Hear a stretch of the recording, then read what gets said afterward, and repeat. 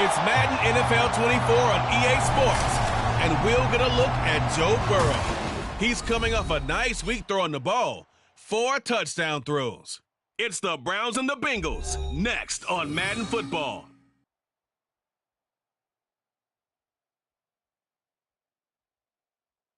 It is a cold rain coming down. It could be a wet and wild one here by the lakeshore as we...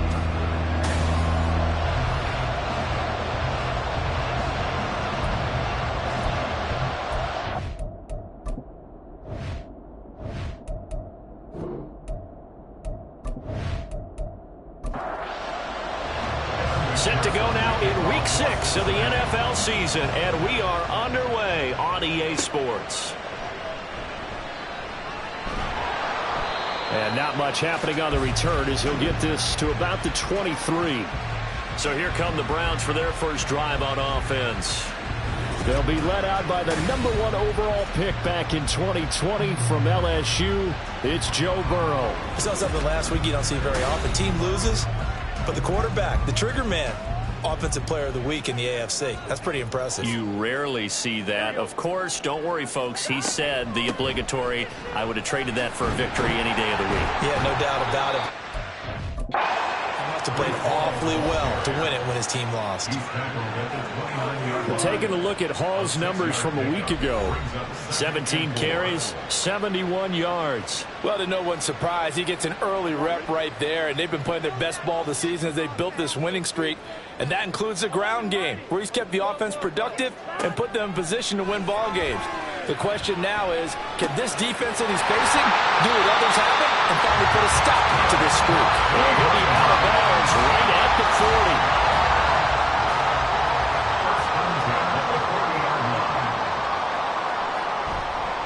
On 1st and 10, it's Hall. And they're going to stop him right at the line of scrimmage. Just no cutback lane to be found whatsoever. 2nd and 10. Brings up 2nd and 10 at the 40-yard line. On 2nd down, a run with Hall. And he'll pick up about 3 there, up to the 43. And, Charles, you wonder about this defense coming in. I mean, look, it's no secret they're playing a team that's down on its luck right now. Losers of 5 straight. How does that change how you prepare for a game? Well, to me, the first thought is you just get after them early, right? Take away any chance of them building any confidence. But the second thing is you prepare a little bit differently. You've got to expect this team to take chances, go for it on 3rd and 4th downs, run a lot of trick plays, anything to try and break their losing streak. So you must stay alert and stay aware. Fielded just inside the 20. They'll score that a 36-yard punt, and the Bengals take over 1st and 10. So out comes this offense to take over for the first time. And a glance here at their shifty mobile signal caller. And you and I both know that any win is a good win, and that's what they did last week. But there's also plenty for him to work on in his game, wasn't there? Yeah. 2 touchdowns, an interception. Yeah, you know, he wants to increase that a little bit in terms of ratio. But first and foremost, they did win the game. And this will go as a gain of 7 as he gets it to the 30-yard line. The numbers a week ago for Chase. 7 catches, 71 yards, and a touchdown. I like the performances he's put up throughout the year. That's the reason he's ranked #9 in the league in receiving yards. In a league that throws the ball around like crazy, #9's a good number. Now a throw here, hauled in. And this won't be enough to pick up the first. A gain of 2, 3rd and 1.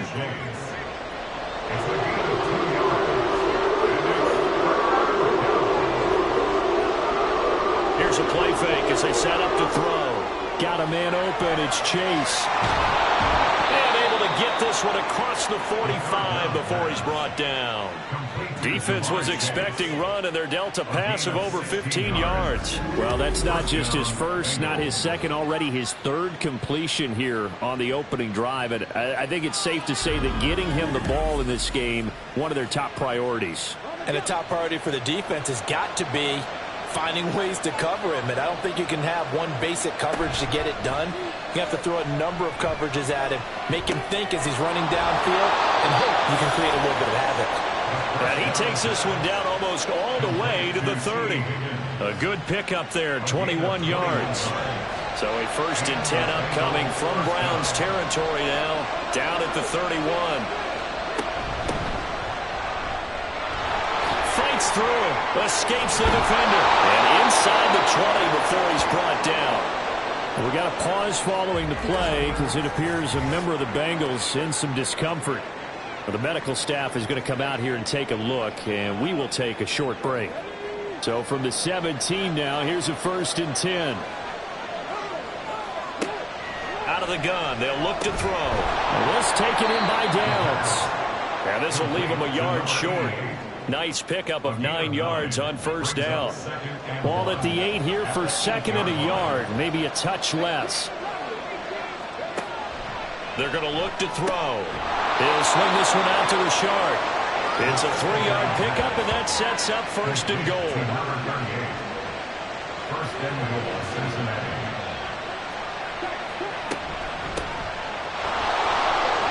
And he will take it on in for a Bengals touchdown. A great effort there with his first career NFL touchdown. And the Bengals will jump on top with the game's first score here this afternoon. One of the keys to their long winning streak has been scoring first. An ideal drive right there, getting the first 6 points of the ball game.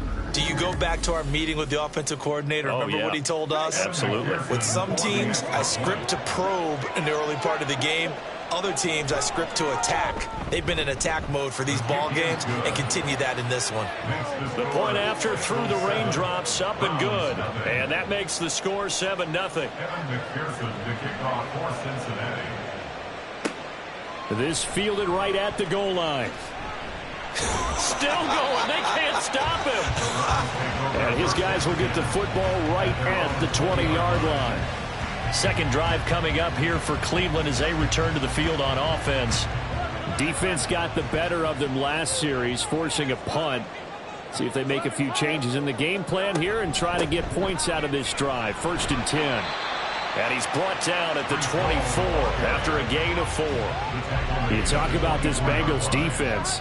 Coming into this one ranked number 19 in the NFL against the pass. When they lack in pass defense, they do make up for in run defense. They're a top 10 unit against some people trying to move the ball on the ground. But this is a passing league, so there's a conundrum for them. How do they get better defending the pass? So flag for the contact, pass interference. And I know that you're going to look at me and roll your eyes, and rightfully so, because you know what I'm going to say. Doesn't the defender have a right to the football as well? No, I don't like defenders. That's because you spend too much time with me. Okay, I'll side with you on this one. It's the correct call. From the 38 now, here's 2nd and 4.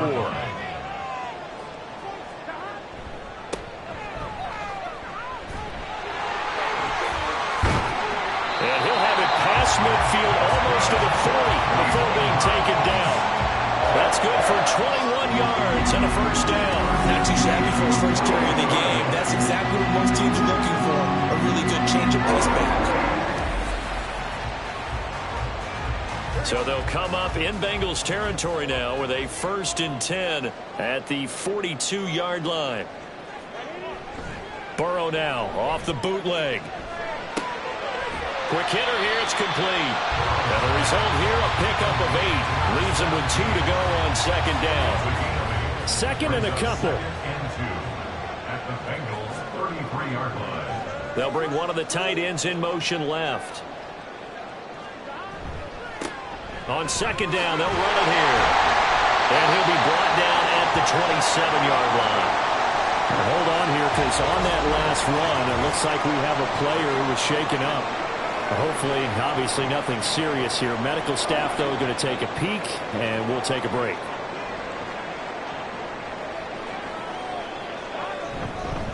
Straight ahead is Hall. He's able to get 6. A nice pickup down to the 21. Well, this defense for the Bengals, they were terrific last week in the win over Denver. Yeah, what stood out to me on tape, the way they were flying to the football. So that tells me that they've got all their assignments down, and they're playing with extreme confidence. And running room scarce here. He's going to be stopped in his tracks at the line of scrimmage.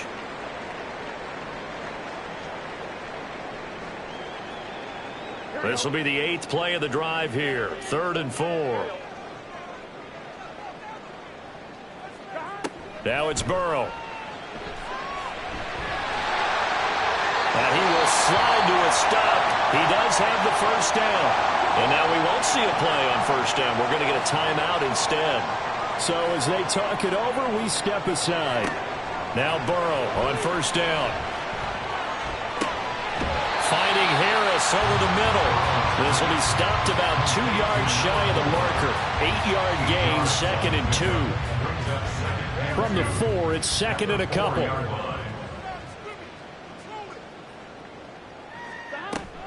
They'll give to Hall. It's a 3-yard pickup, and that sets up a 1st and goal. The first drive this unit had, they punted. This drive, much more polished, just looking crisper, aren't they, moving the ball? Maybe the first drive was a little bit of a wake-up call. Probably a little bit angry that they had to punt the ball away the first time they had it. Got motivated, got to the sideline, said, okay, let's not let that happen here as we take over again. That's going to go as a loss of 2, and it'll be 2nd down. This defense is a difficult one to prepare for, one of the best in the league. They'll come at you from all angles, and they did a nice job there stopping him for a loss. They'll look to run with Hall. And the D not yielding much there. He's only going to get a yard to about the 2. 2 straight shots on the ground. Now on 3rd, do you go to the air? I think the possibility exists, and if you're doing it, you're probably going play action since you ran it twice. Hall has it knocked loose. One of the linebackers has got it. Partner, you know how often we hear about the red zone, right? From the 20-yard line going in, that's scoring zone, getting points on the board. A lot of teams call from the 10-yard line in the green zone. That's your money zone. He fumbles the ball inside the money zone. You have one job, take care of the ball. That didn't happen. Cincinnati coming back onto the field here for their 2nd drive. They'll take over deep in their own end after the fumble recovery as they start 1st and 10. They'll come out throwing here on 1st down. And that one incomplete, but now a penalty flag coming in late. That might be PI.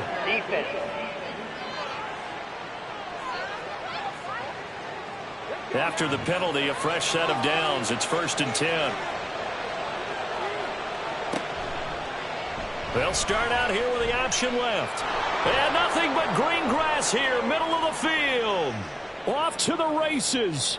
Moving inside the 20. And all the way in for a Cincinnati score. He goes 86 yards there on the touchdown run. And the Bengals are able to strike quickly to add on to their lead. Boy, Charles, this offense is just so explosive. They lead the league in scoring. And another example of just how good they are right there on that play. Yeah, we often overstate about how explosive teams are, but this team is truly a threat to score on every snap, especially on the first few plays of any series. And a big strike like that only adds to their reputation as the league's best offense. Extra point by McPherson, up and good. And it's now 14-0. Those are the ones the offensive coordinators dream about. One-play drives from that distance. What an effort. It results in the touchdown. And he'll decide to not bring this one out as their drive will begin at the 25. And now Cleveland geared up to take the field. They've been outplayed early, no question. Down 14-0 already as they come up 1st and 10. Now Hall to start the drive. And he's able to take this one up to the 35-yard line. When you're down early, how do you get back in the game, maybe establish the run? I think they're trying to do that. Now, I'm with you on that one, and what I like about the message is that there's no panic from the head coach. He's already told his offensive coordinator, let's run the football, let's get things settled down a little bit, and find our way back into this game. A busy first quarter. His 3rd catch of the afternoon is a 1st down. 1st and 10 at the 41-yard line.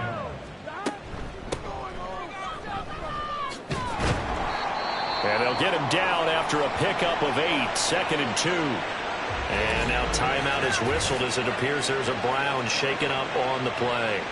While they come out and take a look at him, we will step aside for just a moment. Out of the gun, they run it with Hall. He can't get him down.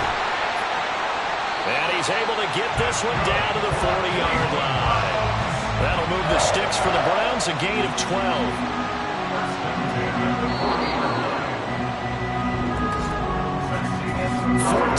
14-0 the score. This is the NFL on EA Sports. On to the second from Cleveland. It's the Browns in control of the football. This offense finding its legs now. Here's another 1st and 10. Now Burrow. His throw incomplete. Now a 2nd and 10.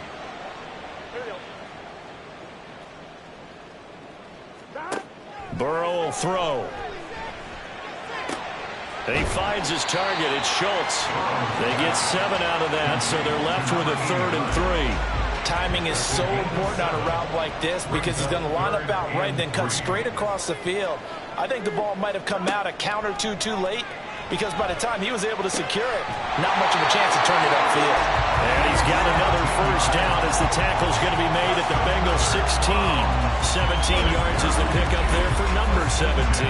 Yeah, these are the types of plays they're going to need to hit on if they're going to get back into this game. It hasn't been the greatest of first halves, but this is a nice throw here on 3rd down, and they keep the drive going. From the red zone now, here's Burrow 1st down. Over the middle, it's complete. Will go down as a gain of 6, and it'll be 2nd down. Number 6 brings up 2nd and 4 at the 11-yard line. And Burrow going to throw again. Over the middle into traffic, and that's complete. And the Browns are going to be looking at 1st and goal as they move this down to the 4-yard line. 1st and goal, and they got to be thinking a chance to get right back into this football game. They'll run with Hall. And he will push his way forward down to about the 3-yard line. Only a yard on the pickup there. 2nd and goal. Brings up 2nd and goal. Burrow looking to pass to the goal line, but it's incomplete. Oh, they were so close. That close to their first points of the game. Just needed to hang on just a second longer, but he couldn't complete the process of the catch through the jostling from the defender. They'll try to run with Hall. And they will stop him after a fairly minimal pickup. It'll be called a gain of 2, and that'll leave them with some options here on 4th and inches. This is a long drive offensively. Wouldn't you hate to end this with just 3 points? Doesn't it feel like during a ball game you have certain narratives going on and there's certain drives that seem to take on just a bit more importance than others? This feels like one of those, doesn't it? To me, 3 points here, a major letdown. This is the time to go and put 6 on the board. So a conservative decision there, but it does put him on the board. And I know the players hate it and the coaches hate it, but sometimes you just got to take the points when they're there. Sometimes a field goal is pretty darn good.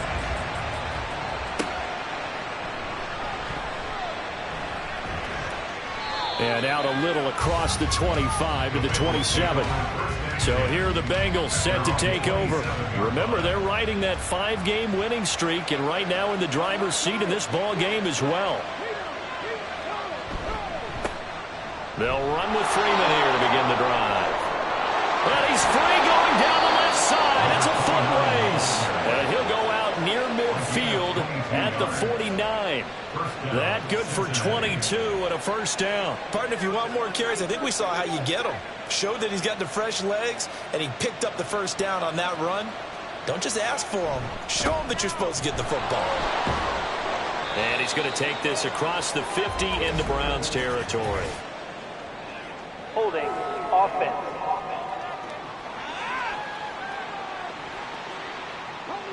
So that time they got the left guard with a hold. And let's face it, in today's ball, you might have that 330-pound guy you're supposed to clear out of there. You might need a little bit of extra help by grabbing the jersey and trying to ride him out. Well, following the play now, they're going to stop the clock here as a man is shaken up. The medical staff will attend to him, and we will step aside. Here's 2nd and 7.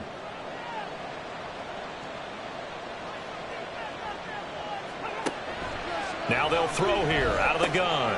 Gets it off to Freeman. And they're going to have another 1st down as he's going to be tackled at the Browns' 38-yard line. A gain of 11 on the play. 1st down, Bengals. Now back to throw. Throw left side, complete to Chase. And brought down, but not before they're inside the 25. Back-to-back nice gains. That one for 14 yards and another first. That was a nicely run slant route, and what the receiver's trying to do is make the defender think he's going upfield for a deeper route, and then breaks it off, usually after about 3 to 4 steps, and cuts towards the middle of the field. And now what he's trying to do is use his body to keep the defender away from the football and give the quarterback a really nice target.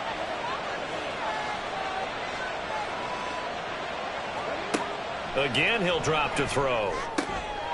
That complete to Downs.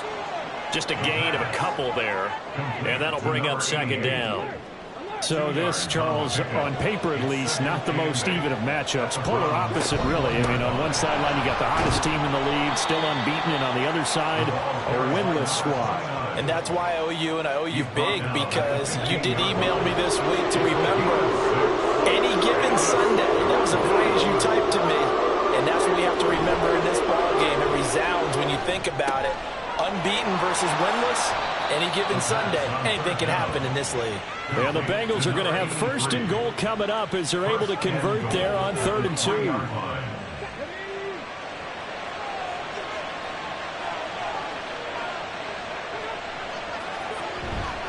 They go play action here on first down. Toward the end zone, but that's going to wind up incomplete. I see the surprise in your face there, partner. That is a rare incompletion from him. He's been on point this entire game. He has percentage completion-wise way up. Not that time. And they'll turn to the power game to try to get in. And trying to push forward, but he is going to be stuffed up in the backfield. That backs him up 1 yard and brings up 3rd down.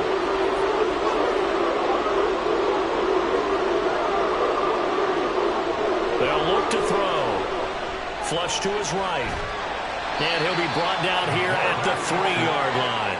Only able to get back a yard for his efforts, and that leads us to 4th down. Partner, even I can figure out who deserves the lion's share of credit for their lead right now, because he has been terrific in a dual threat role, really chewing up yardage and getting them points with his legs. Simply put, that defense has had no way of stopping him, and that's why his side is on top. McPherson's kick is good.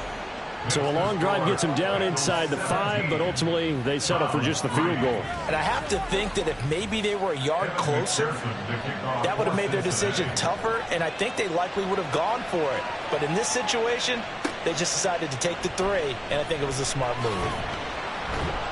And only able to get this to the 19, so probably should have opted for the touchback. With the football going back over now to the Cleveland Browns. And this not an easy situation. You're down early, in the elements, you're on the road. How do you get the mojo back? Well, one thing is to remember that as an offensive player, you have a much better idea of what you're trying to accomplish and where you're trying to go than the defender. So in this case, because you know it, you can make your cuts with a little more decisiveness. Maybe a second fake, some double moves, things of that nature to go ahead and try and put some pressure on the defense. Hall want to give up the middle. And he'll do a nice job here just to fight his way back to the line of scrimmage.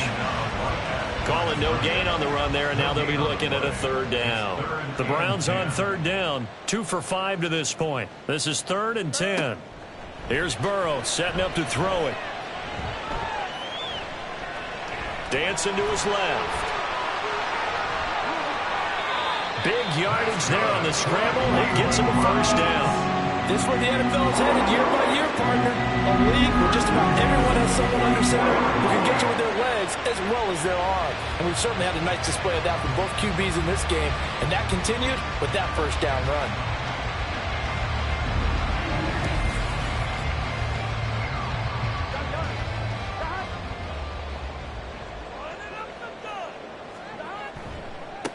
Running left, it's Hall. And a lane slow and materializing there as he'll get maybe a yard up to the 45.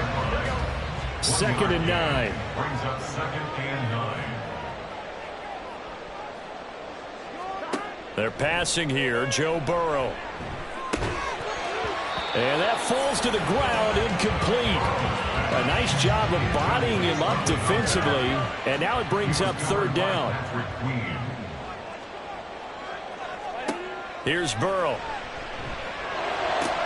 Working the middle of the field, and he's got a man complete. He'll get this one down near the 20-yard line, just shy of the 20. They'll get 34 yards there. And that might be exactly what they needed to wake up this home crowd. They haven't given them much to cheer for so far, and never underestimate the effect the home crowd with you can have on a game. So the big play gets them all the way down to the outskirts of the red zone here for 1st and 10. Burrow on play action. Nowhere to turn this time, and he goes down. Sacked back at the 29. He'll wind up losing 8 on the sack there, and it's 2nd down. And we've hit the 2-minute mark in this first half of action. A reminder, once we hit halftime, as we do all season, we'll send it down to Jonathan Coachman in Orlando. He'll have all the stats and scores from games in progress around the NFL. The best multitasker in the business, the coach. They try to throw on 2nd down, but this one is incomplete. Well, partner, guaranteed they approach this play with the idea of making up ground to make 3rd down manageable. Unfortunately, with that incompletion, right back where they started on the last snap. Now they need a big 3rd down play in order to pick up the yardage needed. And he's going to be taken down back around the 35-yard line. Now the Bengals going to use the first of their timeouts as they'll head to the sideline and talk over what to do next. And he hits the upright, but it caroms in anyway. With plenty of distance there as he banks it in. And a second field goal here gets him back within 11 now. It's 17-6. The kickoff unit is out on the field, and they will send this one away. Fielded just outside the goal line. And he'll get it up just past the 20 as his guys will go to work at the 21-yard line.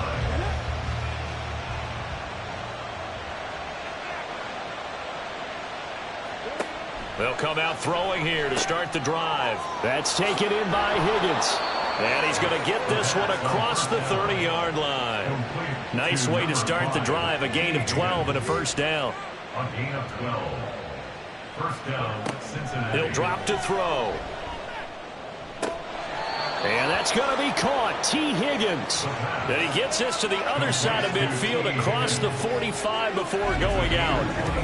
And a good quarterback facing zone coverage. If he has just a little bit of time to survey the scene, that's what's going to happen. No doubt about it. If there's no pressure, he's going to continue to pick them apart because he'll have all that time to find someone open downfield. You can only cover for so long. So maybe they want to go to a zone blitz scheme, get a little bit more pressure. Remember when Carolina did that against Denver? They lost the game ultimately. They dropped the defensive end out, and he ended up with an interception in that game in Super Bowl 50. Maybe some sort of scheme like that to try and get more pressure at the passer. Open man is Higgins. And he's going to have a 1st down, and they get into field goal range here at the 29. Well, hang on now. We're going to pause here. We've got an injured player. So as the medical staff takes a look, we'll step aside.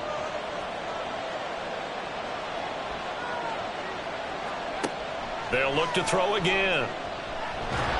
Nowhere to turn here, and he's going to go down. Back at about the 37-yard line. They'll wind up losing 8 on the sack there, and it's 2nd down. At that time, finally a measure of revenge as they get him down behind the line. It almost felt like relief, didn't it? Because with the success he's had throughout this game, you'd almost expect him to get free and pick up 10 to 15 every time he takes off. Not in that case. That has to feel good for the defense. Looking to throw. A throw out wide, going to be incomplete. What a sequence there defensively. You get the sack to move him to 3rd and long. Then here, just nothing available. And he's got to throw it away. And this one is no good. He missed it. And this will remain an 11-point spread. One of the few things that hasn't gone right in this first half. They had a chance there for late points, but this one winds up off the mark. The Browns drive about to get started. And from this spot in the field with the clock where it's at, you think we're just going to see a knee and that's it? And I think in this situation, that's the proper play. But we do know there's some risk takers out there that may want to take one more shot before the clock runs out. All right, Brandon, thanks. A few teams starting to rise to the top as it's time to take you around the NFL here in Week 6. We'll begin our tour out at Nissan Stadium in Nashville. And it's the Texans out in front as that one is just about to halftime. The Texans trying to gut this one out as it would be a good victory for them if they could get it. From there, let's head off and check out a second game. And this one going the visitors' way as the Cardinals have the lead in that one. The Cards seem to be on their way to what would be a good victory. Lastly, we head to Gillette Stadium in Foxborough to check on the Patriots. As you can see, the score there in the second quarter. The Pats locked in a tight one, but this is a game you feel they've got to have. We were certainly treated to an entertaining first half. Both these teams with some high points and maybe a couple of low points as well. So it's going to be a question of who can be the most disciplined team going forward.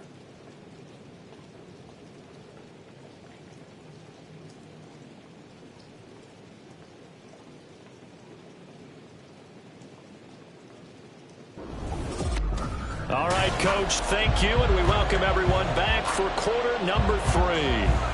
Forecast calling for more of the same. The rain set to continue as we are underway in the second half.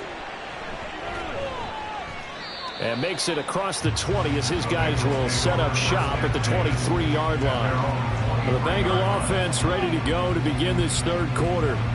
But Charles, for them, pretty good first half on the ground. They had some success running the ball in quarters 1 and 2, and they've got the lead. Now a chance to expand upon that lead here with their first drive in the third quarter. Yeah, believe it or not, you and I have noticed that this great game of football has shifted towards pass first, run second. So for me, it's really nice to see some of these teams keeping the ground game as a big component of their offense, and it's working pretty well for them now. And let's face it, they can continue to do damage with it. And in addition, it sets up the pass game really well for them, too. A big play there for Cincinnati. 46 yards. There's no doubt in my mind that not many guys in this league have had the impact that he's had here in the first half of the season. He's been a big play guy from the word go and continues to be one with another one right there. So now then, the big play has him all the way inside the 30 now, 1st and 10. Back to throw here. Quick slant caught by Chase. They get him to the ground right on the cusp of the red zone after a pickup of 5 or 6. From the 20, here's a 2nd and 4. Back to throw again. And that is caught. He's got it for a Bengal touchdown. A great play there. His first touchdown on the year. And the Bengals take the opening kickoff of the third quarter and drive right down the field to extend their lead. And this is what coaches talk about, never being satisfied. No matter what the lead, always trying to increase it. You never know what can happen in this NFL. Extra point by McPherson, up and good. And the lead is up to 18 now. A drive there of just 4 plays. And it's finished off with a Cincinnati touchdown. After the touchdown, McPherson on to kick this one away. From a couple yards deep, he'll bring it out of the end zone. And the decision to come out of the end zone is going to cost him 5 yards as he's taken down right at the 20. Here's the Browns now. They get set for their first possession of the third quarter. They will throw on first down with Burrow. Eluding the pressure right. And he slides and covers up at the end as he's going to be able to pick up decent yardage. Nice work to get 7 out of that, and it's 2nd down.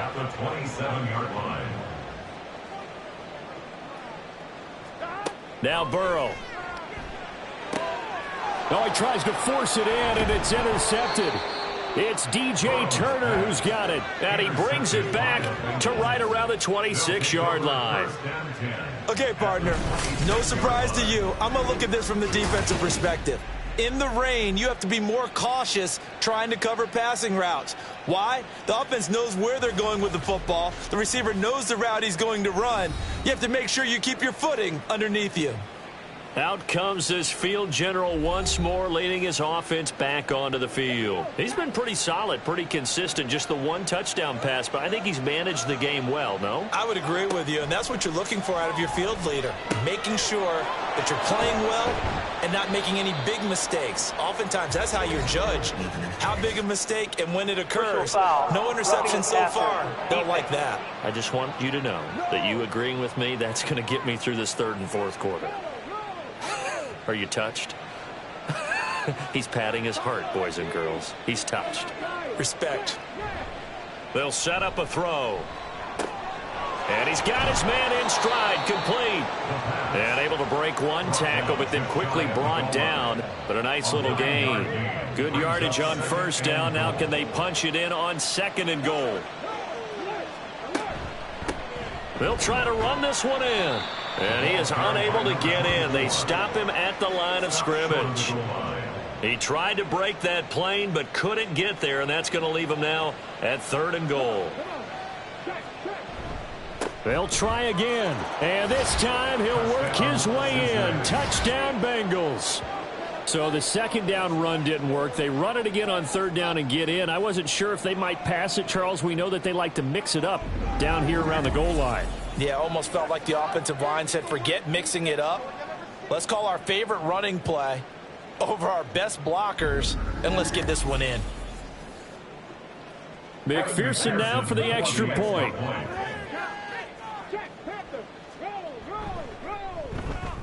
And they open the lead up now to 25 points. Scoring summary, 3-play drive. And it ends with a 1-yard touchdown run. From a yard or two deep, here comes a return. And he's up past the 20 to the 22-yard line. Heading out as the Cleveland offense now as they get set to take over here. Well, we haven't exactly been treated to a nail-biter in this one, CD, and if they cannot score here, this one's pretty much all but over. Are you saying that you feel like people are starting to think about getting out of here, maybe beating the traffic in order to get home or to their final destination? Yeah, I don't think there's a whole lot of reason to hang around, especially if they can't score here. Yeah, you're right about that, because it has been pretty clear who the better team has been in this one.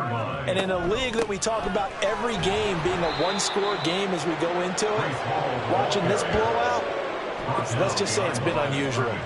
He'll lose a yard there, and it's 2nd and 11. You've got to figure the further they fall behind, the more you think that they'll get away from the run. They're trying to stick with it, but the results, they just aren't there. Out of the gun, it's Burrow. And his throw here's incomplete. A lot of times it's that first read that you have. Maybe you get it in pre-snap, and he locked in on his target, but he was covered quite well, and that one's incomplete. On third down, Burrow. And that will be incomplete. Well, this is just a continuation of what we saw in the first half. So much for the fresh start to begin the third quarter. Still off-target throws, no rhythm throwing the football, and obviously no touchdown scored in this game. So they're forced to punt on fourth as this one's away. This is taken at the 18. 42-yard punt, 6 on the return. And the Bengals will take over here 1st and 10. The Bengals offense returns to the field. They have picked up right where they left off in half number 1, just looking really dominant, extending this lead. And it's fun to see when teams actually do that, because so many times you go into the half after playing well, and you kind of relax a little bit. We've got this. We can kind of punch the button whenever we get good and ready.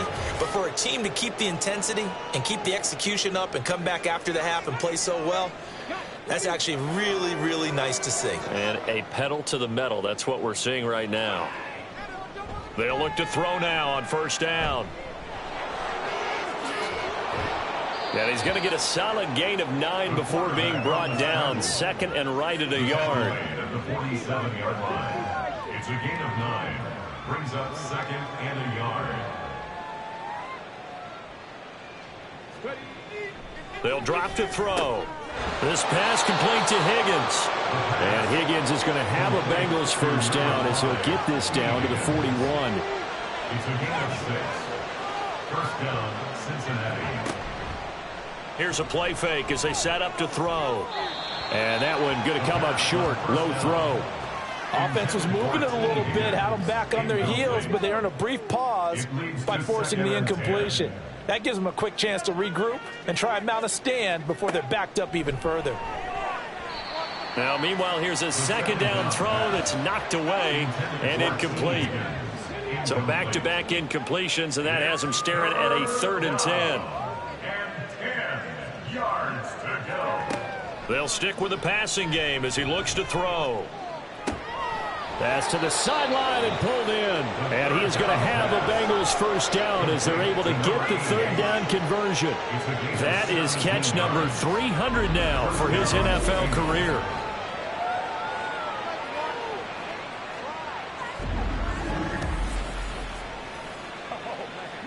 So 1st and 10, and if they score on this drive, might have to start digging in our second half blowout material. Here's a fake on the jet sweep, and instead a give up the middle. And all the way down inside the 5 to the 4. Now we're going to get a timeout here for an injured player, and that's Jamar Chase, who is in some obvious discomfort right now. Well, now they're going to come out and take a look at this injury, and we'll be back in a moment. He'll look to throw. Got his tight end. That's complete. That's Benson. 3 yards is the gain that time. 2nd and goal.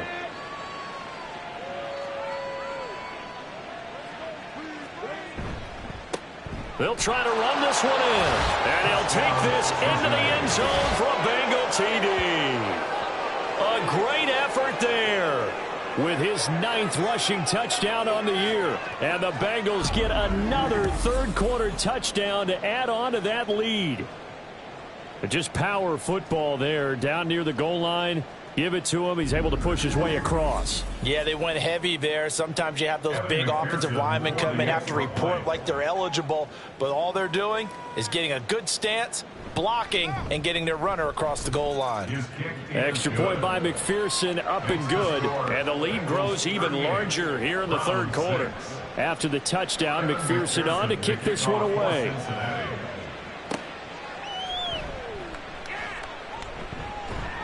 And able to get this across the 20, but not much further as he's dropped it to 23-yard line. The Browns offense trotting back onto the field. Over on the sideline, hoping to hit that reset button between possessions. Last time out, they had to punt it away. This time hoping to finish this thing off in the end zone. And boy, this defense again really making things tough on him as they stop him for no gain. Here's 2nd and 10. 2nd and 10. Now it's Burrow. And his throw's going to be incomplete.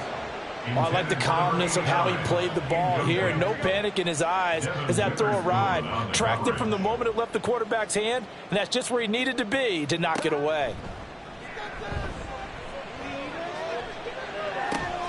Well, this is taken in. It's complete. And they will touch him down, but not before he gets the first. 1st and 10 at the 41-yard line. The quick throw by Burrow is complete. And that's good for a gain of 6. And that's going to bring up 2nd down. Brings up 2nd and 4 at the Bengals 36-yard line. Burrow looking to pass. And that one's going to come up a little short. It's incomplete. The coverage keyed in on him since that last completion his way. He earned a little more attention on that route, and that made it a lot tougher to get a clean throw his way.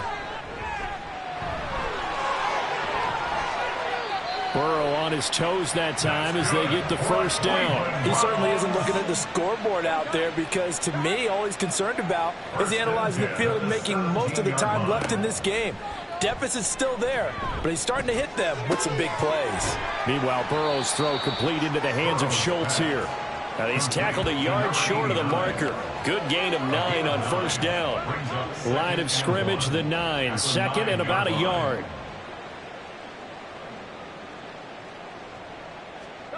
Now it's Burrow. This is caught. And the Browns are going to have a 1st and goal coming up as the tackle made at the 3-yard line. 1st and goal at the 3-yard line. And they go play action now. Burrow looking end zone, but it's incomplete. Down this close to the goal line, first down. Surprised that wasn't a run? I am, and you know I'm old school. I want to run the ball on first down in this situation because second down, that gives me an option of running play action, maybe throwing it. And he's going to get this back to the 3-yard line and no further. This Bengal defense, they passed the first 2 tests. Now it's 3rd and goal. They're passing here, Joe Burrow. And they're going to get to him, a sack. Sacked back at the 9-yard line. A tough time to take the sack. Now it's 4th and goal, and that's a loss of 6.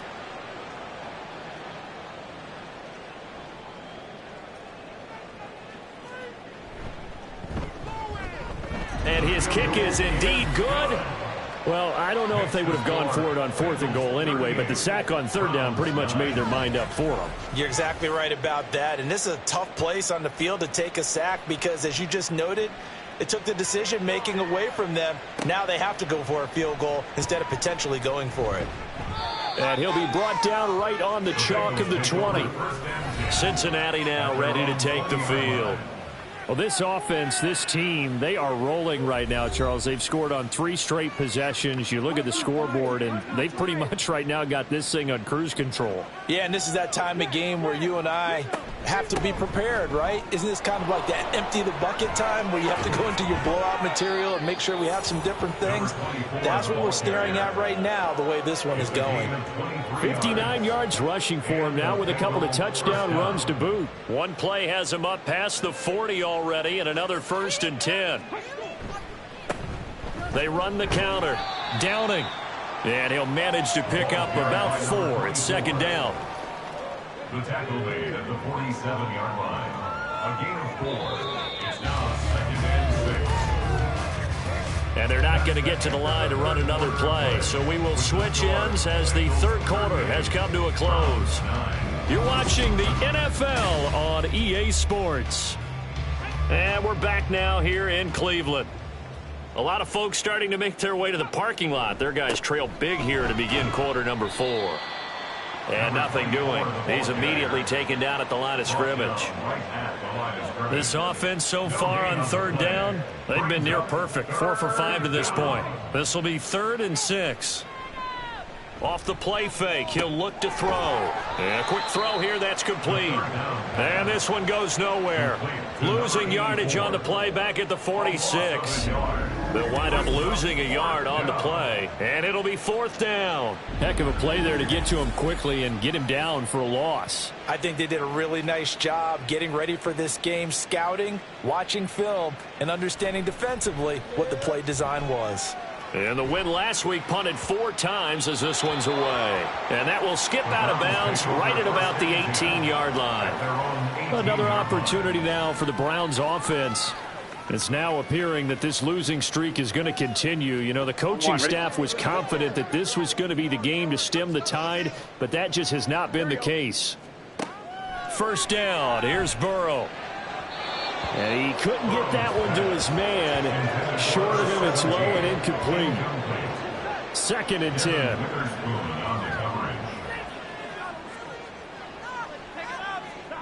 Here's Burrow setting up to throw it. That one complete to Parker. That helps the completion percentage, but not much else, and now it's 3rd and 10. Now, right where this set of downs started, they need a full 10 here to pick up the 1st down and move the chains. Staying on his feet. But now he's swallowed up and taken down. He could not get away that time, and it'll be a loss of 11 on 3rd down. But one thing I do know, these guys on defense, they don't want this game to end. They're winning by multiple touchdowns. They've shut down the opposing quarterback in a big way, and they're still picking up sacks as we approach the end of this one. The Browns send out their punter now as the drive goes backwards, so he's on to punt it away. They call that a punt of 38 yards officially, and the Bengals will take over in terrific field position. Cincinnati set to take over once again. And this one has gone pretty well to form. They've come in, had little problem thus far, and now they'll try to polish things off in the 4th. And they'll send the slot in motion left. Boy, nowhere to go at all on that first down run as they will get to him behind the line of scrimmage. When this offense gathers to watch the tape, they're going to like a lot of what they saw. They put up big numbers, but they might fast forward through that last play. Oh, there won't be any fast forwarding, partner. I've sat in those sessions before. You end up spending more time on the bad plays than you do on the good ones. It's just the nature of coaches. But I know sitting in that room, when you've had a big game, the night that they've had, you don't want to hear that. You just want to focus on the good stuff. And it brings up third down. On play action, they'll throw. He's got his target. That's complete. And he takes this just a few yards shy of the red zone before going out.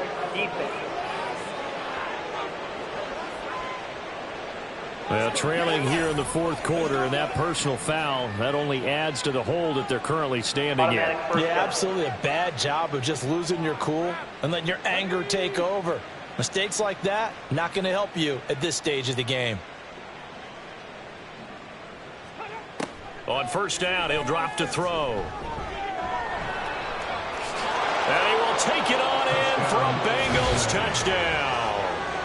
A 12-yard touchdown run. And the Bengals add on to their lead, and it's looking like that win streak is going to extend another week. If you're going to play quarterback in the NFL, you've got to have great vision, and you've got to remain calm when things break down in the pocket. Both of those traits were on display there. He surveys the situation, sees the middle of the field open, so he's just going to step up and take it himself. Very well done there.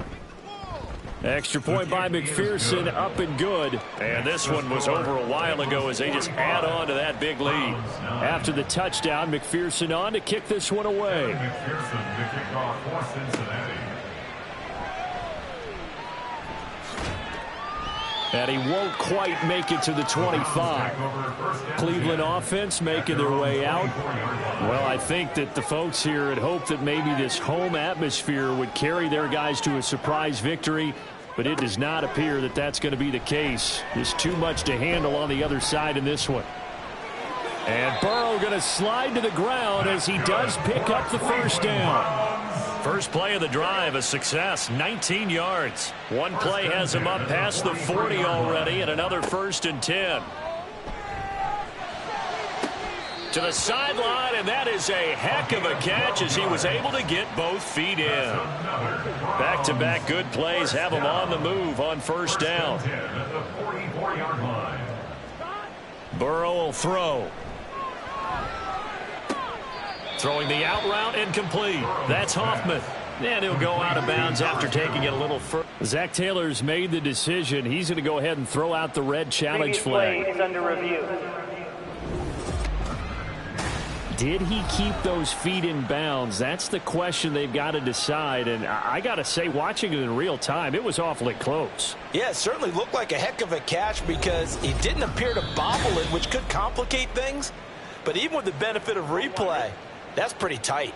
Well, here's the call. So the challenge there does not go their way. This will indeed remain a completed pass. Here's Burrow.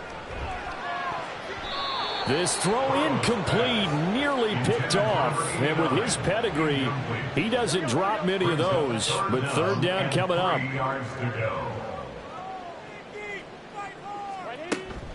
They'll run with Hall. And he won't be close to a first down as he runs into a wall right around the line of scrimmage. Call it no gain there, and it leads to a 4th down. I apologize in advance, partner, but the beefeaters on the interior of this D-line, you just know they were licking their chops on 3rd and short. And yes, they were rewarded with a tasty dish, stuffing that one short of a first down. Well, we got beef eaters licking their chops and tasty dish in one fell swoop. I did apologize in advance, didn't I? Yeah, you did. That line's not eating tofu, I'll tell you that much for free. The Browns unable to move the chains on 4th down. And the Bengals will get the football back. So the defense has to stay out and get one more stop. They were able to do it, forcing the incompletion. So on their record, that goes down as a successful play. Doesn't matter how they got there, how it happened. They got it done. They're the ones that are jubilant. Broken tackle. And the result here, a pickup of 8. Leaves them with 2 to go on 2nd down. That's it. That's what you want. Straight ahead positive gain. Just keep that clock ticking. The play action fake. They'll look to throw. Going down the middle, and it's complete. And they're able to work this to the 25 before it's all said and done. That one covers 29 yards. First down. Partner, I have to tell you, just one word keeps coming to mind from watching them this afternoon, and that's impressive. They have been impressive from the opening kickoff, and they haven't let up here even into the fourth quarter.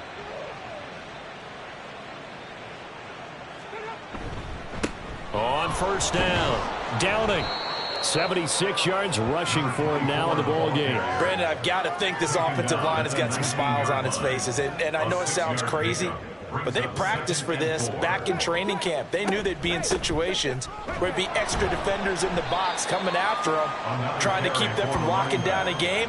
Right now, they want to show the world they're up to the challenge. The Bengals on third down. They've been very good, 5 for 7 thus far. They're looking at third in the nose of the football. Work in the middle of the field, and he's got a man complete. And the Bengals are going to be set up with a first and goal as they get the conversion there on 3rd and inches. And looking to put this game on ice in the fourth quarter, but still not afraid to throw it as they show there. You want to play the game with confidence, and they have a guy who's in control right now. Their trigger guy, throwing it, they feel just as confident with him doing that as they would if they tried to run the ball and run the clock out. They come up here with another shot from the 6-yard line, and it's 2nd and goal now. Looking to throw. And he's got it. Touchdown, Bengals. From 6 yards away. And the Bengals add another 6 points to what's going to be a blowout victory. When coaches come into a game preaching total team effort, CD, I think this is the type of ball game that they're dreaming of. It was pretty apparent early on that they were clicking in all 3 phases. It's been fun to watch. Yeah, sometimes in the NFL you end up with matchups like we've been watching here. And when you go back to the early drives, you can just see that one squad was on a different level in this game. Safe to say, we haven't been disappointed in watching their execution throughout this contest. After the touchdown, McPherson on to kick this one away. Taken at the goal line. Oh, a good-looking return set up here. And he's able to get this all the way to the 40 before going out of bounds. And the Browns getting set to go. And you hate to see this for them, but they're looking at yet another loss to begin this season. Things really going from bad to worse as they trail here starting this drive 1st and 10 in the fourth quarter. This will be stopped about 2 yards shy of the marker. 8-yard gain, 2nd and 2. From the 48-yard line, here's 2nd and 2. Now they'll run on the draw. Absolutely nobody fooled there. He's going nowhere fast as he's stopped behind the line of scrimmage. He'll lose a yard on the play, so now they need 3 yards on 3rd down. Coming up here looking for 3 yards to pick up the first. Burrow on 3rd down. And the throw there going to be incomplete. And that's another play that's painted the picture of this game overall. It's been a blowout. It's been continually fueled by big turnovers and stops for one side and an inability to advance the ball from the other. On 4th down, the punt team is on as this is sent away. It's just a 32-yard punt with no return. And they will take over 1st and 10. Now the Cincinnati offense ready to see what they can do here. As they try to finish things off in this fourth quarter, and that current 5-game win streak looking like it's going to go to 6. They'll start this drive out on the ground. Just a yard on the pickup there, and it'll bring up a 2nd and 9. And the big fella stuffed that one up in a big way. I think doubling him has to be a priority because you can't move up to the next level if you don't take care of him first. On 2nd down now. Downing. Room here to run. And past the 40 before he's out of bounds. 25 yards the pickup there, and also a 1st down. And carries like that, that's how they're going to continue to salt this thing away here, Charles, in the fourth quarter. Yeah, how about that? A new set of downs. Clock continues to move. No better way to close out a game than to tap those mastodons you have up front and say, guys, keep pounding them. Let's keep the ball, keep their offense on the sidelines, and let's close this one out.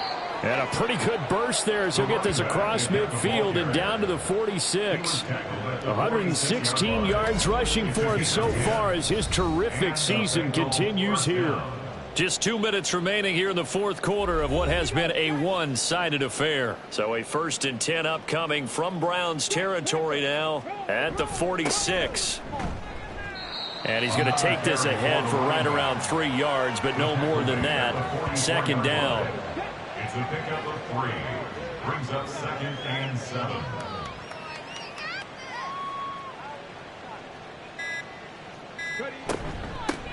They'll keep it on the ground.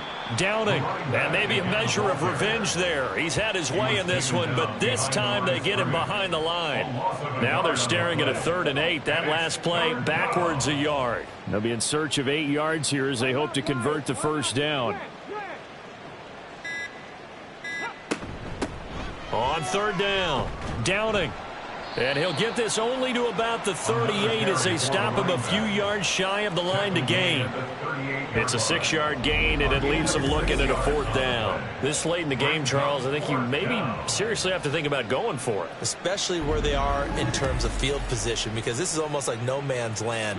Might hurt your punter because there might not be enough space, maybe too far for your field goal kicker. I'm like the old rule.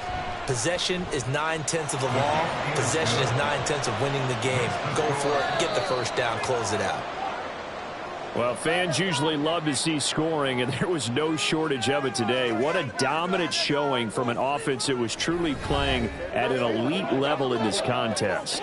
Partner, this game was over a long time ago, and you noticed they did not want to slow down anything. Absolutely a dream scenario for everyone on that offense, and they took advantage of every second. Guaranteed popcorn for everyone in their film session. So for the Bengals, they remain as hot as anyone, 6-0 now through the first month and a half. And they'll get another road date next week as their opponents will be the Pittsburgh Steelers. Meanwhile, for Cleveland, the downward spiral continues as they drop to 0-6 now. And they'll get a chance to redeem themselves at home next week. I'm Brandon Gaudin. Certainly have to thank Charles Davis, my broadcast partner, and our entire crew. We'll catch you next time right here. It's the NFL on EA Sports.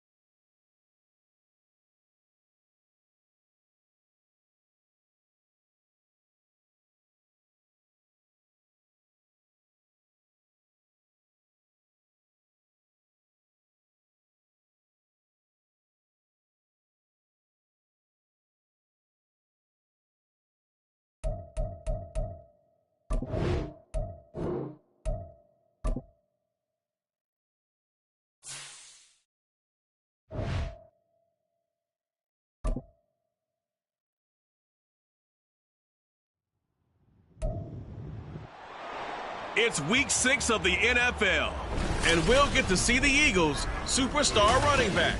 He's coming off a nice showing last week, racked up a lot of yards, and reached the end zone once. It's the Eagles and the Raiders. All that and more coming up next. Well, even with all the buildings along the Las Vegas Strip and all the action here, this is one of the city's biggest attractions. Allegiant Stadium opened back in 2020. Today we've got a Week 6 matchup for you here, as it'll be the Philadelphia Eagles taking on the Las Vegas Raiders. Hi again, everyone. Alongside Charles Davis, I'm Brandon Gordon. And, Charles, we look at the Raiders here entering play. And losers their last time out, so they'll look to make amends here. And one of the best ways you can do that is to be at home, and they are. They're going to try and ride that home crowd and that wave of emotion to a victory in this one. Meanwhile, for our visitors, the Eagles, they've come in on a nice run of recent form, 4 wins out of 5. And they looked awfully good last week and came away with a 2-touchdown victory.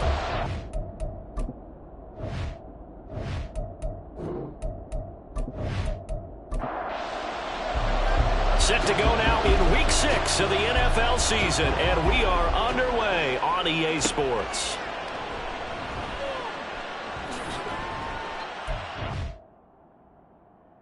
What's happening on the return is he'll get this to about the 23. So now here comes the Eagles offense as they get ready to take over. Commanding the offense will be the 7th overall pick of the 2018 draft. It's Josh Allen. It's a pretty bland game he had last time out. Ended up throwing 1 interception. Didn't have a touchdown to offset it. But the team found a way to win. He found a way to lean on other parts of the offense that carried them through. Now here's a pass on first down that's knocked away and incomplete. You look at this Raiders defense. They've been pretty solid against the pass, toward the middle of the pack, number 14 in the NFL. And since this is such a good unit of covering passes downfield, I think that last play is typical of what we might see. A lot of short passes, see if they can generate some run after the catch, but nothing doing on that one. Oh, he'll want that one back. Incomplete. He doesn't drop too many in that department. 3rd down. Now yet another incompletion here as they fail to connect on 3rd. That was their first 3rd down try of the game, and clearly something was off in the execution of that play. Good news, they've got a whole game left to clean that up and start clicking on those key 3rd down throws. Now on 4th down, on is the punt team sending this one away. Taking it about the 36. It'll be 37 yards there on the punt. And it'll be Raiders football, 1st and 10. So out comes this offense to take over for the first time. And a glance here at the man calling the plays under center, their 6'4" quarterback. And it would be interesting to see pretty early in this one exactly where his head is, because the best quarterbacks shake off performances like he had last week. Way too many interceptions. Didn't throw a touchdown pass. Team lost the game. Let's see if he can bounce back and get things going in the right direction. He'll be trying to forget those 3 picks, as you noted. Give him 13 yards on the opening play of the drive and also give him a 1st down.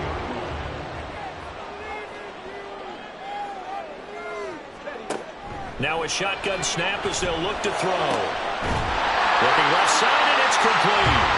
And he's going to get this one down to the edge of the red zone. 23 yards on the play. But one of the ways the quarterbacks keep all the receivers alive in a play, never lock in on any one guy. Make sure you keep your eyes moving, scan the field. And here he finds the open guy for a nice pickup. They'll run on 1st down. Avery. Give him a couple on the carry there. 2nd and 8. Brandon, we talk all the time about those hybrid players, guys who can do more than one thing. And I think if you're playing strong safety in the NFL today, you are a true hybrid. Part linebacker, part cover guy. And coming up, sticking his nose in the mess there and making a nice play defensively. Now they're staring at a 3rd and 8. That last play backwards a yard.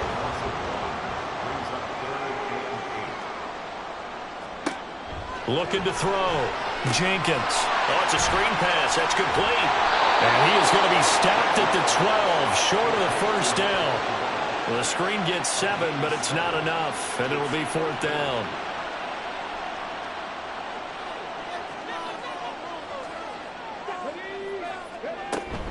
They'll try and run for it. But he has the first down before he's tackled at the 5. They're able to keep the drive alive, 7 yards that time, and the decision to go for it proves to be a good one. 5 yards from the end zone, 1st and goal. And they'll keep leaning on the running game, back to the ground. Give him 4 on the carry there at 2nd and goal. When we talk about being on schedule, I think they're on schedule after that run, getting it right down there on the doorstep. Maybe even a little bit ahead, because now the defense can't dictate with pressure. They're guessing about where you're going to go. I might come right back at them with the same play, the same set, and see if they can stop them. They'll wind up losing 3, and now it's 3rd down. Back to throw. Jenkins to the end zone, but it's incomplete. Brandon, we saw these defenders flying to the football in their win last week, and nothing has changed. They're still moving around quickly and forcing incompletions.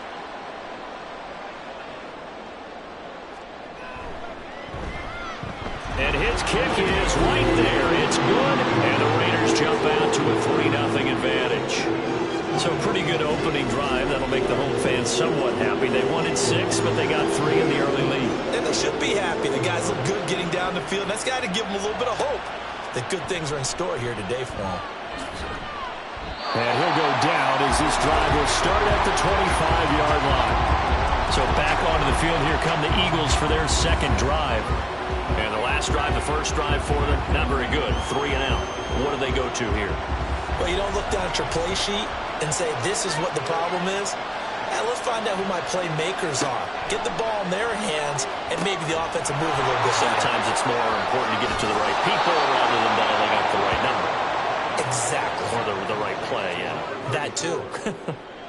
From the 35, here's 2nd down and a yard.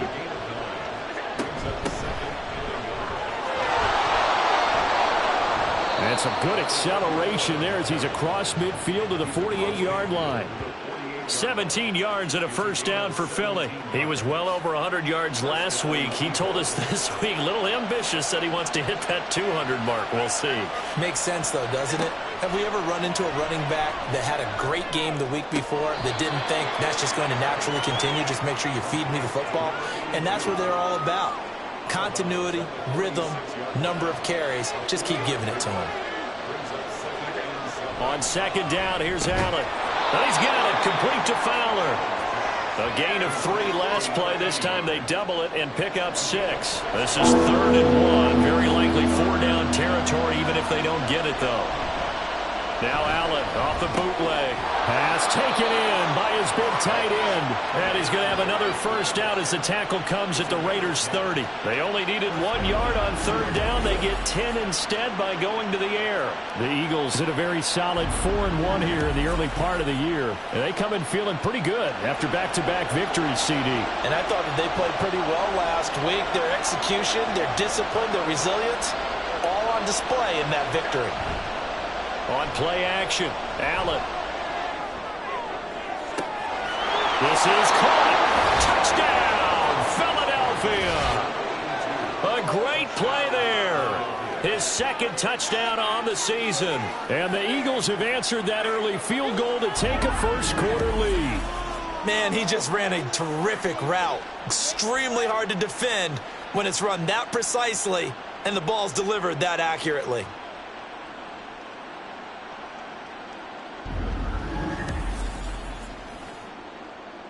Now Cade York for the extra point. He's got it. They'll see that opening drive field goal and raise it a touchdown, and that makes it 7-3. York ready, and here we go as he sends this one away. And this will not be brought out. It's a touchback. 2nd drive of the game coming up for this Las Vegas offense. And last time they got 3 points, but it was a chip shot field goal. And when you go to the sideline after a chip shot field goal, maybe the offense not too happy. It's a balancing act, isn't it? Because you're exactly right. They're none too pleased that they didn't punch it in for 6 points. But they also have to remember they did put points on the board. 3 points is 3 points. And in this league, you take points when you can get them. Not easily done. So the incompletion, and now it's 2nd and 10, again from the 25-yard line. Off play action. Jenkins. And it's incomplete. You look at this Eagle defense. They were very strong last week in the win over Carolina. And the big difference in the game, their ability to force turnovers. Multiple, in fact. Being able to take the ball away, give it back to their offense, the big difference in the game. It was impressive. Now the question, can they duplicate it? That's well done defensively. They get the pressure they needed on 3rd down. All the receivers are locked up tight, and they force that quarterback to just throw it away. On is the punt team now as this one's sent away. With it is Brown. 43 yards on the punt. 7-yard return, and the Eagles will have it, taking over 1st and 10. And out now come the Eagles. This drive here beginning probably with a pair of motivated groups. Remember, the offense scored a touchdown on their last time out, looking to repeat that in Charles's defense. They were very frustrated after giving up 6 the last time on the field. And frankly, it's just a battle of wills in a lot of ways because you know they're both motivated. They both game plan for this drive, and they both have specific outcomes in mind. To me, it just comes down to who can execute better and which side can step up and assert its will over the other. Now, meanwhile, here's a 2nd down throw that's knocked away and incomplete. An incomplete pass on that last play, and that means they'll need to come up with something here on 3rd down.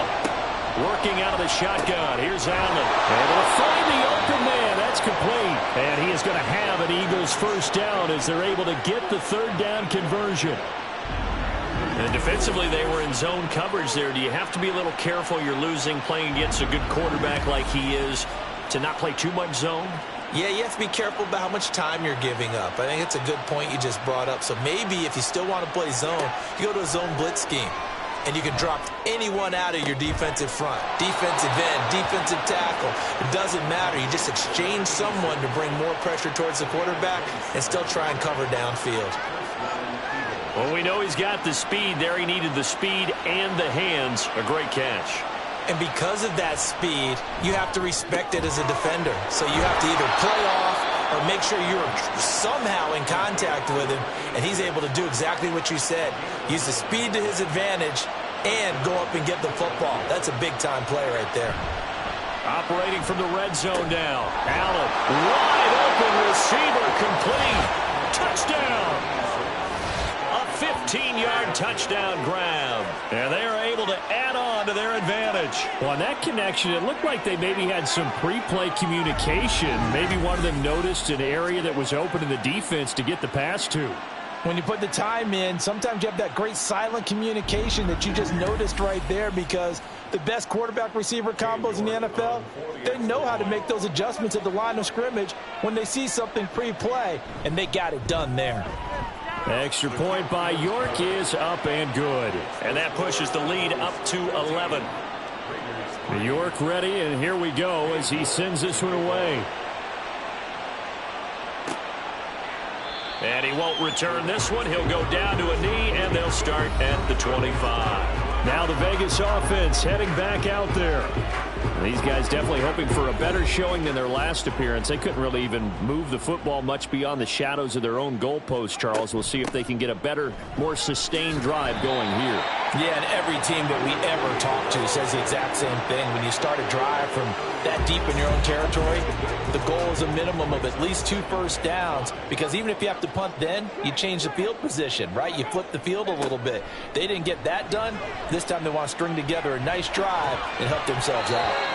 They try to throw on 2nd down, but this one is incomplete. Charles, he doesn't seem to be particularly in tune with his receivers, just 2 for 7 throwing the football, but he did seem really locked in before the game. Yeah, and that has to do with receivers sometimes. Sometimes the defenders knock them off their routes, and you're usually pretty precise. 1, 2, 3 cut, balls out of his hands to the receiver.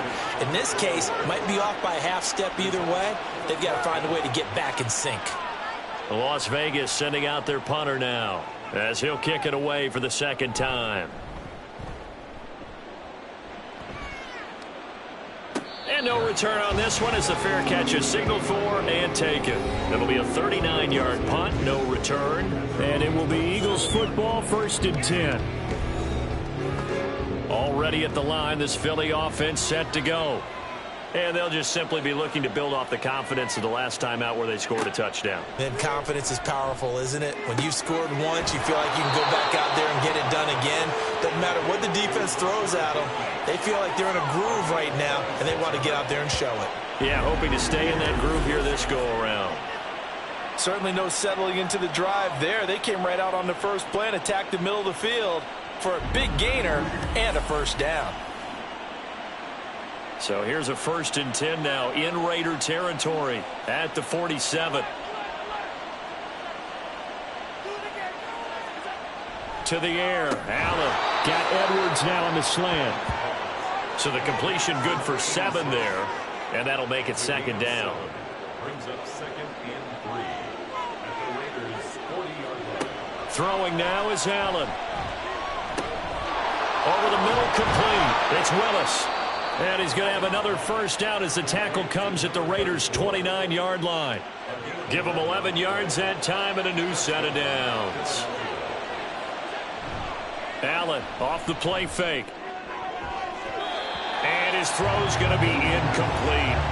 He didn't just deny a big throw there. He broke that one up in the red zone. An excellent play, one that may help save points on the board when this drive is over.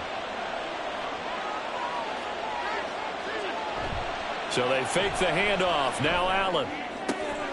Oh, he's got a man wide open, complete. And he doesn't quite make it, taking it within an eyelash. Dropped at the 1.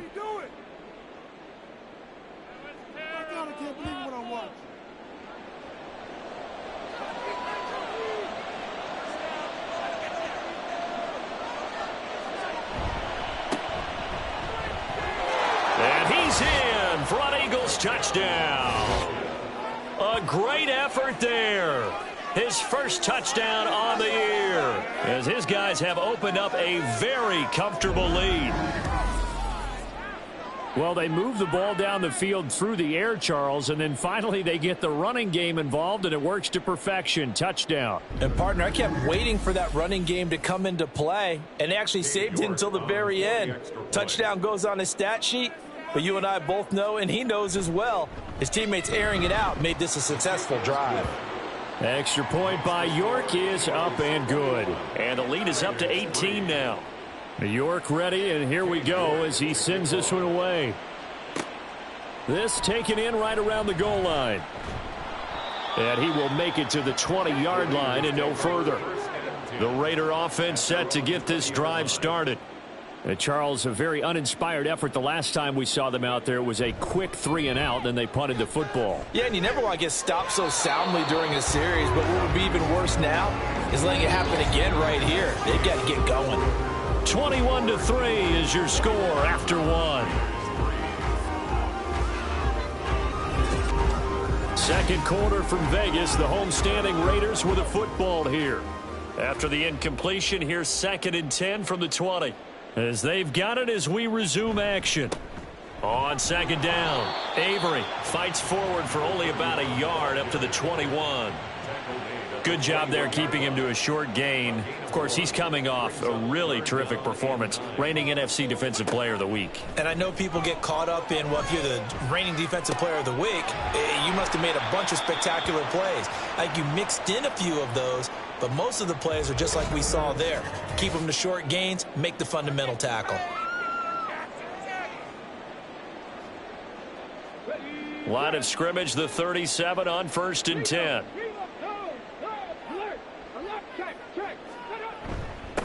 Up the middle they go. Avery. And nothing much materializing there on the first down run. He'll get a couple, and that's it. This is 2nd and 8.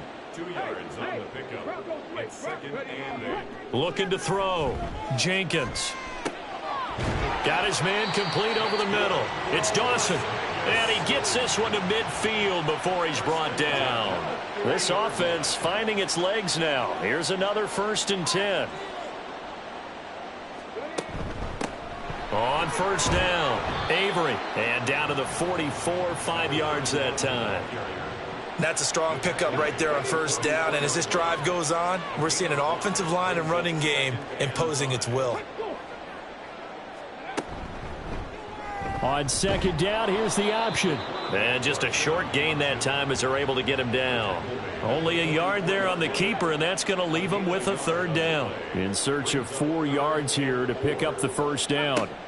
From the gun on third down, Jenkins. And he'll be taken down, but he does have first down yardage. 7 yards there, good enough to move the sticks.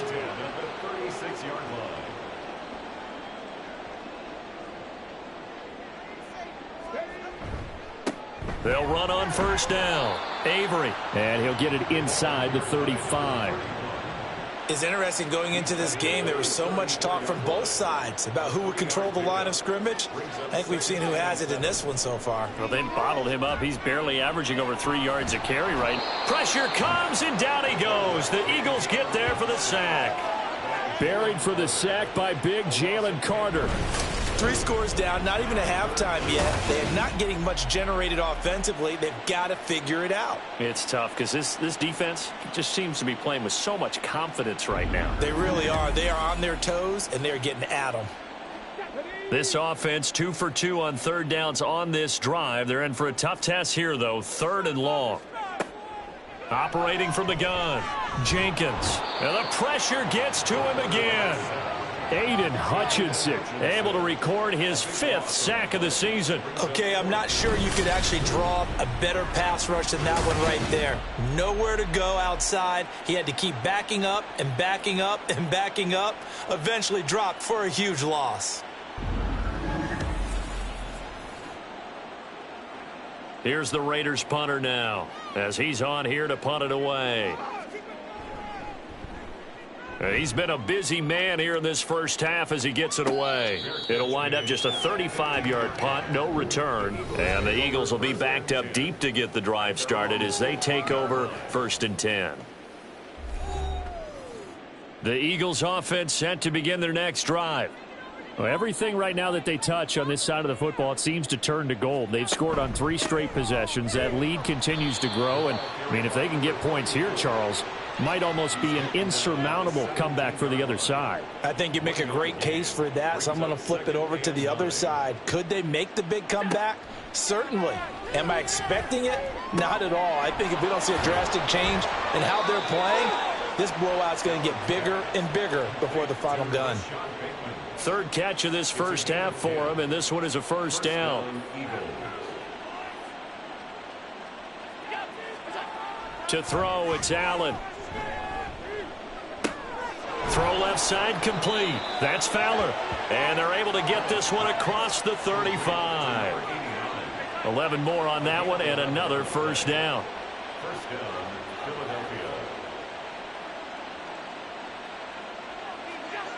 Here's Allen to throw it. And that nearly a turnover, but it's incomplete. Oh, fortunate to retain possession there, and it's 2nd down.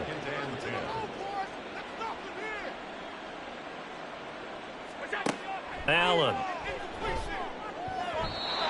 And his throw is incomplete. The Eagles on 3rd down. They've been okay, 2 for 3 thus far. This is 3rd and 10. Allen going to throw. That is caught. And he's going to have another first down as the tackle comes at the Raiders' 39. That's a 3rd down conversion of 24 yards there. Nice play.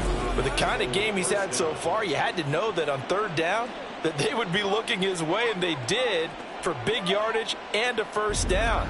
I think the defense fell asleep at the switch on that one. I would have doubled him, tripled him, anything to keep the ball out of his hands. On first down, Willis. And a good push up front, and he's able to navigate his way down inside the 30. 10 more there and another first down. We both know it's difficult, but they've made it look effortless out there. Through the air, on the ground, they've moved the ball with relative ease.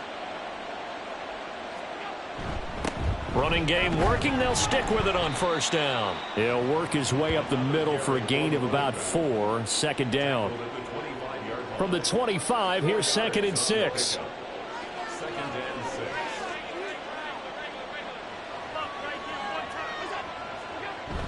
On play action, Allen. That's going to be caught. Touchdown, Eagles. A great play there. His second touchdown of the game, his third on the year. And the Eagles are able to add on to their first half lead. What a first half he is compiling here. He's already over 100 yards receiving and now 2 touchdowns, CD. Brandon, you know I don't like to play the game where you start projecting when you're at a certain point. But let's face it, he's off to a tremendous start. So 200 yards, 4 touchdowns. I don't think anything's out of the question right now. He's blowing up coverages. You've got to double him every snap. Otherwise, he's going to defeat you on almost every play. And here comes a return from just beyond the goal line. The lane opens here. He's past the 30. It's a foot race. And they are not going to catch him. He's in. Touchdown, Raiders. That was a special return, and it happened because he's a special returner. He has to have that approval from his special teams coach, his head coach, to bring it out of the end zone. But let's be honest, a lot of times when they bring it out of the end zone like he did there, they don't have approval. I mean, I think a lot of times they do, but correct me if I'm wrong. Sometimes it's just a guy getting a feel, right? You're exactly right. What's the old adage? Sometimes you just have to know when to break the rules, and if you do, you're taking on some responsibility. But he was happy to do so there. Extra point right down the middle. And the lead is down to 28-10. So let's try this again. After the kick return, TD, here's yet another kickoff. And good coverage there on special teams as they'll get him down shy of the 20. A look at the running back, the man out of the backfield as he gears up to go again. A good job in the passing game, decent job in the running game, but really they've been more effective through the air. We'll see if that shifts at all as this goes on. Thus far, it feels like they're calling this game in reverse. Normally you run to set up the pass. Here it feels like they're passing, hoping to set up the run and be more effective later on in the game. Yeah, you can do it both ways. We usually talk about it in the reverse, however. No doubt about it. So give them 5 yards there on the pitch and catch, and it'll be second down.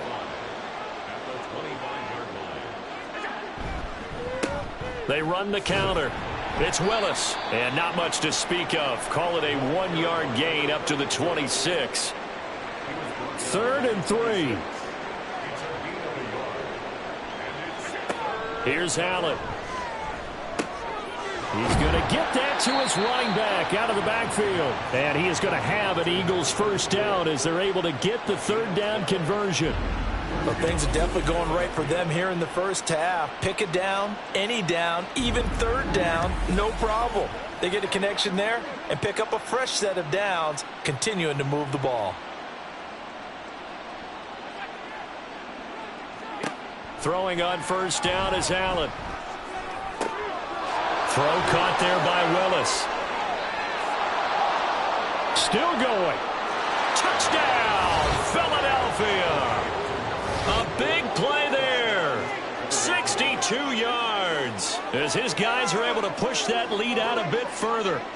Well, he's used to running it that distance. Here he had to catch it, too, before making the run. Heck of a play for the score. There's not many things better for an offense than a back who is a complete guy who can run it and catch it. And we just saw him complete a big-time play for a touchdown. York now for the extra point. And he's been a busy man, 5 for 5 now as he knocks another one through to extend the lead. A 4-play drive spanning 80 yards. The result, Philadelphia in the end zone. Taking it about the 1. And makes it across the 20 as his guys will set up shop at the 23-yard line. The Raider offense now making their way toward the huddle.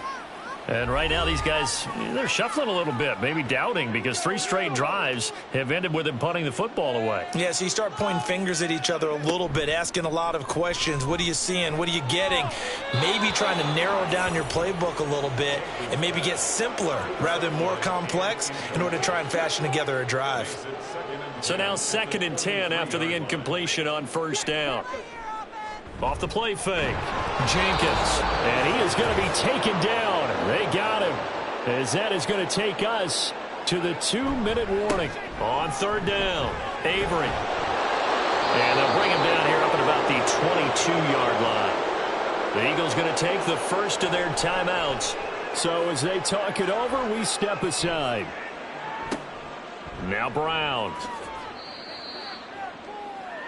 There again is the running back as he trots onto the field. We're in the second quarter. They've got the lead. The lead, though, not so much because of the ground game, because of their air attack, Charles. So what they're seeing so far is the possibility of things loosening up later in the ground game. Through the air first, maybe they have to start respecting that even more as the game goes on, and then there will be running lanes to find later. Yeah, try to get him more involved here on this drive, maybe. At the 42-yard line. Allen looks to throw on second down. That's complete to his receiver, Bateman. And the play goes nowhere, losing yardage back near the 40 at the 39. It'll be a loss of 2, maybe 3 on the play, and that'll bring up a 3rd and 11 situation. Backed up here, tough spot, needing 11 yards to pick up the first. Throwing is Allen on third. And the Raiders have got him. The Raiders going to use one of their timeouts as the clock shows 50 seconds to play here in half number 1. And the fair catch is made at about the 27-yard line. The Raider offense going to head out now late in this first half. Things for them, just to put it bluntly, man, it has been tough sledding here in the first half, facing that big deficit. The clock is dwindling now. Maybe if they can get something on the board here before intermission, they'll have at least a little momentum. Oh, he rifles one, and that's going to be intercepted. And his guys are going to take over at the 34-yard line. That's interference. Defense.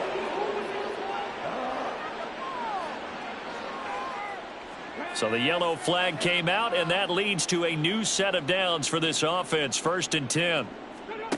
Back to throw. Jenkins. They set up the screen. Achane has it. Now whistles and a stoppage here. Looks like one of the Eagles is in some discomfort out there. We'll take a break and get a report from Vegas after this. Here's a 2nd and 8.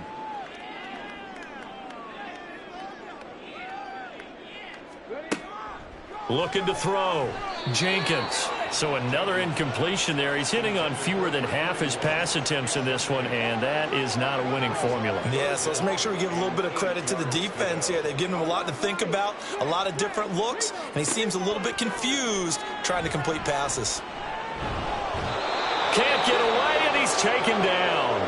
The Eagles will take their 3rd and final timeout as they'll stop the clock with 26 seconds to go until halftime.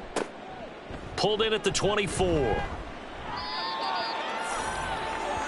Getting set to go again as we look at the back heading onto the field again. The passing game, they've had more success there than the running game. Maybe something they game plan for. How come they didn't tell us about it? Because they wanted to keep it a secret. We did ask, didn't we? But I think what happened in this one is they've realized that they've established the run pretty well, and teams are going to key on that. They thought they could open it up and have success through the air, and that's exactly what's going on. Yeah, they've had success, at least so far here in the second quarter. So we've come to halftime after a very one-sided beginning to this one. As we send you to our EA studios in Orlando, here's Jonathan Coachman with our EA Sports Halftime Report. All right, Brandon, thanks. A few teams starting to rise to the top as it's time to take you around the NFL here in Week 6. We'll begin up north at MetLife Stadium over in New Jersey. And it's the Rams who have the lead in the second quarter. The Rams looking to sew that one up, and they look to be in pretty good shape. From there, we head up to Foxborough to check on the Patriots at home at Gillette Stadium. And they were winners in their ball game as they were able to handle the visiting New York Jets. The Patriots with a much-needed win to keep their season afloat as they push their record to 2-4 with the win. Lastly, let's check in on our nation's capital to see what's happening with the Washington Commanders at home at FedEx Field. And they were losers in that one to the visiting Arizona Cardinals. The Cards finally get into the win column here, but still plenty of work to do as they sit now at 1-5 on the year.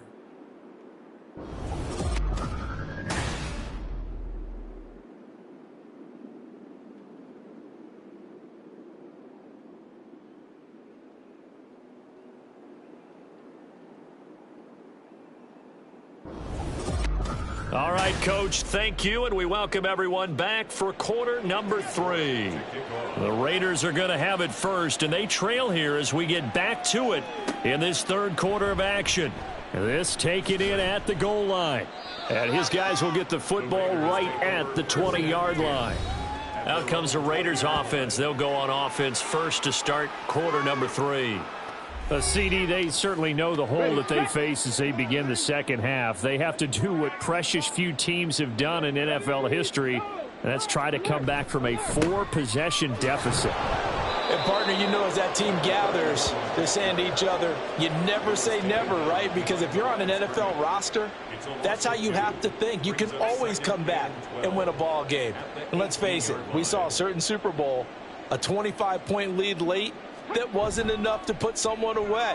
But that being said, this task is near impossible. Let's face it. And bottom line is, it officially becomes impossible if this possession is an empty one. These guys have punted 4 times already, and they're staring at a 5th, barring a conversion here on 3rd down. Back to throw. Jenkins. He'll try and set up the screen. It's complete. And he'll be stopped short of the 1st down as they rally to tackle him at about the 28. They'll get 10 there, but it leaves them just short for 4th down. Las Vegas sending out their punter now as they're forced to kick for the 6th time today. Fair catch called for and made right at the 25-yard line. So here are the Eagles to take over. They've won 2 straight, and they lead this one as well as they come up on 1st and 10.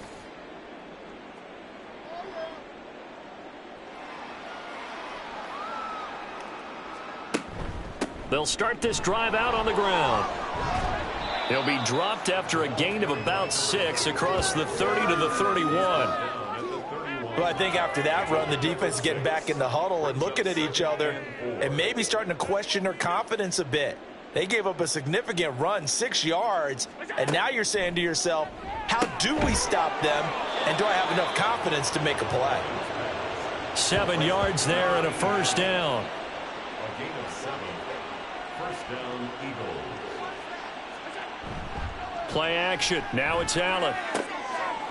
That's into the hands of Edwards. And he's brought down. A big pickup there for the Eagles' 1st down, 18 yards. I'll tell you what, a lot of those mid-range throws have been available because sometimes teams get too concerned about the deep ball and they leave too much space in front of them. And these guys have been taking advantage so far. So 1st and 10, and if they score on this drive, might have to start digging into our second half blowout material. And he will not make it back to the line of scrimmage as he's going to be taken down. He couldn't get rid of it. He winds up losing a yard. It's 2nd down. After the sack here, 2nd and 11. Now Allen. Throwing the out route incomplete. It's Wilkins. And he's going to have another 1st down as the tackle comes at the Raiders' 34-yard line. And an Eagles 1st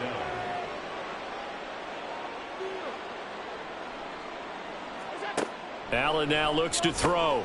Over the middle, complete. That's Bradley. And he's got this down almost to the 20 before he's dropped. A gain of 13 yards. 1st down, Eagles. They'll run on 1st down. It's Willis. And he gets forward up the middle, but only for a couple. It'll be 2nd down. 2nd and 8 coming from the 19. It's 2nd and 8. Now Allen. He finds his tight end, Goddard. That's complete. And the Eagles are going to be set up with a 1st and goal here as the tackle made at the 9. 1st and goal, Philadelphia. They'll try and run for it on 1st and goal. And he'll take it into the end zone for an Eagles touchdown. A great effort there. His 3rd rushing touchdown on the year. And the Eagles just continue to roll. Sometimes you get a 1st and goal and you're back near the 7, 8, 9-yard line and you start thinking, maybe we'll run it here on 1st down to get half of what we need, so maybe we can have 2 or 3 shots at going for it from closer range. So this is a bonus right here. What a great run to work his way into the end zone. Extra point by York is up and good. And the lead grows even larger here in the third quarter.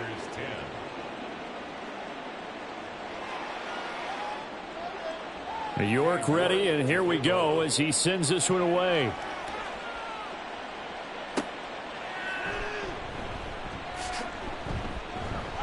And the tackle going to be made right there at the 25-yard line.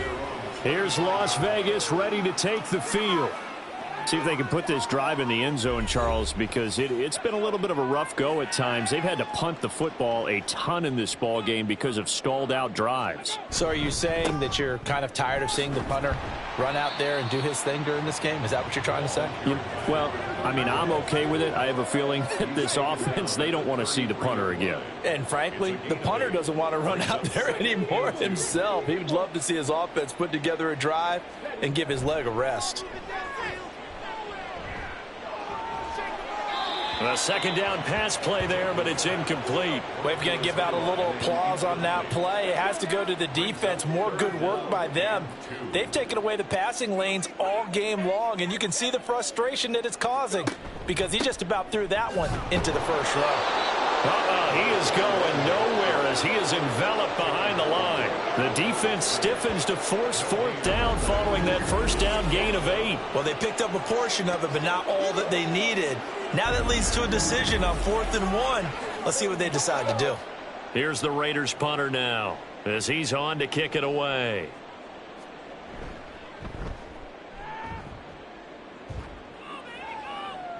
And he'll get credit for putting him inside the 20 as the fair catch is made right at about the 19-yard line. So a change of possession here on the punt. And out will come the offense as they take over. Already at the line, this Philly offense set to go. They'll start on the ground here on first down. And they'll get 8 out of this before being stopped at the 28. Offensive linemen love creating space for their guys carrying the ball, but when that guy also breaks tackles and creates extra yardage, they almost feel like he's one of them, and they really embrace him. He finds his man complete. That's Edwards. 7 catches for him now, and this last one, a first down.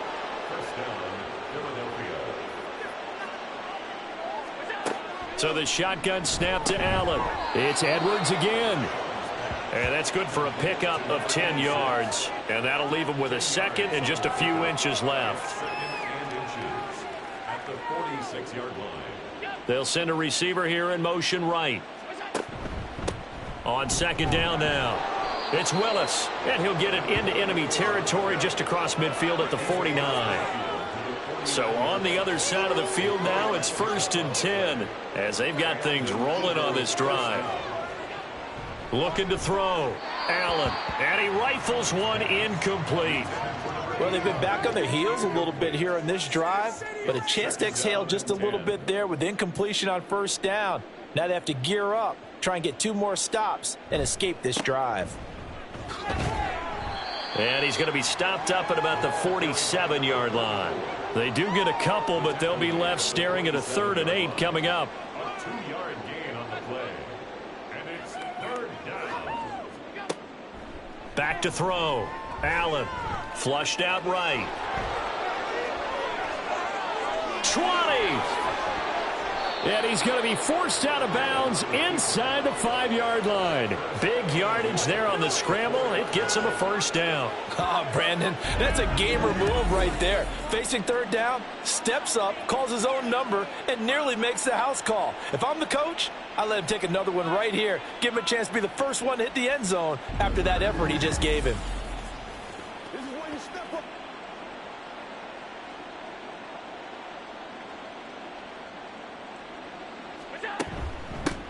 They'll try and run for it on 1st and goal.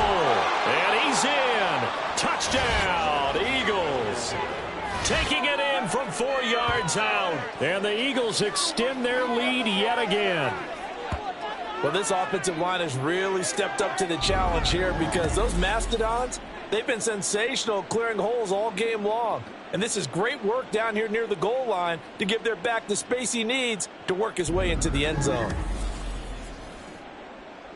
The York on now for the extra point.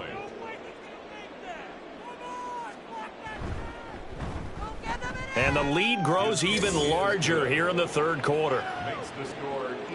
So an 8-play drive covering 80 yards. And it results in a 4-yard touchdown run. And he'll just take a seat, and the drive will begin at the 25-yard line. The Raiders offense ready to go.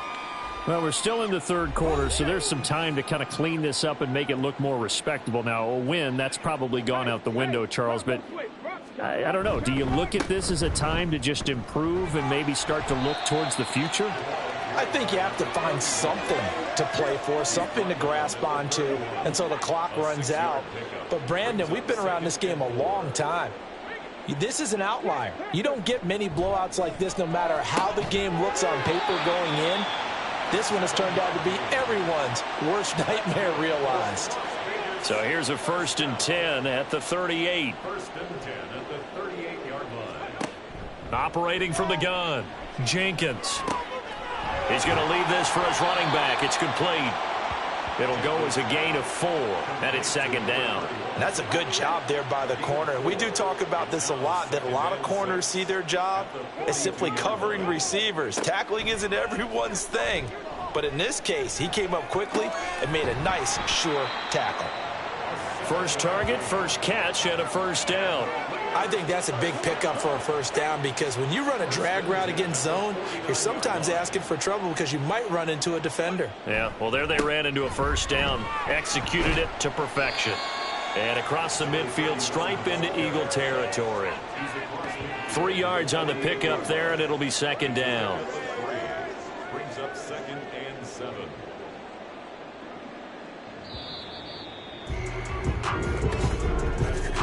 And as they come to the line, they will not be able to get off another play as time has run out on this third quarter. You are watching the NFL on EA Sports. 2nd and 7. Back now in Las Vegas. Welcome back, everybody.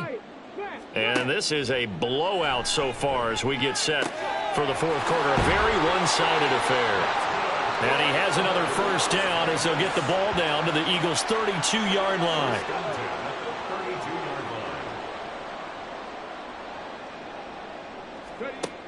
Looking to throw. Jenkins got his man complete over the middle. It's Dawson. They'll give him 4 yards there, and it's 2nd down. 2nd and 6 at the 28-yard. And the slot man goes in motion left. They'll fake it on the jet sweep, and instead a handoff up the middle. Now we'll get a stoppage here as it appears we've got an Eagle slow to get up. We'll take a break and get a report from Vegas after this. And this offense on 3rd down today, they've converted just twice and have had plenty of opportunities. This is 3rd and 4. A throw there, but that's going to wind up incomplete. They lead big, and a major part of that has been how they've taken their play to a whole new level this second half. No points allowed since the break, and you can add another incompletion to the total number that they forced in this runaway contest.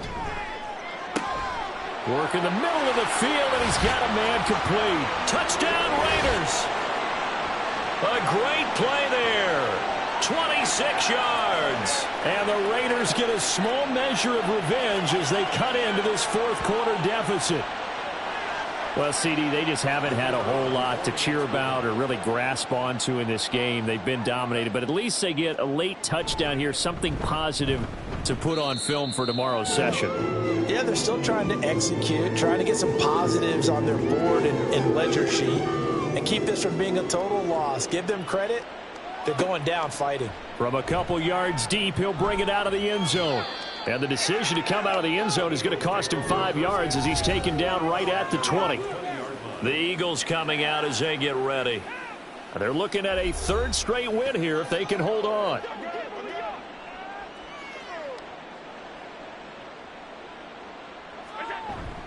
They'll start this drive out on the ground.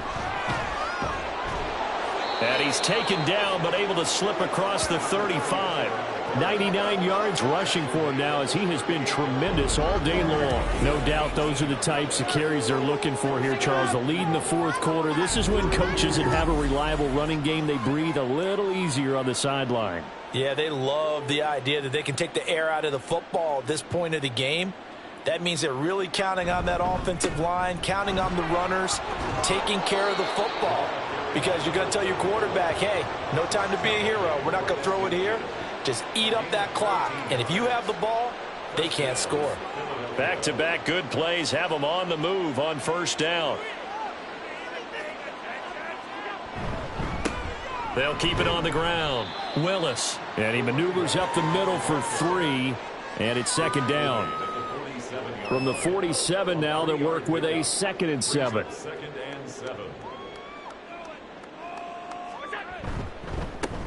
Now a handoff up the middle. It's Willis. And he'll get this down only to about the 46. A 1-yard gain there following the 3-yard pickup on first down.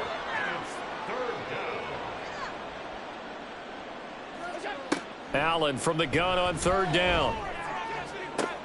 He's got his target. That's complete. And they'll wind up getting this one all the way down inside the 20. A big 30-yard play on third. And even with the game seemingly in hand, they're continuing to fire away, pressing the ball down the field. Listen, it's worked all day. No reason to go away from it now. So the big play means just like that, they'll operate from the red zone now on first down. Now Allen off the bootleg. And he's got his big tight end here. Now this will leave him a yard short. Nice pickup of 9 yards on first down. Nice rhythm throw there on first down. He located his tight end, made it a nice easy pitch and catch. Hoping he can break a tackle or two. Wasn't able to do that there, but still good yardage. And he's able to get it down to the 2-yard line. A 5-yard gain, and now they're set up 1st and goal. 1st and goal at the 2-yard line. Allen going to try and keep it. And he is into the end zone. Touchdown, Philadelphia. Josh Allen scoring on the 2-yard keeper. And the Eagles are looking to run it to 5-1 on the season as they add to their 4th quarter lead. So definitely a good day's work throwing the football. Very good day's work. A 4 touchdown passes. They're really pouring it on. Yeah, and so much for going into clock mode after getting that touchdown, right? Because you would think with the lead, 4th quarter, they might actually do that. No chance. They've kept attacking and got another touchdown pass as a result. Extra point by York is up and good. And this one was over a while ago as they just add on to that big lead. And he'll elect not to return this one, so they'll bring it out to the 25 on the touchback.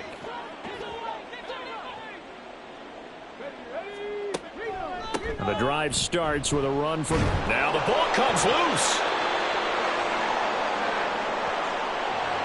The fumble on first down. Now here's second down.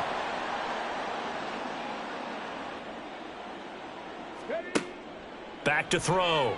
Jenkins. Now they set up the screen. That's complete. And he'll be brought down right around the 37th. That one a first down pickup of 8.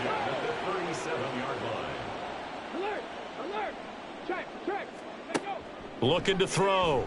Jenkins. Another pass attempt, another incompletion, and they're just a little over 100 yards passing here in this game, so defensively, pretty good job. Definitely, because they were never really able to get the ball in the hands of their playmakers. So a lot of credit to the defensive game plan, and especially the execution. Now he dumps this off over the middle, and a 5-yard gain gets him to the 42. As a passer, you're always trying to find that open window to throw the ball downfield. How about this one? Right in the middle of the field, right in the heart of a defense. They'll look to throw again. Able to find the open man. That's complete. And he has another first down as they'll get the ball down to the Eagles' 38-yard line.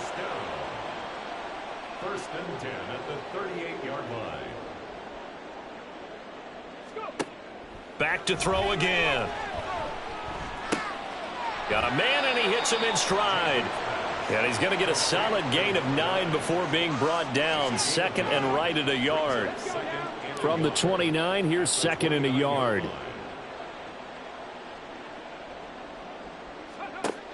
Again, he'll drop to throw. He finds his man, complete. That's Frazier. And he has another first down as they'll get the ball down to the Eagles' 18.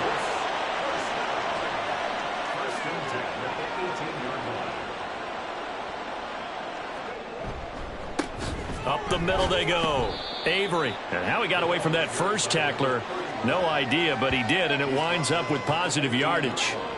They'll come up 2nd and 7. Brings up 2nd and 7. They'll keep it on the ground. Avery. And they get him behind the line, so that short gain on first down quickly negated. It'll be a loss of a full 3 yards there, and it also brings up 3rd down. That was well played there defensively. 2 tight ends in the formation, which essentially gave them 7 blockers up front. Hard to imagine with all that size and beef that they could let a tackler through, but that's exactly what happened. A loss resulted. And boy, he is very close to a first down, but from where they're spotting that football, he's going to be a foot or so short. That was a really nice job by them picking up the run blitz and detecting it and blocking it and turning it into a nice run. And a lot of times you think if you blitz a running play, you're going to smother it. But a lot of the blitzers, they come in a little bit high. They don't have great leverage, and they're easily blocked and turned to the side. And this one is right through.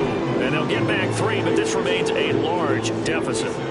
Well, in the grand scheme of things, those 3 points likely not going to matter much, but I guess they get a little closer, a little more respectability. Yeah, you're exactly right. They've been outplayed all game long, but like my mom used to tell me all the time before I went out, dress up a little bit, son. Make yourself respectable. And that's what they're doing here. They're just dressing up the final score.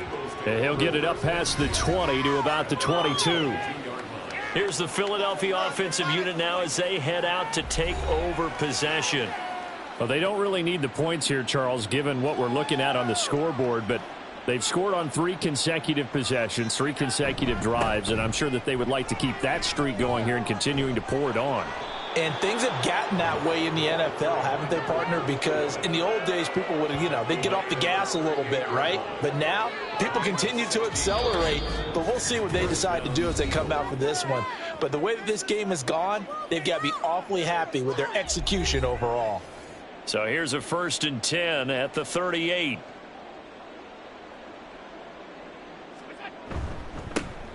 Now a handoff up the middle. It's Willis, and they'll get him down after a pickup of 8, 2nd and 2. Well, they'll take that every time with a lead, 1st down, 4th quarter, getting 8 yards. You love that. They will take it, and you have to ask the defensive guys, why did you give it? I mean, you know the situation. You're down, have to stop them, have to get the football back, but 8 yards on 1st down puts them back on their heels. And he'll get it into enemy territory just across midfield at the 49.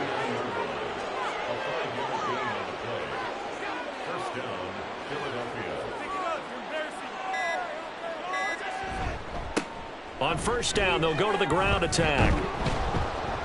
And they'll get him down here at about the 42. Now it looks like we've got a Raider here, slow to get up. We'll take a break and get a report from Vegas after this. Here's 2nd and 3.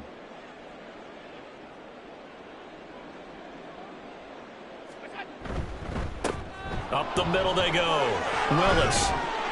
And good work there in open space. And he's got this all the way down now to the 32. 160 yards rushing now on 23 carries so far.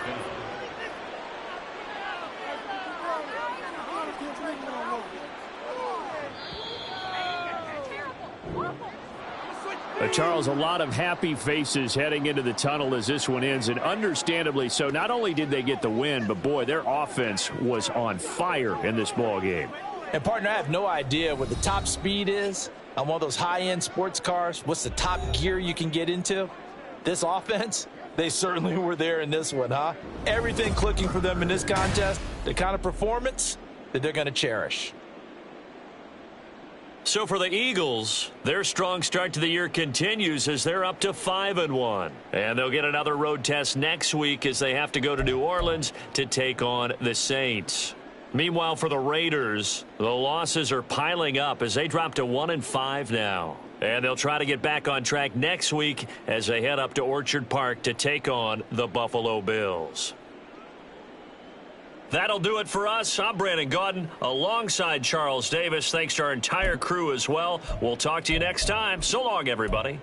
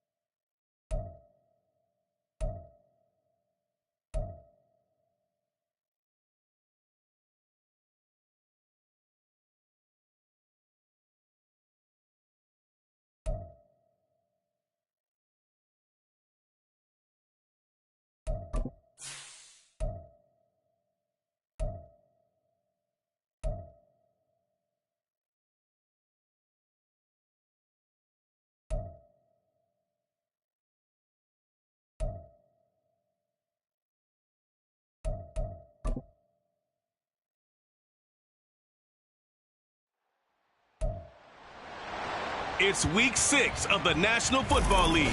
And coming up, it's the 49ers' towering tight end. He was highly productive in last week's game, nearly reaching 170 yards. It's the 49ers and the Bears on Sunday night. EA Sports coverage of the NFL brings us to one of our favorite spots, venerable Soldier Field in Chicago. Today, boy, what a matchup. Two NFL franchises with so much history, so much tradition, getting set to do battle here, as it'll be the San Francisco 49ers taking on the Chicago Bears. With Charles Davis, as always, I'm Brandon Gaudin. And Charles, you talk about storylines in this one. I think it begins and ends with our two quarterbacks, certainly two of the best in the business. And nowadays, I don't think you can get by for long periods of time without a top-flight quarterback. The way the game is played, with all the responsibility he has and how the game flows through him,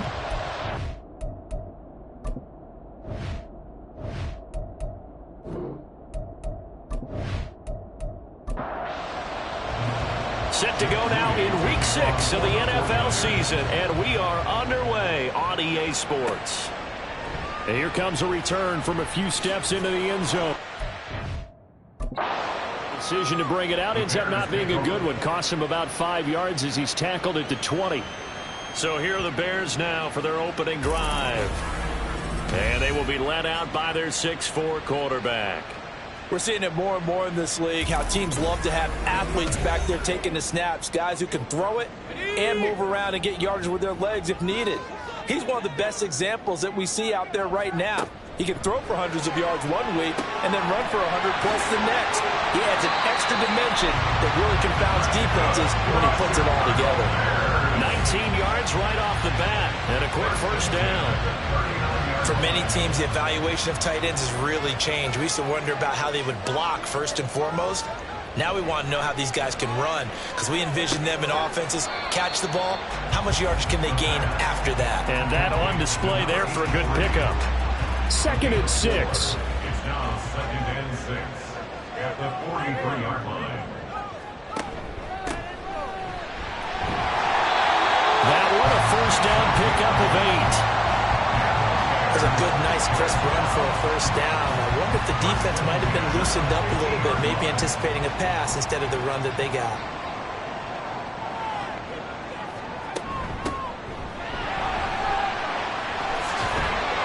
And good space to operate there as he takes this down inside the 35-yard line.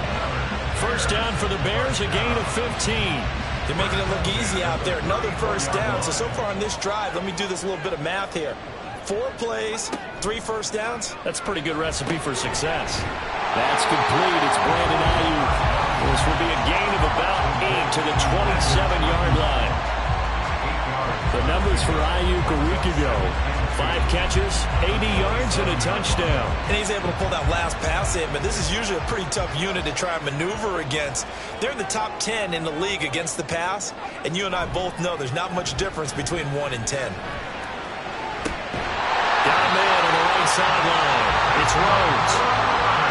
19 yards on the pickup there, and now they'll have it first and goal.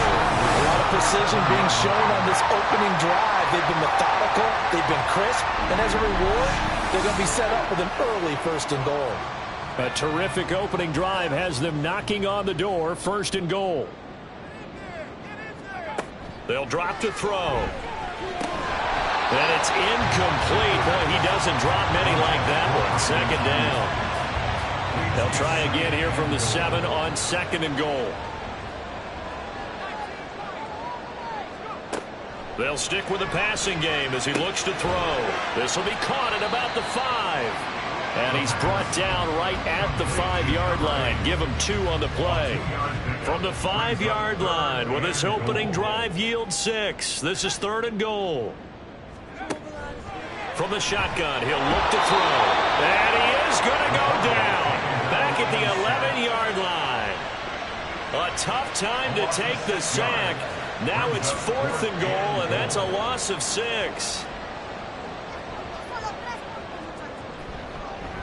And his kick here is good. And it's 3-0. The Bears hit the scoreboard first.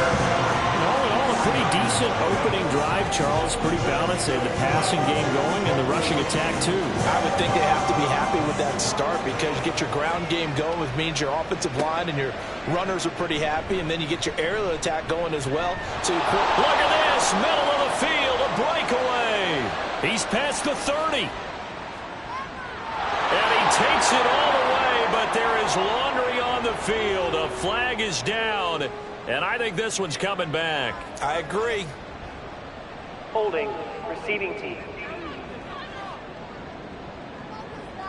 So holding will scratch off some of that return. And I know fans get frustrated when they see penalties of this sort on kick returns, but it is difficult to do it right against these moving targets at full speed.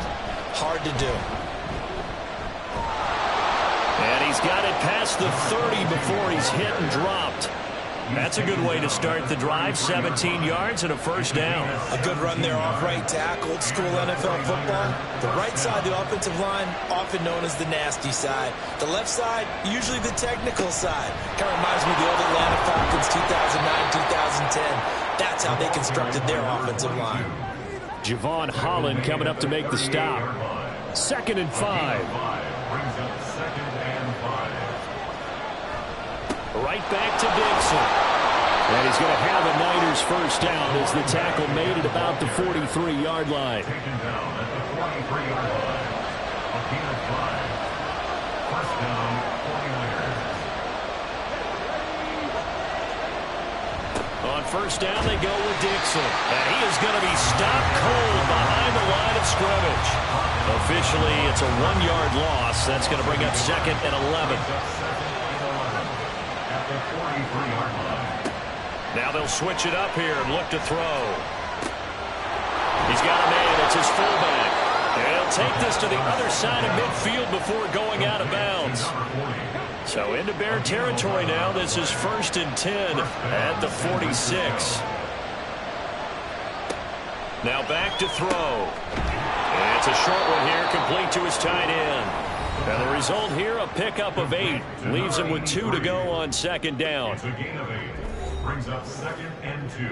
2nd and a couple.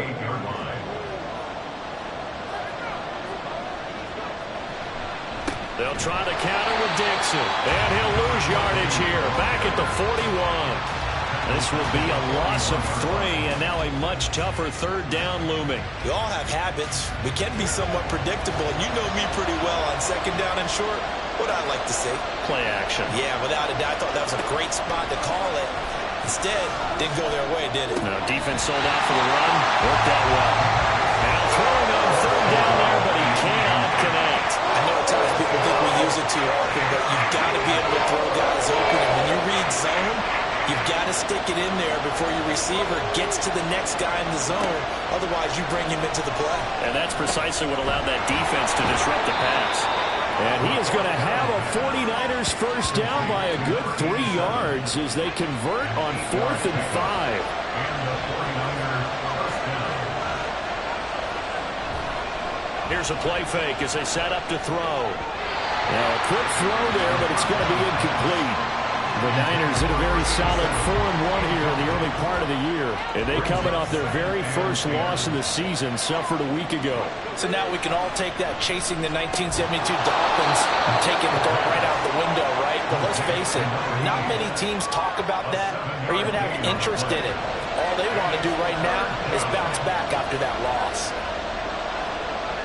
On 3rd and short, they'll try and pick it up through the air. Pass taken in by his big tight end. And he is going to have a Niners first down as this defense unable to hold. It's a 7-yard gain there on 3rd and 2.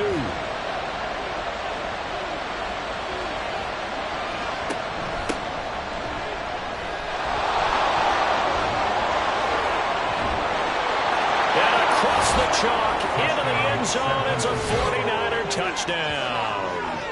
A great effort there. His first touchdown on the year. And the Niners are able to answer the early 3 points and take a first quarter lead. Well, solid blocking up front from the guys on the offensive line allowed him to get in for the touchdown. Yeah, some might say that the guys on the offensive line were in concert. I used to have a coach who called it marrying up, meaning when you get on a guy, you just stay right there, and each guy has his own assignment. That allowed the runner to make the big move towards the end zone. Moody good with the extra point. And that makes it a 7-3 lead. So following the touchdown, here's Moody back out to send it away. From a yard or two deep, here comes a return. And no chance to get away as they'll get him down at about the 17-yard line. Chicago works their way back onto the field here for their second drive of the game. Their drive last time, it stalled out. They were forced to take the short field goal. And the key phrase, you nailed it, forced to, because you know coaches look at these short field goals as a last resort, right? To them, that's not how drives are supposed to end. You're supposed to put 6 on the board. That's a consolation prize, like going to the county fair. You don't get the big stuffed animal on that one, do you? No, you don't go top shelf. That's bottom shelf material. Here's a 2nd and 7. His throw incomplete.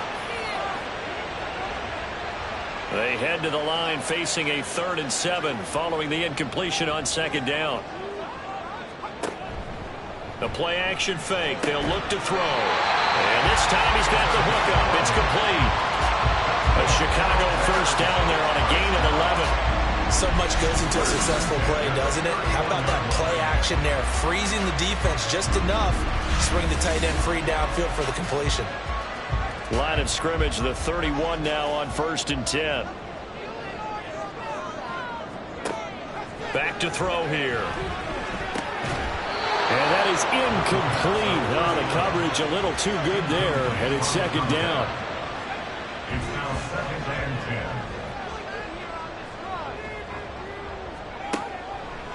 10. Looking to throw.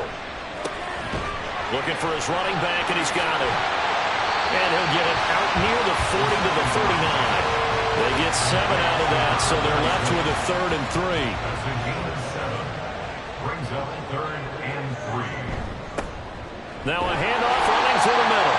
And he will have the Bears first down by a couple of yards as they're able to get 4 there on 3rd and 2. A lot depending on the spot there, and he got it, but it wasn't by much, was it? I remember Coach Madden talking about, depending on which foot the official used, that would tell you whether you had the first down or not. You want that upfield foot to be the one that spots the ball, don't you? And you and I have the luxury of a couple extra views here in the booth, and he did get it, but not by much. Now 2nd and 5. It's a gain of 5. Brings up 2nd and 5. One back in the backfield, he'll get the carry. And he'll be taken down as that will take us to the end of the first quarter of play. They picked up 5 yards last time. Now they double it and get 10 here. After one, 7-3 the score on EA Sports. Back in Chicago, ready for the second quarter. It's the Bears in possession. So from inside Niner territory now, this is 1st and 10 at the 42-yard line. Throwing there, but this pass is going to wind up incomplete. So, Charles, you look at this offense, so what a start to the season. 5 wins without a loss. When do you think that you start believing that maybe you're in the midst of something special? Well, you and I both know every head coach never wants that thought to creep into a locker room. But the truth of the matter is, not quite at this time, because if we look at the Steelers in 2020, they're a great example. Remember, they started 11-0, then lost 5 of 6 and went out in the first round. But I think if you get toward mid-November, the Thanksgiving time frame, and you're still doing this, that's when things start to get real for a ball. Good coverage downfield led to him taking off, picking up the first down on a 13-yard run. That's the first time he's called his own number, but he's got to be overjoyed with the results. He wasn't just going to settle for a modest gain. To me, he was determined to come through with a big message to a defense that slept on him in the pocket. Back to throw now on first down. He finds his man complete. It's Rhodes. Calling a gain of 6 on the play, and that will bring up 2nd down. Brings up 2nd and 4 at the 49ers 23-yard line. Off the play fake, he'll look to throw. Toward the sideline, and look at that catch. Dragging the toes, and that's going to be a first down. Well done. When you're a great route runner, it makes you that much better as a receiver because now your quarterback trusts that you're going to be where he expects, and he's able to deliver the ball on time.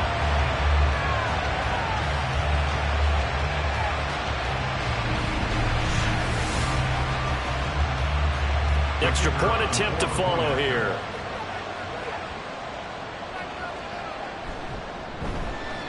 And it's through, and that makes the lead 10-7. So that drive spans 13 plays. And it was Brandon Ayuk capping it off with a touchdown reception. And he'll be stopped up at the 25. Back out there comes the 49ers offense ready for their second drive. So remember, Charles, last time they were out here, they scored, but they just saw the opposition score, and they're trailing right now, so they're trying to keep pace here. They need a touchdown drive. Well, if you're a fan of offense, you're loving this, but if you're a fan of defense, this is tough to watch, and it's also tough to keep that up when you just watch your opponent march down the field on a scoring drive that lasts into double-digit snaps. You need a score here, not just to follow the momentum from your last drive, but put the onus back on your opponent. And that's what they're doing right now, swapping that onus back and forth. The quick slant, good for a first down, a gain of 12. Now a shotgun snap as they'll look to throw. And that one going to be off target and incomplete. Not sure what happened out there, but it looked like the timing was a little off on that throw. Well, you know I'm a defender, so what am I going to say? Great defense. Darn right. They did something to disrupt that timing. Pressure, and he's taken down. A Bear sack. They'll go in the books as a 7-yard loss on the sack, and it's third down.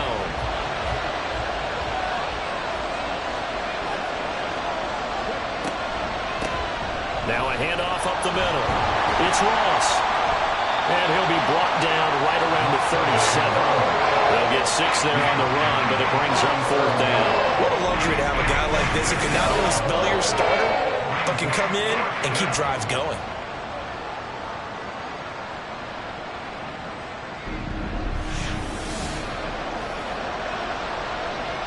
Here comes the 49ers punter now, as he's on to punt for the first time tonight. He punted 4 times in the loss last week as he gets this one away here. And that one hits at the 7, but bounds into the end zone, and that'll be a touchback. Now Chicago getting ready to go as they take the field. The long drive last time out for this offense, Charles, if you remember, they started basically in the shadows of their own end zone, marched it down the field, and a lot of that was through the passing game. And partner, as a former defensive back, I'm having almost a physical reaction watching what's happening right now, but let's give credit where it's due because they've done an excellent job moving the ball through the air. Secondary getting picked apart pass by pass. Obviously, they need to make some adjustments there on the back end. Yeah, because offensively, we know that they're not going to be shy about throwing that football. 2nd and 13. And he's got his man on the out route.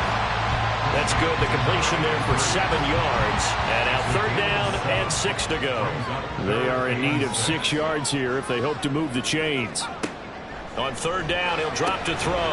He's got Freeman here. It's complete.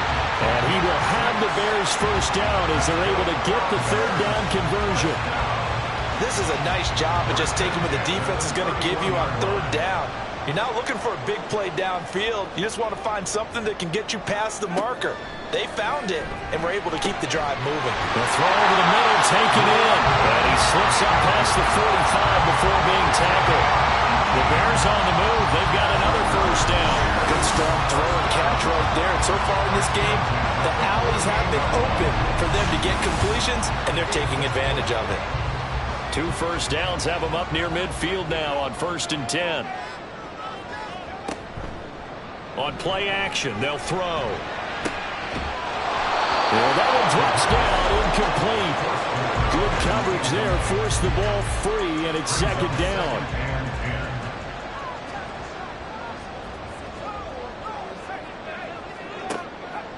Out of of the gun. They'll look to throw. And it's a short one here, complete to the tight end. That'll leave them with a 3rd and 2 coming up. They got 8 yards there. They'll come to the line, needing only 2 yards to gain the first here. On 3rd down, they're going to run for it here. And he will be very close to a first down, but I see the closed fist of the referee, and that means 4th down. Well, they certainly had success throwing the ball on this drive, and not as much running it as we just saw once again on that last play. Stopped after a very short gain. But I wouldn't abandon the run totally, because otherwise, pass rushers just tee off on your quarterback. Makes it very, very difficult for him in that situation. They'll look to throw. And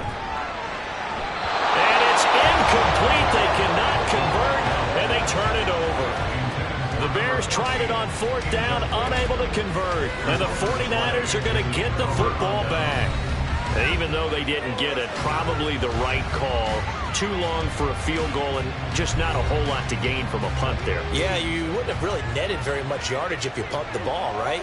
And the thing about a field goal, and you know this from so much experience, the longer the field goal, the lower it comes out off the kick, right? Which means it's got a better chance of being blocked. So you're taking a chance either way. I like the fact they went for it. Here now, 2nd and 4. Brings up 2nd and 4. He'll look to throw.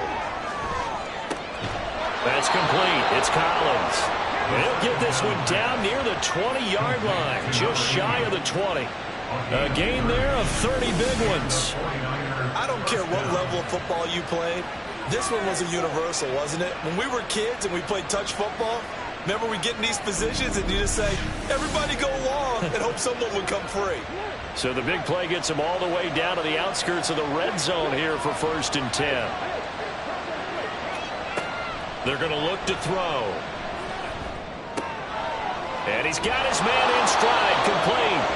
And they'll get this down to the 10. And the gain here to the previous play, and it's better than 40 yards total. So not quite a 1st and goal. It's 1st and 10 from the 10. Dixon running from the shotgun. And he's going to take it in. Touchdown, San Francisco. His 5th rushing touchdown on the year, number 9 overall. And the 49ers have regained the lead. A strong, determined run there, Charles, to get in for 6 points.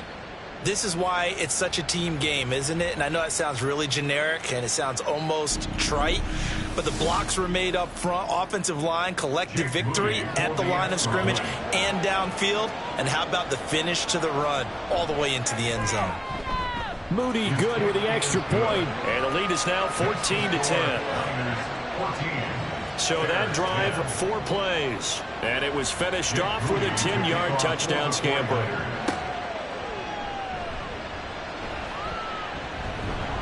And able to take it past the 25 and up to the 28-yard line. The Bears offense out there set and ready to go. And a drive that stalled out last time. Went for it on 4th, didn't get it. How does that translate here? I would imagine momentum's with the defense. Definitely with the defense, because anytime anyone goes for it on 4th down, that's telling you as a defense that you can't stop us. We don't think that you can. And when you actually do, that may put a little dent in the confidence of the offense the next time they hit the field. Yeah, we'll see if they can bring that pride, the offense, this go-around. And they'll run on the inside handoff. And again, the run defense stout this time. He maybe gets back to the line of scrimmage, but no more. The Bears on 3rd down. They've converted 4 times out of 6. Not bad. This is 3rd and 11. Forced out to his left. And he will slide to a stop. He does have the first down. Last play they got stuffed at the line. Different story here, over 20 yards. Certainly not a positive sign if you're the D coordinator and you see your guys give up that space so early in the game. 3rd down, that's when the clamps are supposed to come out, but his ability to create things with his legs makes things difficult.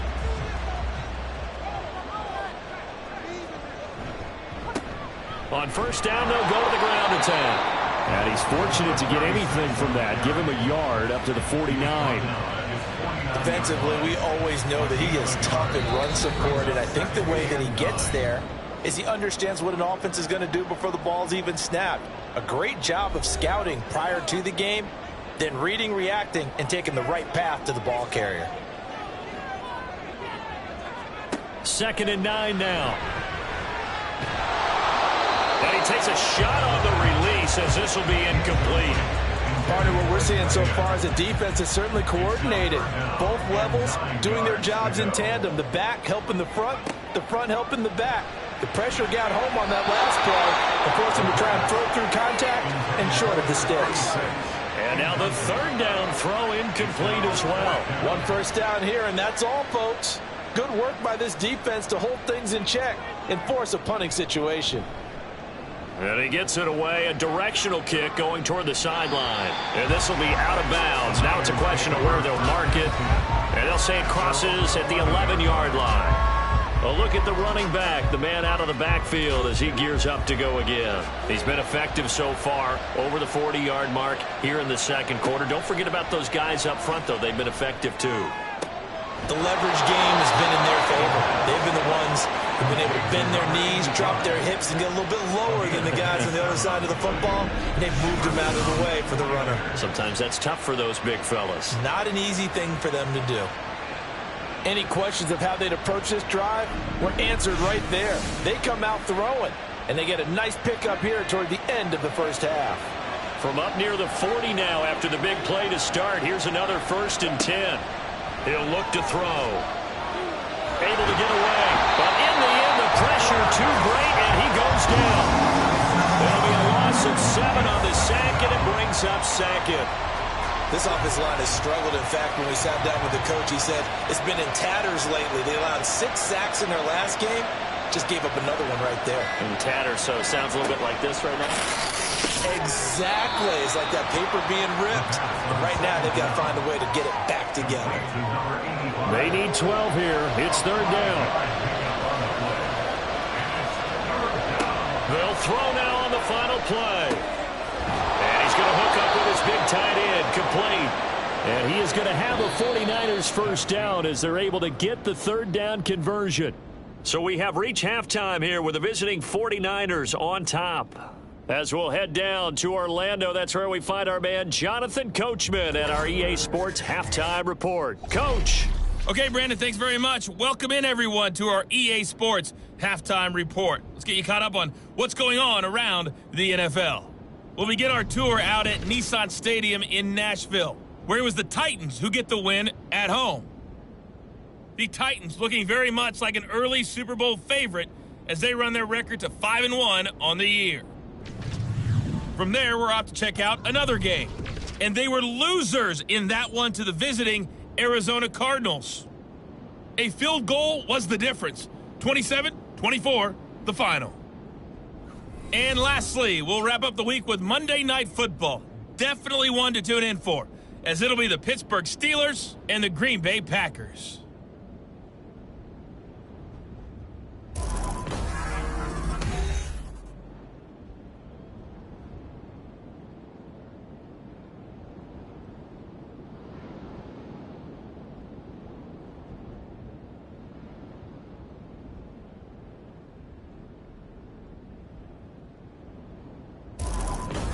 All right, Coach, thanks. Yeah, both teams likely to make some changes in what's been a closely fought battle to this point. It's the 49ers out in front, and they will get the football first as well as we are back and started in the 2nd half. And he brings us out past the 20 to the 24. So here are the Niners to take over on offense. They fell in their ball game last week. That was a loss to the Saints, but they're on top here as they begin this drive. Man, I just love being in this stadium. So much history, tradition, so many great teams and games, and we're seeing a pretty good one right now, hotly contested in the 3rd quarter. And down he'll go at the 25. Call it a gain of a yard, and it'll be 2nd down. Brings up 2nd and 9 at the 25-yard line. He'll be dropped after a gain of about 6 across the 30 to the 31. Brandon, all things considered, they have to feel pretty good about getting that type of a gain, considering the blitz that they just had against them. throw here out of the gun. Work in the middle of the field, and he's got a man complete. Look at the big man rumble. Touchdown, 49ers. A big play there. Hitting double digits with his 10th touchdown of the season as his guys are able to extend their lead. When they drew that up, I don't think they envisioned it ending in a house call, but he got it and took it all the way home. Really impressive run after the catch, wasn't it? That was really special by him. But let's face it, in today's NFL, those tight ends are often former wide receivers or maybe even sometimes bigger running backs. They just put them in a position to get a great matchup and make plays like that. The previous play is under review. The thing that they'll be looking at is a spot of the football, and this is always such a tough one for officials to get exactly right. Not just because of how fast the game's going, but just trying to get the right sight line to the football. That's not always easy. We'll see what they decide here. So 3 plays already first and goal, and they are wasting little time. Back to throw. Being chased out left. And across the chalk into the end zone. It's a 49er touchdown. Punching it in from a yard away. And the Niners take the opening kickoff of the third quarter and drive right down the field to extend their lead. Nice job of polishing off that drive, but all the credit there goes to that play prior. Yeah, it certainly does, because after that big play, I think resistance almost felt futile at that point, didn't it? And the very next play, they come right back, quick, fast, and in a hurry, and put it in the end zone. Moody good with the extra point. And that makes it a 21-10 game. And they'll put up the stop sign there as his guys will get it at the 25. So here are the Bears now as they get set for their first possession of the second half. Well, the opposition laid down the challenge, an opening drive touchdown here to start the second half. And, Charles, now you feel like this group needs to get an answer because this all of a sudden is a 2-score game. Yeah, you're right about that. What was a small, manageable spread to overcome? A little bit more daunting now. I think you're exactly right. Pressure is on because you don't want them getting the ball back with a chance to really extend this lead out. 2nd and 14. And he's got his man out of the backfield. That's complete. And he'll go down just shy of the 25 at the 24-yard line. This offense in desperate need of a conversion as they come up on 3rd down. They'll set up a throw. And that is incomplete. You get the sense that they're saying we're not playing up to what we're capable of, and we're deep enough into the game that the early jitters are long gone, that they should now have some sense of continuity and be able to make some of these plays that they have not been doing so far. Oh, able to avoid him. 8 yards on the return following a punt of 41. And the Niners will go on offense. 1st and 10. Now this offense back out and set to go for their next drive. Good starting field position for the 49ers as they have it 1st and 10 at the 41-yard line. They'll come out throwing here to start the drive. And he's got the hook up to McLeod. And he takes this one down almost all the way to the 30. A very solid gain of 27. Now we get into the psychology of the whole thing, because a lot of teams with a 2-score lead in the 3rd quarter, they almost become defensive with their offense, just playing not to lose. I think with this team, you got to figure at this point, this is a great spot for them to go into attack mode, really try and put the hammer down and finish this one off. On 1st down, he'll drop to throw. He's into space past the 25. And he'll be out of bounds just inside the 25-yard line. From the 23, here's 2nd and a couple. They'll look to throw here. Throw left side, complete to McLeod. And he gets it inside the 10 to the 9. That gain of 15 gets him on the doorstep, 1st and goal.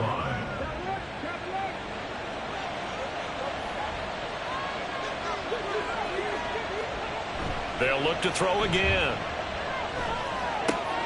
And he hauls it in the end zone. Touchdown, San Francisco. a 9-yard touchdown grab. And the 49ers get another third-quarter touchdown to add on to that lead. And in the red zone, I guess this is why you have a guy like that on your roster. Without a doubt, and if you have him, you use him because he's a guy who's going to win just about every time. I don't care what the coverage is. Now Moody for the PAT.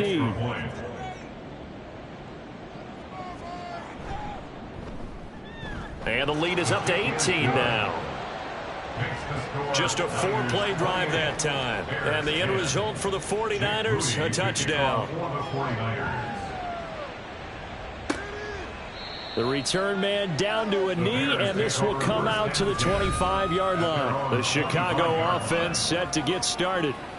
I kind of feel like they've reached a do-or-die point in this game, Charles. If they're going to try to pull off an impressive comeback, it has to start right here, right now. Yeah, now they've got a final chance to get out of this situation, but they also understand they've got to move the ball and move it fast. In addition, they need to save as much time so they can get 2 more possessions. So following the incompletion, here's 2nd and 10 from the 25.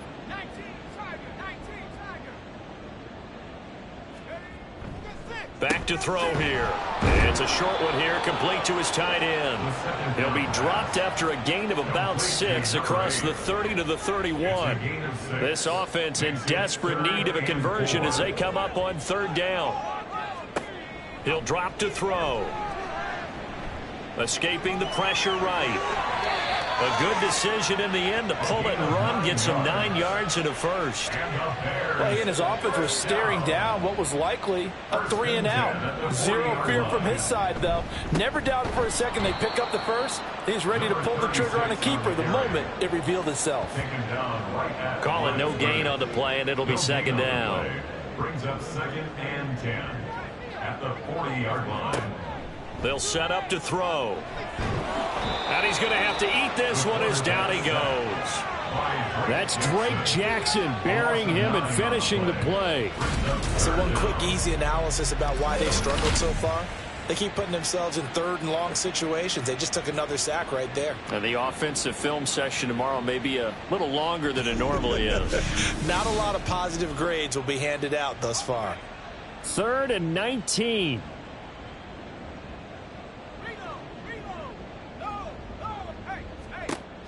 They'll drop to throw. And pressure coming, and they got him once again. The safety blitz turns out to be a great call defensively as they sack him for a loss of 9. Here comes the Bears punter now as he'll come on to kick this one away.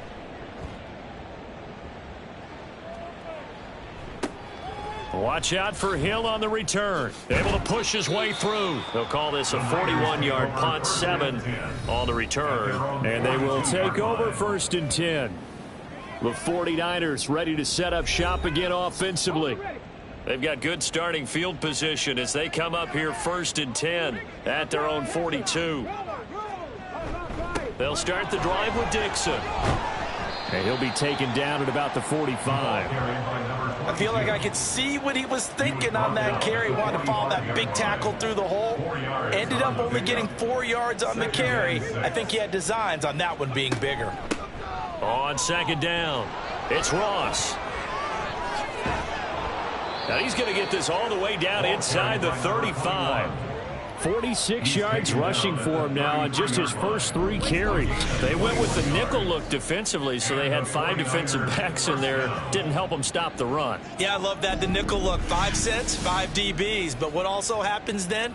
You take a big body off the field in order to insert that guy. So you're taking a big off for a little. And oftentimes you can run the football effectively against that defense. Rolling, and he can't find anywhere to go with it, and he goes down. The sack recorded, it's a loss of 5, and now it's 2nd down.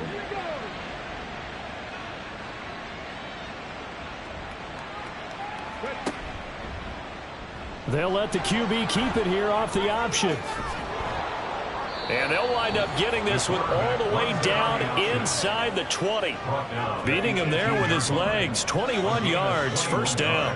It looked like almost a miscommunication defensively, because once he decided to keep it, he had pretty smooth sailing. Yeah, it became a question of, wait a minute, who's got the quarterback? And when you talk about miscommunication, it's supposed to be called assignment football on the defensive side of the ball. But the assignment gets mixed up. That's the end result.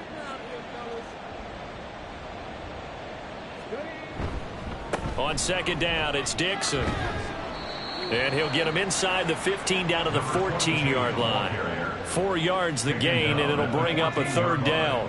It's a gain of 4, and it's third down. Looking to throw. And it's complete. In the end zone, touchdown 49ers. A 14-yard touchdown. As his guys have opened up a very comfortable lead. And now before we get to the extra point, remember all touchdowns do have to be confirmed by the replay official.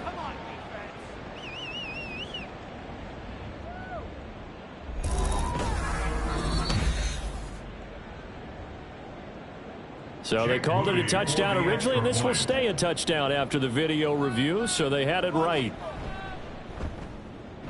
Moody good with the extra point. And they open the lead up now to 25.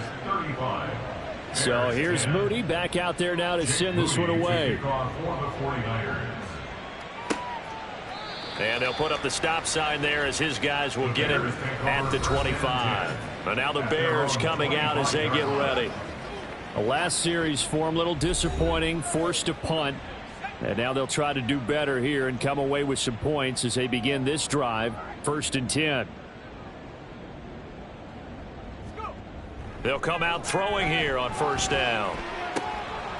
It's a short one here, complete to the tight end. And he'll be out of bounds across the 30-yard line.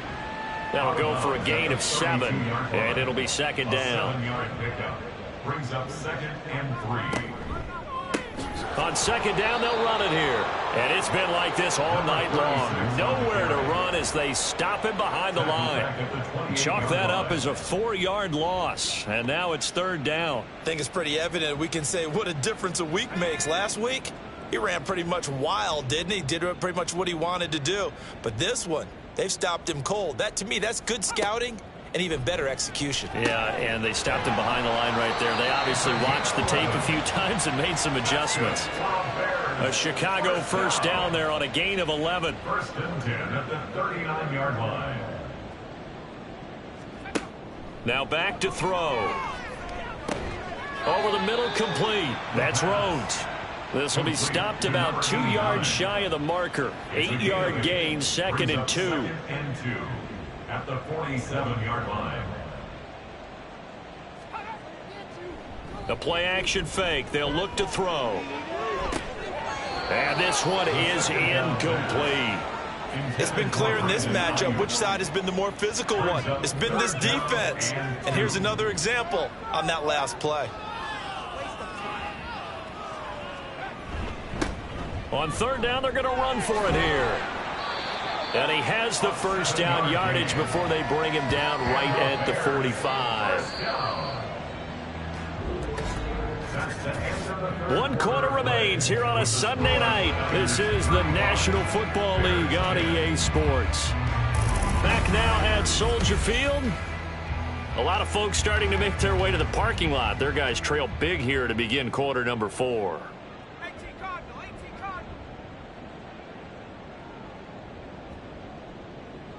Now they'll try and set up the quarterback draw here. Able to avoid him at the 40. And he's taken down inside the 30. A good chunk on the ground, and the keeper 17 yards, first down.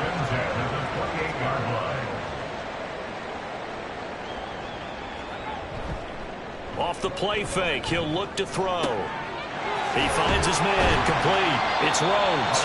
And he gets it all the way down inside the 10 and mark him at the 5. 2 big plays in succession. Not sure this D knows what hit him, but now they got to get ready. It's 1st and goal. And not a whole lot there. He does get a couple, taking it from the 5 down to the 3. Be interesting to see now what they do offensively down near the goal line after not much there that time. As the offensive play caller, that may change your sequence now. Instead of coming right back with a running play, you may have to go to the air. And did he get the feet down? Yes, touchdown. From 3 yards out. And the Bears get a bit closer. Well, that's just how they drew it up, CD. His first read was there, got it to him quickly, and into the end zone. Absolutely excellent execution by all involved. And the coordinator, got to give him credit, found the perfect play call. Quarterback let it fly as soon as the target came free. And his guy made a nice catch. Just how you draw it up in practice and then execute it in the game. The Bears send the kicking team out there, and they will send this one away.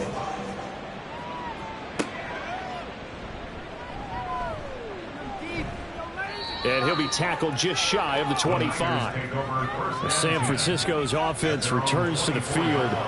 Well, the win for them at this point seems pretty assured. I mean, still a decent amount of time left here in the fourth quarter, Charles, but you got the football. You're up 3 scores. They have to be feeling really good about where they're at. I love your observation skills, partner, because I think you saw them charge onto the field fired up about another chance to get into the end zone. Looks to me like this group is ready to crush any hope left on the opposing sideline, and they want to do it with some gusto, too. Another example of this offense really having their way, Charles, and another big chunk play there on the ground. And when you look at the defense, they've got to do a much better job of wrapping up when they tackle. A lot of great opportunities continue to slip through their fingers, as do the runners. Now on first, Dixon again. And that one blown up quickly, as he's going to be stopped before he could even get started. Well, now after all of this, hang on here because he appears to be shaken up. Now, the medical staff is going to come out here and take a look, and we will take a short break.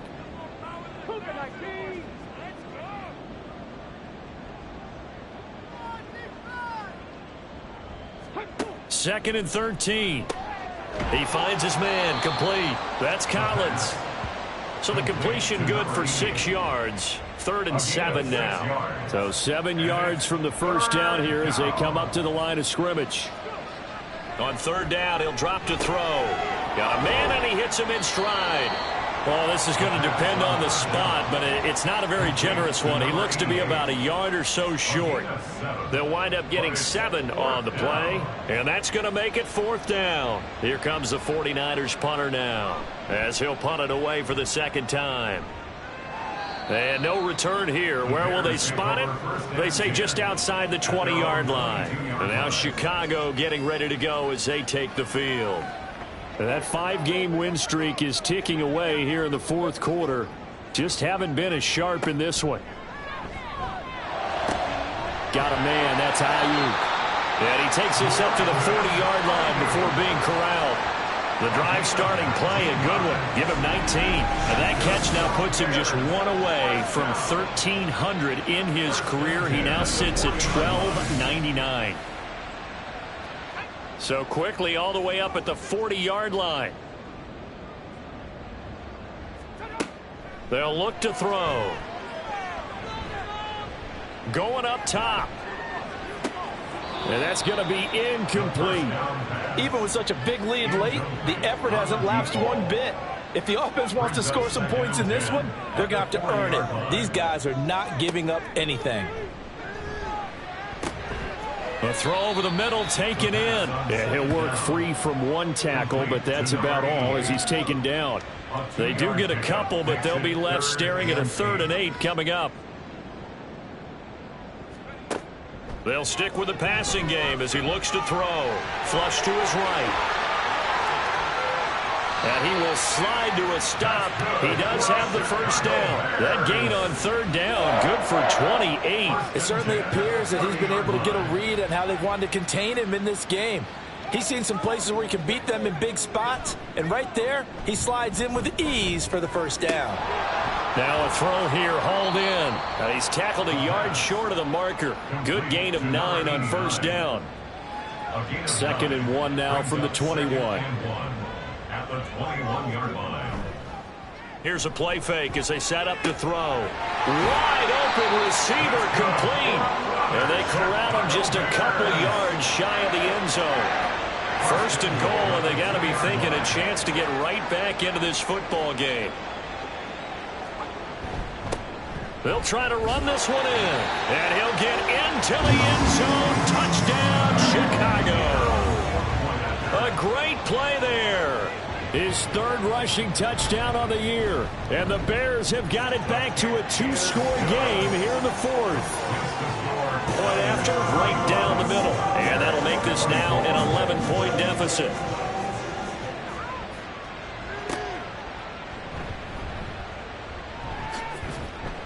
And able to get this out to the 25. The 49ers offense making its way back out there. What was once a really comfortable lead is not so comfortable anymore. Down to a 2-score game after they've seen a pair of touchdowns go against them on those last 2 drives. Yeah, they've got to find a way to get off of autopilot right now, okay? Get back to what was working for them earlier. Understand that they still have a 2-score lead, so it's not dire, but at the same time, okay, guys, let's mash the gas. Let's get going again. Let's have some fun.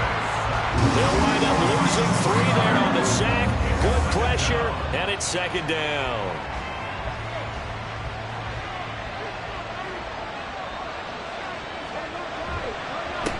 They run the counter. It's Ross, and he is met in his tracks behind the line of scrimmage. Third down, now even tougher. 3rd and 13 after that loss of a yard. Not an easy spot here. They'll be in search of 13 yards to try to pick up the first. Now on 3rd and long, they'll look to throw. He's got his target. That's complete. And they're going to get this beyond the 40 before he's taken down. A big play there as they get the conversion on 3rd and 13. Big hook up there. Forced to throw it on 3rd down. The connection's going to keep the drive alive and also keep the clock moving. Yeah, and from a defensive perspective, didn't get a sack, didn't knock the ball free, didn't break up the pass. The clock keeps running on you. You're in a dire situation now. On 1st down. It's Ross, and able to work about 5 yards out of this as he's taken down up near the 47. Under 4 to go now as the clock runs and they come up on 2nd down.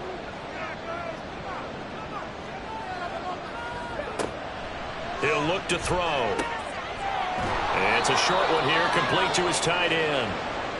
And we're going to stop play here, at least momentarily. It looks like there is a 49er who's in some discomfort. Hopefully, obviously nothing serious here. Medical staff, though, going to take a peek, and we'll take a break.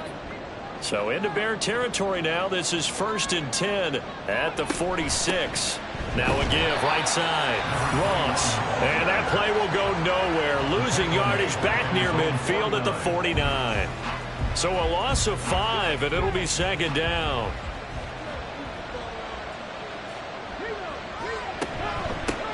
They'll try and run some clock here as they keep it on the ground. And just 1 yard here from the 49 to the 50. Well, praise has to go to the guys in the offensive line because they've had a very nice, productive day running the football. How about that poor defensive line? They've been knocked around the entire game, and while they slowed them down on that run, can they continue to do so? Because they haven't had much success throughout the... That's caught inside the 20. Touchdown, 49ers. A great effort there. With his 2nd touchdown of the game, 4th of the year. And the Niners are looking to run it to 5-1 on the season as they add to their 4th quarter lead. Well, I've heard you use the term put-away drive, and that right there seemed like the definition of a put-away drive. Yeah, it certainly just pops right up out of the book, doesn't it? Because up 2 scores already, just wanted to possess the football, keep converting and picking up 1st downs. And if the drive ends in 3 points, that's terrific. If it ends in a touchdown, fantastic. Moody good with the extra point. And the lead is up to 18 now. This fielded right at the goal line. And he returns this to the 22. The Bears offense now gets set to head back onto the field. Well, this game, it has had no shortage of offense. They've been able to put up a decent amount of points on this side, Charles. They just have not been able to keep pace with the other offense they're going against here. Yeah, that's a good way of pointing things out because now it's not a total loss because, as you said, they've scored some points, so there's some plays they can build on, moments where the game plan actually worked.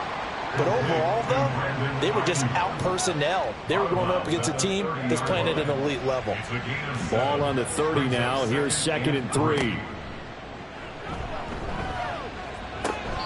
And on the left sideline, he caught it, but out of bounds, according to the head linesman. Incomplete, so the ball a little late getting there, and it's 3rd down. On 3rd and short, they'll try and pick it up through the air.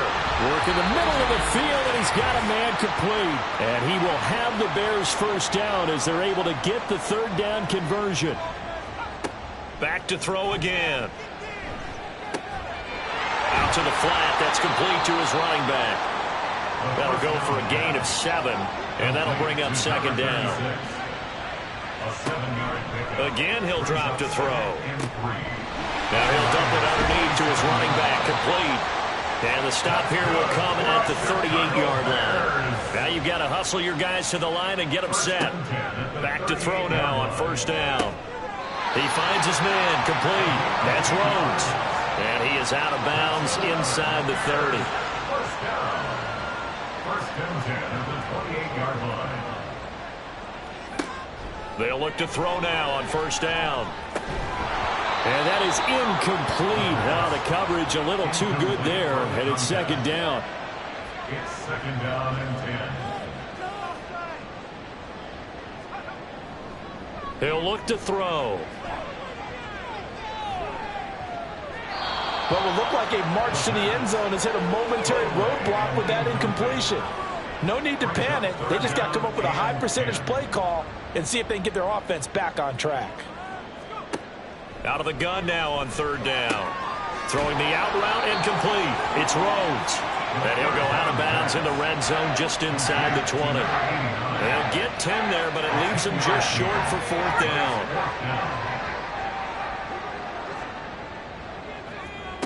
As expected, they're going for it to keep the drive alive. Able to find the open man. That's complete. And the Bears are going to have 1st and goal as they try to finish off this drive with 6 points. They go play action here on 1st down. Got his man, and it's caught for a Chicago touchdown. Brandon Ayuk with his 2nd touchdown of the night. And the Bears are able to make some inroads here to that deficit.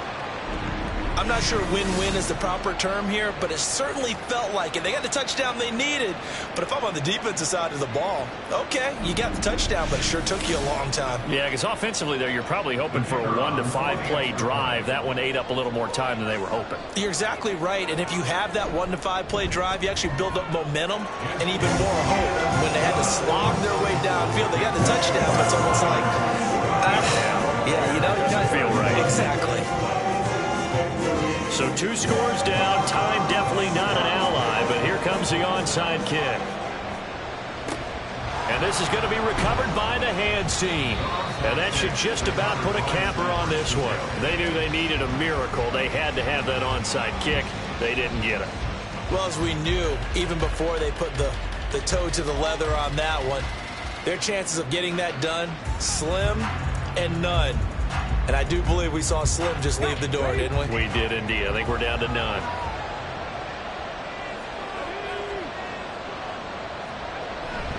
We've got to have 2 hands on the football here as they run on 1st down. Now a timeout called for by the defense as the clock will stop with 34 seconds to go in the game. He's going to get it again. Just looking to get forward and protect the ball. Now the Bears going to use the 2nd of their timeouts.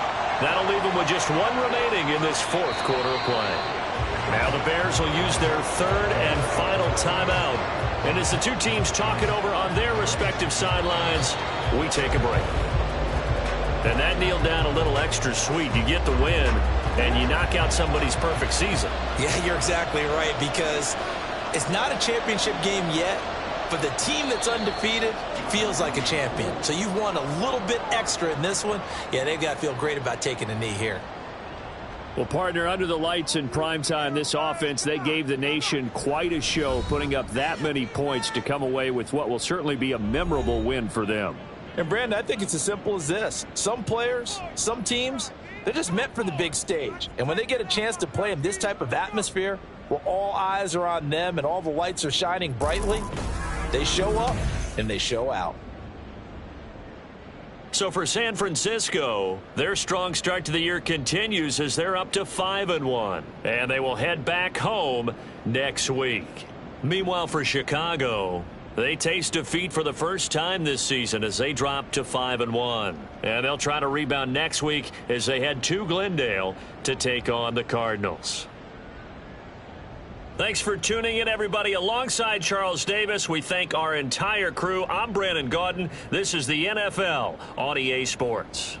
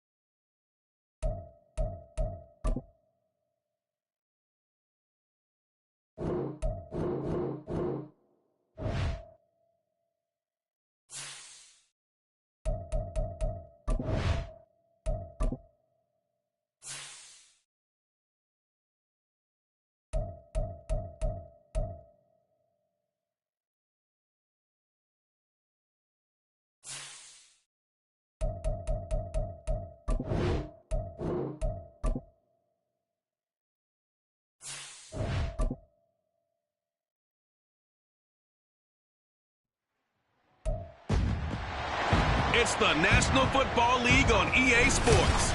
And we've got the Dolphins' creative quarterback. He's coming off a quality showing last week, well over 300 yards in that one. It's the Dolphins and the Bucs, and it comes your way next on Madden Football.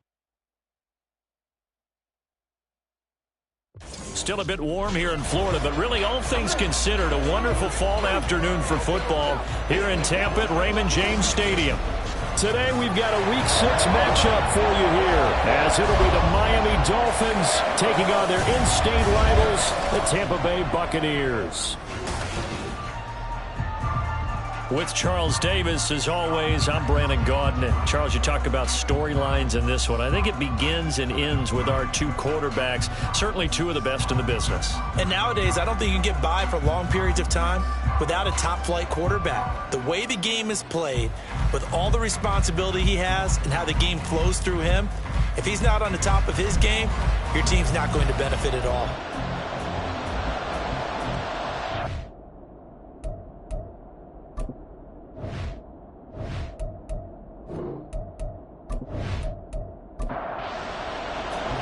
Set to go now in Week 6 of the NFL season, and we are underway on EA Sports.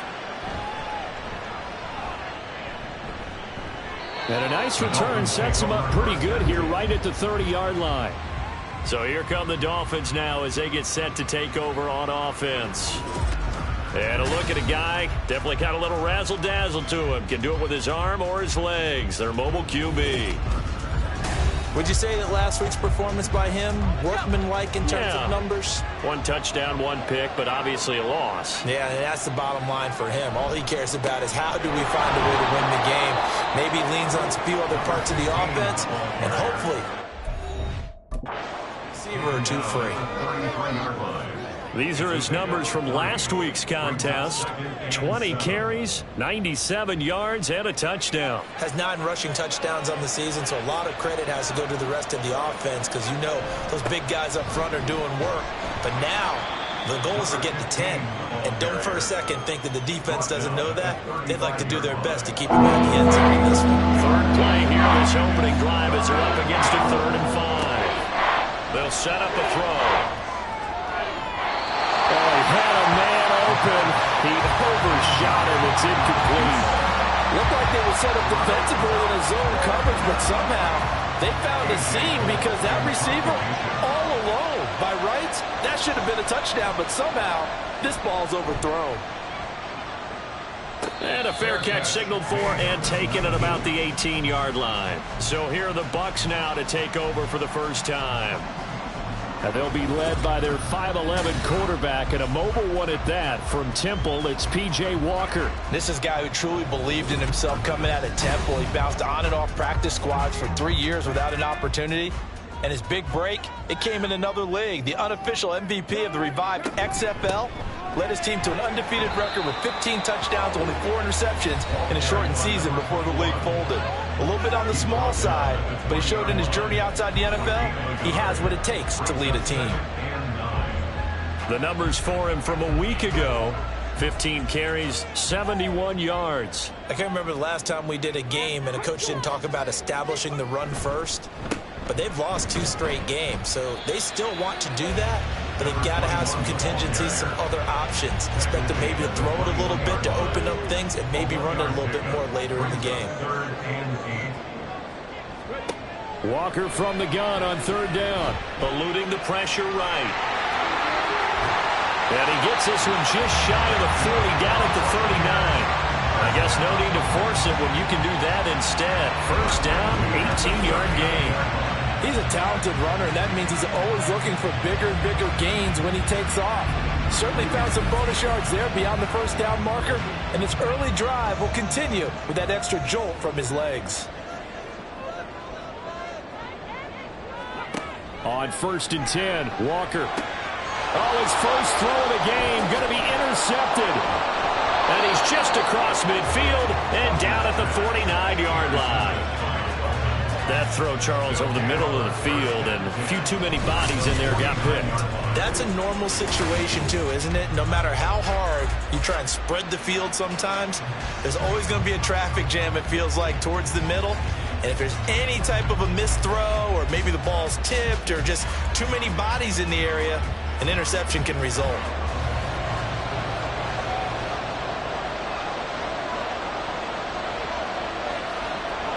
They'll try and start this drive in the air. Finding his target, it's Trey McBride. And brought down, but able to get it to their 30-yard line. They went 3 and out on their first drive. Things already looking better here, 1st and 10.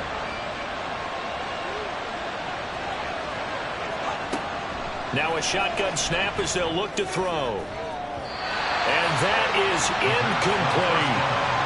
The Dolphins at 3-2, a game over 500 here to start the season. But they come in losers of 2 straight, so trying to turn things around here. And you just mentioned 2 straight, and when you're talking about 2 games, that's nothing to panic about. They feel like they've been a little bit unlucky in the last couple. This is a club that's more than capable of turning things around, and I expect them to put it really well here. Here's 3rd and a few inches. Looking to throw. That is caught. And brought down, but not before they get it inside the 10 to the 7. They're able to convert on 3rd down, and that sets up a 1st and goal. That's a sharp throw right there on 3rd down. They're looking to get the first points of the game, and they certainly don't want to be on a field goal. So that's a nice job to get the hook up and set up a 1st and goal. Back to throw. He's got it. Touchdown, Dolphins. Trey McBride with career touchdown number 75. And the Dolphins are on the board first here on the road in Tampa. You got to figure down by the goal line. This is where a tight end earns his money, in the high traffic area. And he's able to work free in the middle of the end zone and grabs that one for a touchdown.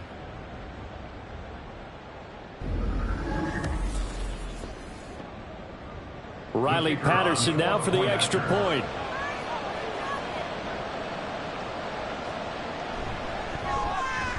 And that makes it 7-0 Dolphins.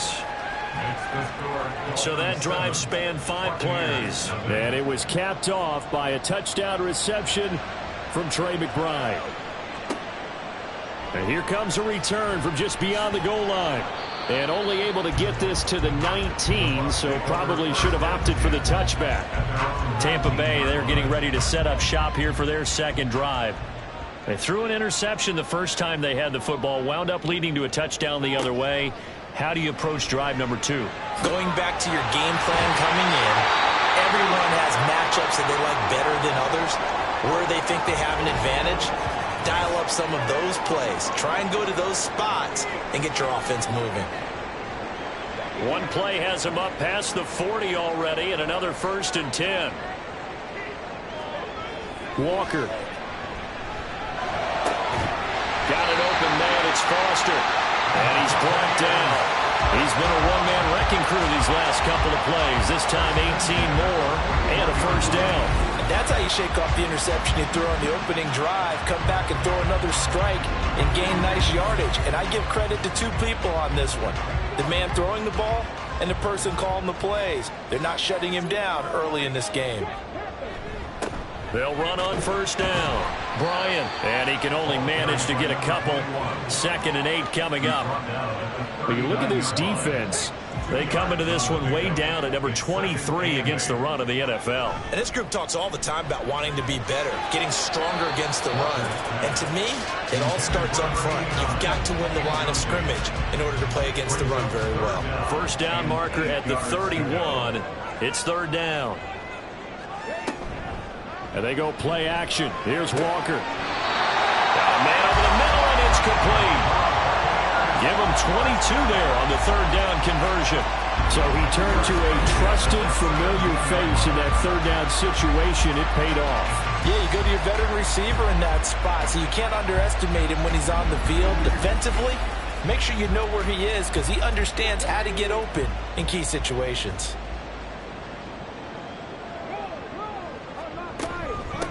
On first down, it's Bryant.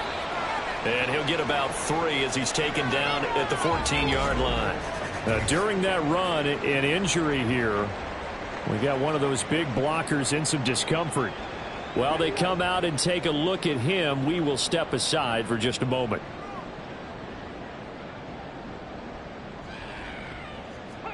Second down, here's Walker. And he can't get rid of it. He's taken down. Now play number 8 on this drive, and they need 9 yards to pick up the first on third. Now Walker. He's got his running back out of the backfield. And out of bounds all the way down at the 3. They're able to convert on third down, and that sets up a first and goal.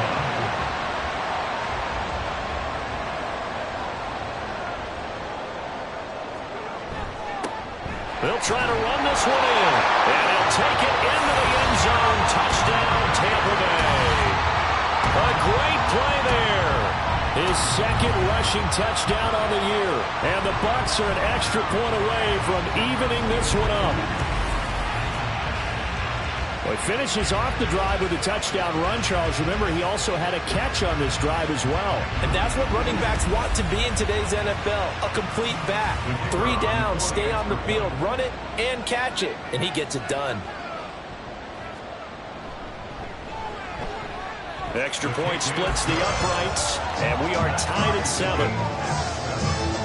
That time, a 9-play drive, and it ends with a 3-yard scoring run. So all even at 7 now as they kick it away. From a couple yards deep, he'll bring it out of the end zone. And the decision to come out of the end zone is going to cost him 5 yards as he's taken down right at the 20. Miami's offense set and ready to go. A lot of time for this unit to game plan on the sideline after that drive that they watched the other side just score. But remember, last time they were out, they scored as well. We'll see if they can seize that momentum right back. And they have had a lot of time to cool off from reaching the end zone the last time. So have they been able to keep themselves mentally sharp and into this game, even though they haven't been on the field? And you and I both know, one big play, though, gets them right back up to that level. 2nd and 2. Over the middle, that's caught by Scott. And he gets this one just shy of the 40. They'll mark him down at the 39. Back-to-back good plays have him on the move on first down. Here's a play fake as they set up to throw. And it's knocked away and incomplete. Zone coverage there, and they were playing deep. That makes it obviously a little bit harder to run by guys. And that time, there was not much of a window to get the ball in there, and it winds up incomplete. Down the throw here, complete on the right sideline. And he'll be stopped right at midfield. His first catch of the game, good for 11 and a first down. From the midfield stripe, they'll look to throw. A short one here, caught by McBride. And they'll get him down after a pickup of 8, 2nd and 2. Brandon, perfect defense in this situation would have meant that there was an incompletion. They would have picked it off. Okay, so they gave up the completion. But I really enjoyed watching how the defense stayed in sync, stayed in great communication. And as he dragged across each zone, you see him pointing, communicating. There he is, and they passed him up to each defender. Ended up making a nice play. It was complete. Trying to keep the drive going here. This is play number 7 on 3rd and 2. Hands it off out of the gun. And he is going to have the Dolphins first down. At least it appears that way. And he got it by maybe the length of a football.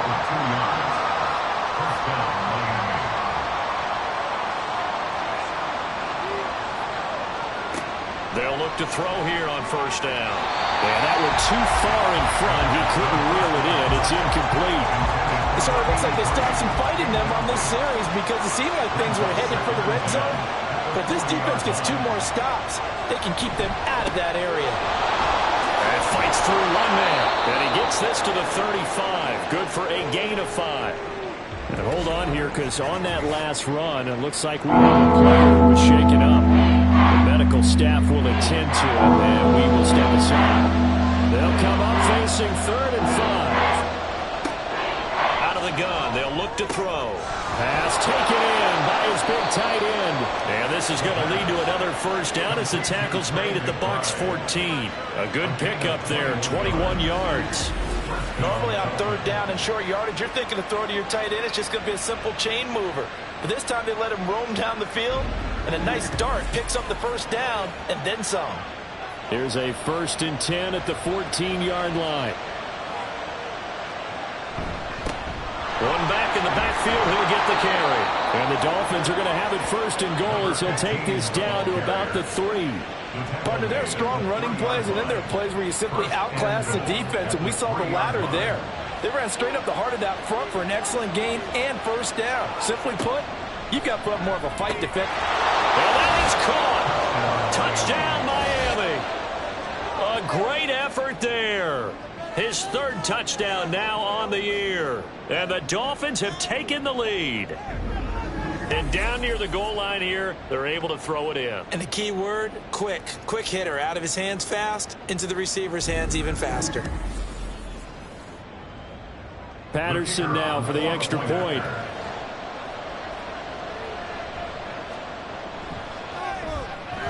It's up and good, and it's 14-7 now here in the first quarter. So that drive, 12 plays in length, and it winds up in 6 points for the Dolphins. The kicking team out for Miami as they will send this one away. And he'll decide to not bring this one out as their drive will begin at the 25. Here comes the Tampa Bay offense now heading back out onto the field. Well, partner, fast forward with me for a second. Remember, next week they have the open week, so they're going to get some extended rest. Does that change how they manage the rest of this one? I think it does a little bit, but not by too much, because you're right. You get the extra rest, you get a chance to heal up and kind of, do a little bit of a reset for this team. But it's also 7 extra days to think back to the last time you were on the field. So now, a little more importance on what they're getting done because they carry it with them for essentially 2 weeks. Through one quarter, 14-7 our score. Second quarter now in Tampa Bay. It's the Buccaneers in control of the football as they've got it with a 1st and 10. Off the play fake, Walker. And incomplete, a drop there in the middle third of the field. That'll bring up 2nd down. Brings up 2nd and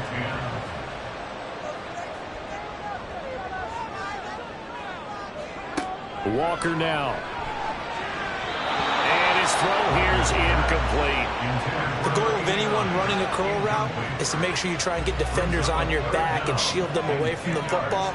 But sometimes even when you run a good route, the defense finds a way to knock it away. Walker. Oh, he had a man running free, but he overshot him, and it's incomplete. And there, even if you've got to take something off that throw so that he slows down to catch it, that's far more preferable than what happened there. A big miss on what should have been a touchdown. And no return possible here as they angle this one out of bounds. There again is the running back as he trots onto the field. He's over 40 yards here in the second quarter. Been nice and effective for them, hasn't he? He has definitely been dependable, and really shouldn't underestimate what he's getting done here, because anytime you're on a pace that's going to approach 100 yards, you've really done some damage in an NFL game. Well, now he's looking just to add to his totals. Now it's 2nd and 10.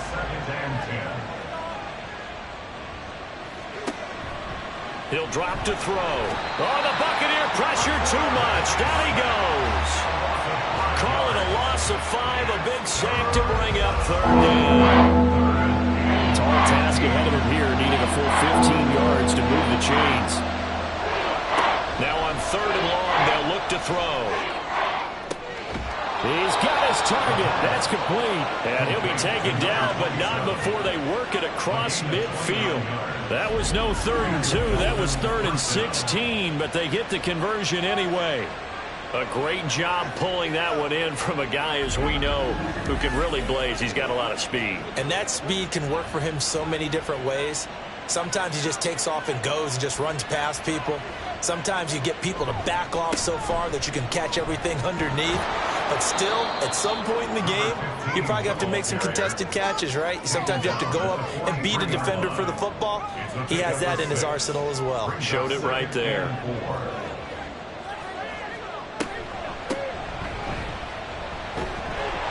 And he'll be brought down at about the 42. Whenever we talk about the best strong safeties, one word constantly comes up, and that's instincts. Being able to diagnose run or pass and make the appropriate moves. He crashed down hard there. He was ready for that running play. Short one here, caught by McBride. And he'll go out of bounds after taking it a little further down inside the 40. And just 3 yards on the catch there. He couldn't get away.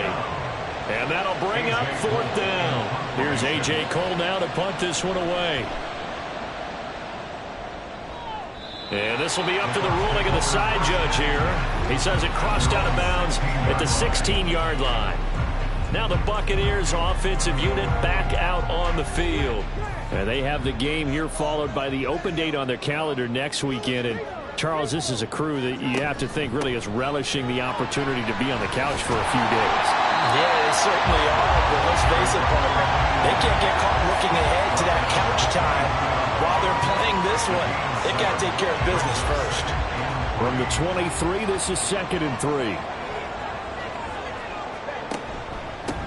They'll keep it on the ground. Bryant. And he stopped after a gain of 1. Not enough. Still a yard to go on 3rd down. The offense on 3rd down, they've been good. 3 for 4 thus far. They need just a yard here. It's 3rd and 1. Up the middle they go. It's Bryant. Boy, no chance as he was met and dropped behind the line there.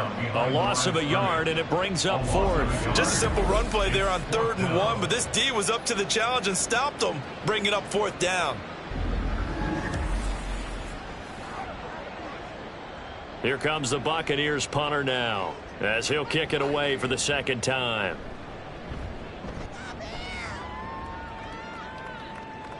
And a fair catch call for and made just inside the 35-yard line. It'll be a 39-yard punt, no return, and it'll be Dolphin football. 1st down Miami as they get set to start the drive. Obviously not the intended goal last drive. They had to punt the football, but still they've got the lead here, and now a chance to add on to that lead if they can get points on this drive. 1st and 10 upcoming. 2 yards to go, 2nd down. Brings up 2nd and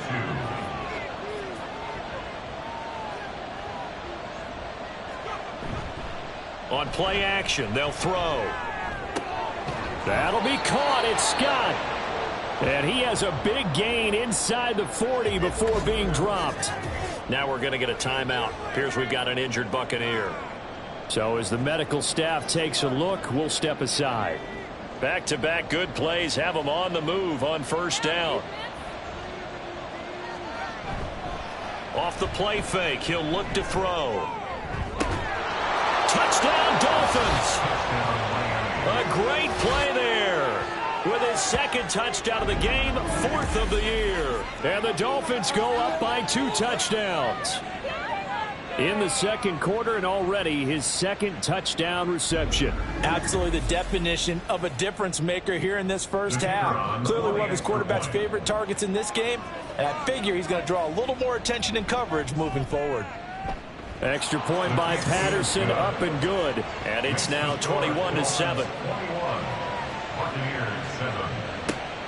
This taken in right around the goal line. And able to get this across the 20, but not much further as he's dropped it to 23-yard line. And Tampa Bay trots out there now. Defense got the better of them last series, forcing a punt. See if they make a few changes in the game plan here and try to get points out of this drive. 1st and 10. Play action now. Walker. Blitz coming, and down he goes. It looks like a loss of right around 11 there on first down to set him back on second. Well, if the goal is to get back into this game, the offense is certainly moving in the wrong direction. This is certainly a case where one team needs big splash plays right now, but unfortunately, it's the other team that's getting them. Well, they're in some hot water now. After that sack, it's 2nd and 21. Now Walker. And that'll fall incomplete. He was hit just as he let that go. And now it's 3rd down. It's now 3rd down and 1. From the shotgun, it's Walker. Looking left side, and he's got a man. That's Bryant. And he'll be out of bounds right around the 20. They do get 7 out of that, but not enough to prevent a 4th down. Here comes the Buccaneers punter now, as he's on here to punt it away. He's been a busy man here in this first half as he gets it away. And taken right at the 35. 43-yard punt, but they get 9 back on the return. And it will be 1st and 10 as they take over. Getting set to go again as we look at the back heading onto the field again. And he's well on his way to a 100-yard game. He's already more than halfway there. We're only in the 2nd quarter. And what I've always loved about running backs is they'll tell you, I had no idea how many yards I had. Right. Those guys have an innate sense of where they are in a ball game and how many yards they've accumulated, because you know they're always working towards 100. He's been working well towards 100 here. Here's a 2nd and 7. Over the middle, and it's incomplete. That is the first time that they've targeted him that he has not come down with the catch. He's caught everything that's been thrown his way. A dominant pass receiver that can break down any defense, because when he's doing that kind of work, it really hurts you on the back end. And even though it's an incompletion there, I think they're going back to that well. Give him 7 on the tuck and run, and it'll get him a new set of downs. With nowhere to throw it, decided to scramble, and a nice job, CD. Got the yardage that he needed. Yeah, and his teammates are certainly going to appreciate that effort, even if his coaches don't, because they would have wanted... Taking it right down Broadway. Down to the 10. And all the way in for a Miami touchdown. A big play there. 45 yards. And the Dolphins have moved out in front by 3 touchdowns. Well, what a first half he's had running the football. Another terrific run there, and this one finds the end zone. Well, we know he's a guy who's capable of coming up with big plays in the running game, and his offensive line knows it as well. That keeps them motivated, looking for those extra blocks to give him room to run downfield. Extra point by Patterson, up and good. And the lead now to 3 touchdowns at 21. Buccaneers 7.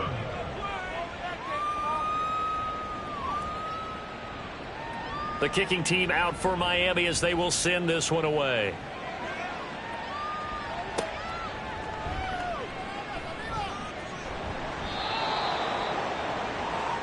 So out come the Bucs now.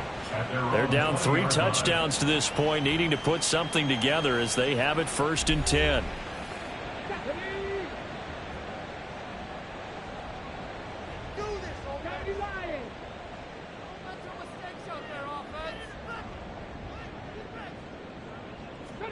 Here's Walker. Steps away. Across midfield.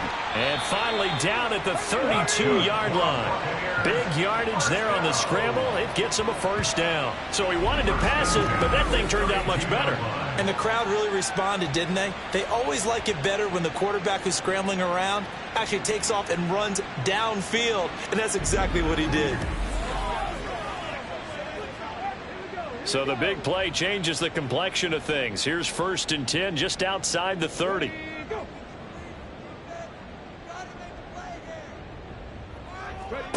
To throw is Walker. Under pressure, and he will go down. Sacked back at the 38. He couldn't get rid of it. He takes a sack for a loss of 6 to bring up 2nd down. To throw is Walker. And He's got his man in stride, complete. He'll be hit down at the 33, 5 yards on the play. Tough spot here, 3rd down and 11. Back to throw. Walker. And this is going to be incomplete. The Dolphins do the job defensively there, and now it brings up 4th.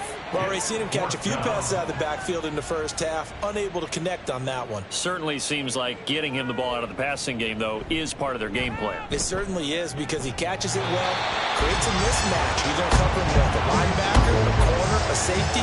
Think like he can win every battle.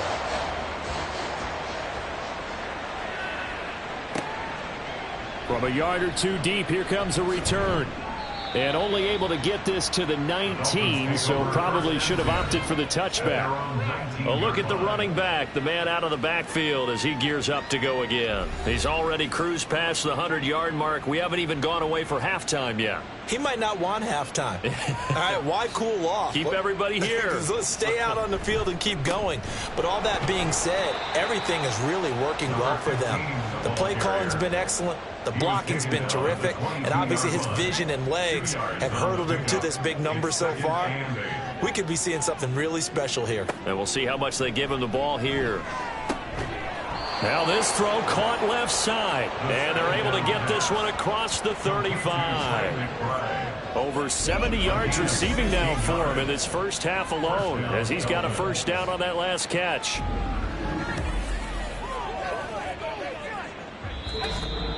And we've hit the 2-minute mark in this first half of action.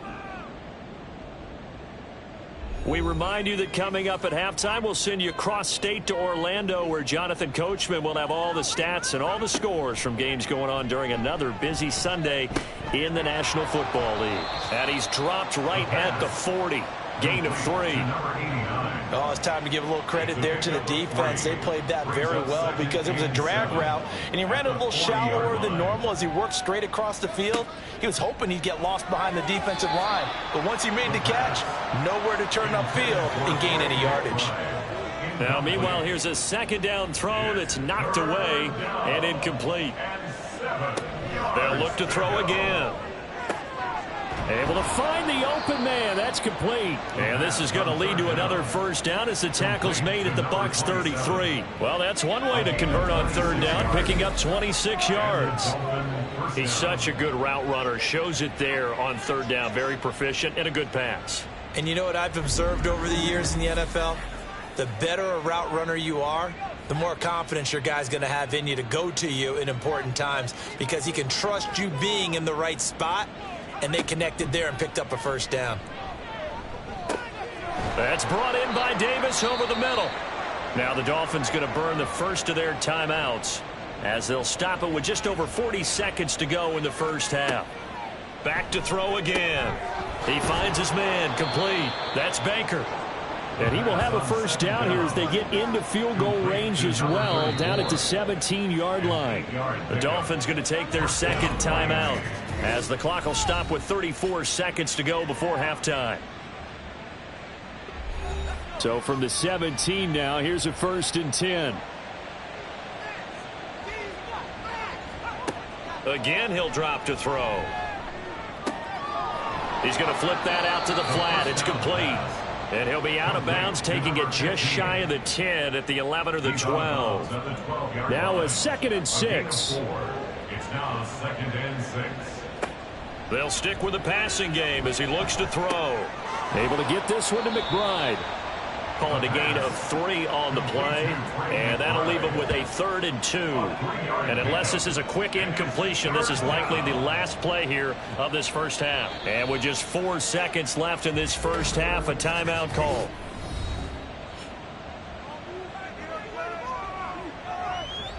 So with 4 seconds to go in the half, here's the field goal unit onto the field. From the right hash here, should be an easy one. Patterson's kick is good. And the Dolphins will add on to their lead. So he's been automatic to this point of the season, and he connects on the field goal there. And what a luxury it is to have a kicker you can depend upon, partner, because he hasn't missed all year long. Converts on that one as well. And kudos to you. You didn't jinx him.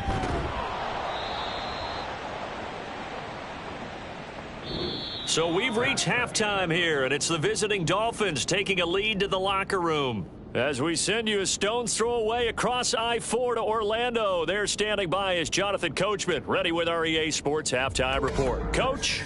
All right, Brandon, thanks. A few teams starting to rise to the top as it's time to take you around the NFL here in Week 6. We'll start up at Gillette Stadium in Foxborough, and it's the Patriots with the lead in that one. The Pats locked in a tight one, but this is a game you feel they've got to have. From there, let's head off and check out a second game. And this one going the visitors' way as the Cardinals have the lead in that one. The Cardinals seem to be on their way to what would be a good victory. Finally, let's get to the country music capital of the world and see what's happening with the Titans at home in Nashville. And this one going the visitors' way as the Texans have the lead in that one. The Texans trying to finish that one off and claim victory.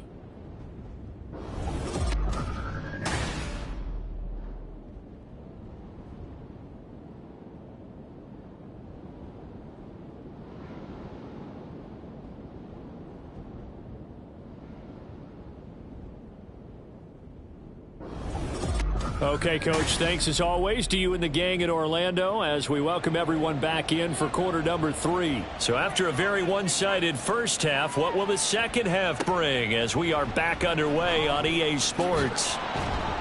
And not much happening on the return as he'll get this to about the 23. The Bucs offense set to begin this third quarter. And you have to think, Charles, down 3 scores already. They need to play an almost perfect second half to have a solid chance. And that absolutely starts with finding some way to put together a touchdown drive here. They need to be smart, fast, efficient, get the ball to the end zone, and do it again multiple times in order to have a chance to win this game. A big hitter to start the drive has him up near midfield here for 1st and 10. They'll run on first down. Bryant, and he'll maneuver his way forward for about 4. 2nd and 6. From just across the midfield stripe, here's 2nd and 6. 2nd and 6. They run the counter. It's Bryant trying to run inside, but nothing there. No gain on the play there, so they're left with a 3rd down and 6.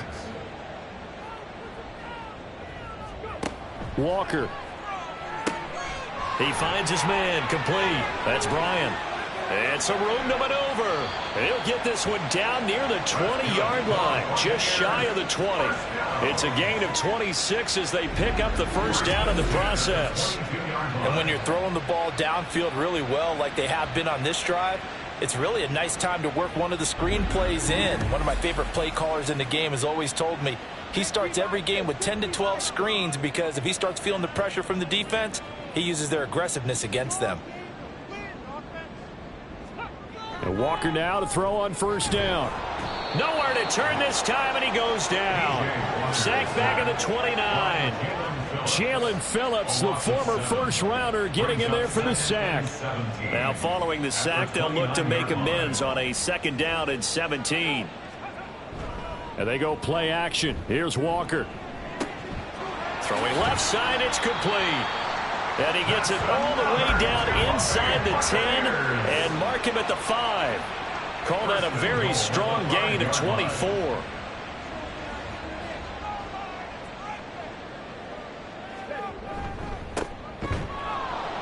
And he'll get this one back to the 5-yard line, but no further than that. No gain on the play that time, and it sets up 2nd and goal. Leads to 2nd and goal at the 5-yard line. Now Walker. Rolling to his left. And he's into the end zone. Touchdown, Buccaneers. P.J. Walker. A 5-yard touchdown run. And the Bucs are able to cut into this lead as they score on the opening drive of the second half. Hey, you're down on the scoreboard, but now your offense is in close, and this is where, as a quarterback, you say, I've got to make a play here. Doesn't matter whether it's a pinpoint throw or a scramble like this one. He takes matters into his own hands and delivers a touchdown run. Extra point right down the middle, and the lead will be cut down to 14. So that drive takes him down the field in 8 plays. And it's finished off with a 5-yard touchdown run. The Bucs ready for the kickoff. And here we go. It's in the air. Taken at the goal line. And taken down just past the 20 at about the 21-yard line. So now the Dolphins set to take over on offense. They lost 2 straight coming in, but good news for them right now. They've got the lead and the football.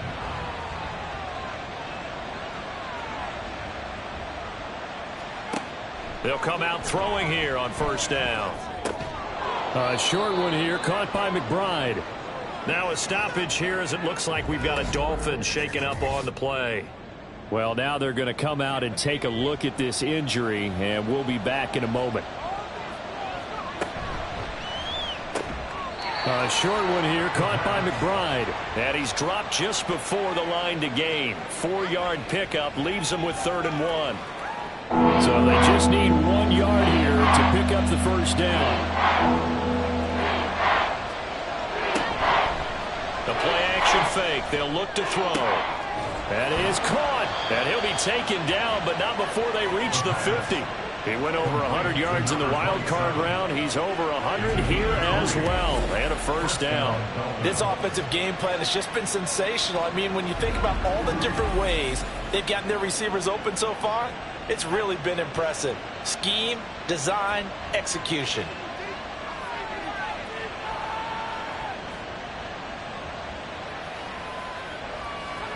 From the midfield stripe, they'll look to throw. This is taken in by McBride.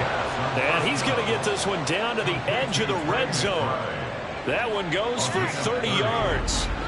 Another big play right there, and this is where, as an offense, you can really put the hammer down. You've got a double-digit lead, but those other guys, they've been hanging around. A touchdown here could put this game out of reach, and that's a strong step towards getting it done.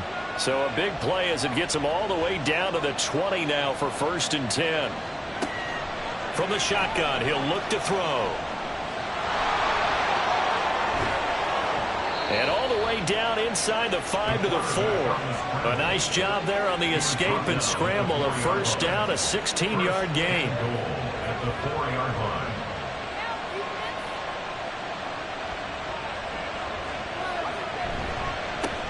Here's a give up the middle. And he will push his way forward down to about the 3-yard line. Only a yard that time, 2nd and goal. It's a gain of a yard. Brings up 2nd and goal. And they'll run again. And this time he's going to lose yardage as they push him back to the 4-yard line. It'll go as a loss of a yard, and it'll set up 3rd down. That's a really alert defense there because they saw the heavy look come in from the offense, countered it with extra linebackers who brought a little bit of speed and heft, and able to really make a... He's got it. Touchdown, Dolphins. From 4 yards out, as his guys are able to push that lead out a bit further. Boy, he has been fun to watch throwing the football in this one. It's certainly not fun for that defense, though, Charles. Now up to 4 touchdown passes in this ball game. Yeah, we're supposed to be neutral, but I'm feeling their pain right now because he has absolutely carved up this secondary. A clinic on how to attack a defense and take them out of the game. Extra point by Patterson, up and good. And the lead now to 3 touchdowns at 21. Buccaneers, 17. The kicking team out for Miami as they will send this one away. This taken in at the goal line. And he'll be brought down shy of the 20, so the decision to bring it out of the end zone, not a good one. Now the Buccaneer offense gets set to take over. They did what they had to do to start this 3rd quarter, went down, got the touchdown to cut the lead, but the matching touchdown a moment ago, and we're right back where we started at halftime. Yeah, you're exactly right, partner. They had a little bounce in their step after scoring that first touchdown, but the defense gave one up, and that's the problem right now. Can they get better play from their defense while they continue to score on offense? From up near the 40 now after the big play to start, here's another 1st and 10. Now a handoff up the middle. Bryant. Yeah, boy, this defense again really making things tough on him as they stop him for no gain. Here's 2nd and 10. No gain on the play. 2nd and 10 at the 39. Walker now steps away to his left. A solid stiff arm. And he's going to get this all the way down inside the 35. Big yardage there on the scramble. It gets him a first down. This guy's proven himself to be one of the best in the NFL. He brings an added dimension to their offense with his ability to read defenses and know when he's able to pull it down and take off and go.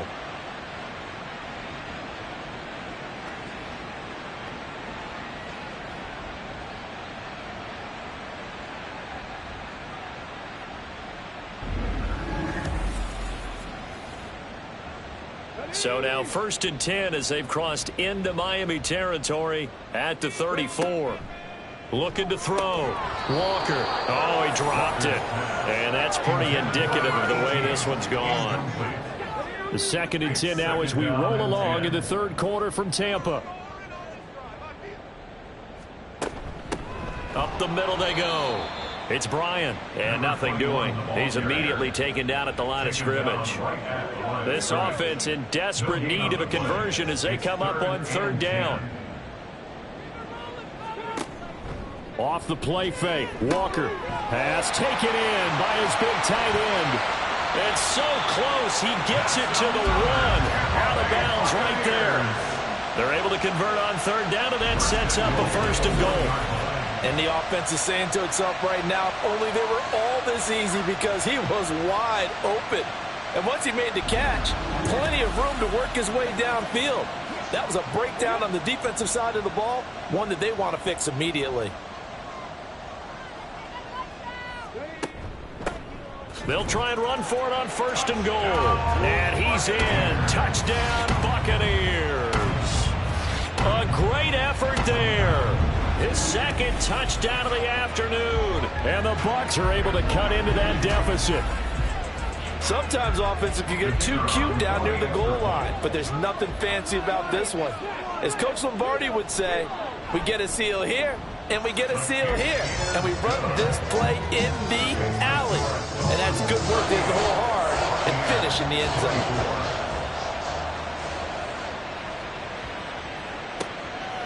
And there will not be a return here. It's a touchback, and it'll come out to the 25-yard line. There again is the running back as he trots onto the field. He's been a good workhorse. I know we use the word workhorse a lot, but he's been a good workhorse for him in this one. No doubt about it, and there's nothing wrong with that. That's what you're looking for if you're a back, because that means everything's come together for you. The big guys up front have created space. You've run through it. You've probably got some help even from the wide receivers who want to catch passes as opposed to block, but they're helping out too. Yeah, everyone's pitching in. He's had a good game. Brings up 2nd and 8. On 2nd down, they'll run it here. And he'll take this up near the 35, maybe the 34. 113 yards for him on the ground now as he has been terrific here this afternoon.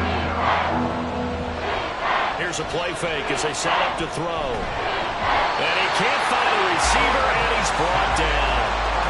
It'll be a loss of 8 on the sack, and it's going to lead him to 4th down. They dialed up a 3rd and 1 blitz defensively. It worked. Yeah, and a lot of people would think, hey, they thought pass and they guessed right. In a lot of cases, you bring the blitz just to mess up the blocking on a running play. Instead, in this situation, the run wasn't there. They just followed everything right back to the quarterback. Here's A.J. Cole now as he's on to punt for Miami.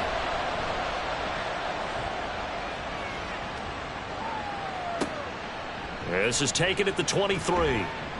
We'll call that a 49-yard punt, but a net of just 39 following the 10-yard return. And the Bucs will get ready to go on offense. Getting set to go again as we look at the back heading onto the field again. He is hoping to find the end zone for a 3rd time, and we sit now in the 3rd quarter. And nothing would excite him more, but I think even more so, his offensive line. Anytime you've got a guy scoring that many times, that means you've done a really nice job in front of him. You're always giving props to the big fellas up front. It's always a good idea. Those are some massive men. Now a 2nd down throw for Walker. Firing quickly here, and that's complete. And to the 36-yard line, taken down there after getting 8 yards. Brings up 3rd and 7. And they're not going to get to the line to run another play. So we will switch ends as the third quarter has come to a close. We'll return with more after this. This is the NFL, and it's on EA Sports. This offense so far on third down, 5 out of 9 thus far. This is 3rd and 7. Got an open man. It's Foster. And able to get this one across the 45 before he's brought down.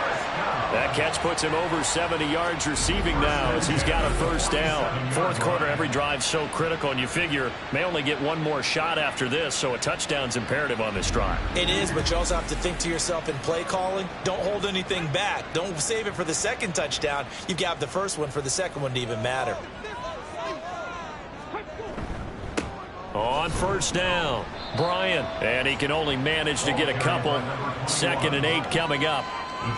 You've got to be impressed by that defensive front on reps like those. They were not being moved off the line, kept their shoulders square, and gave their teammates time to fight to the ball and limit that gain.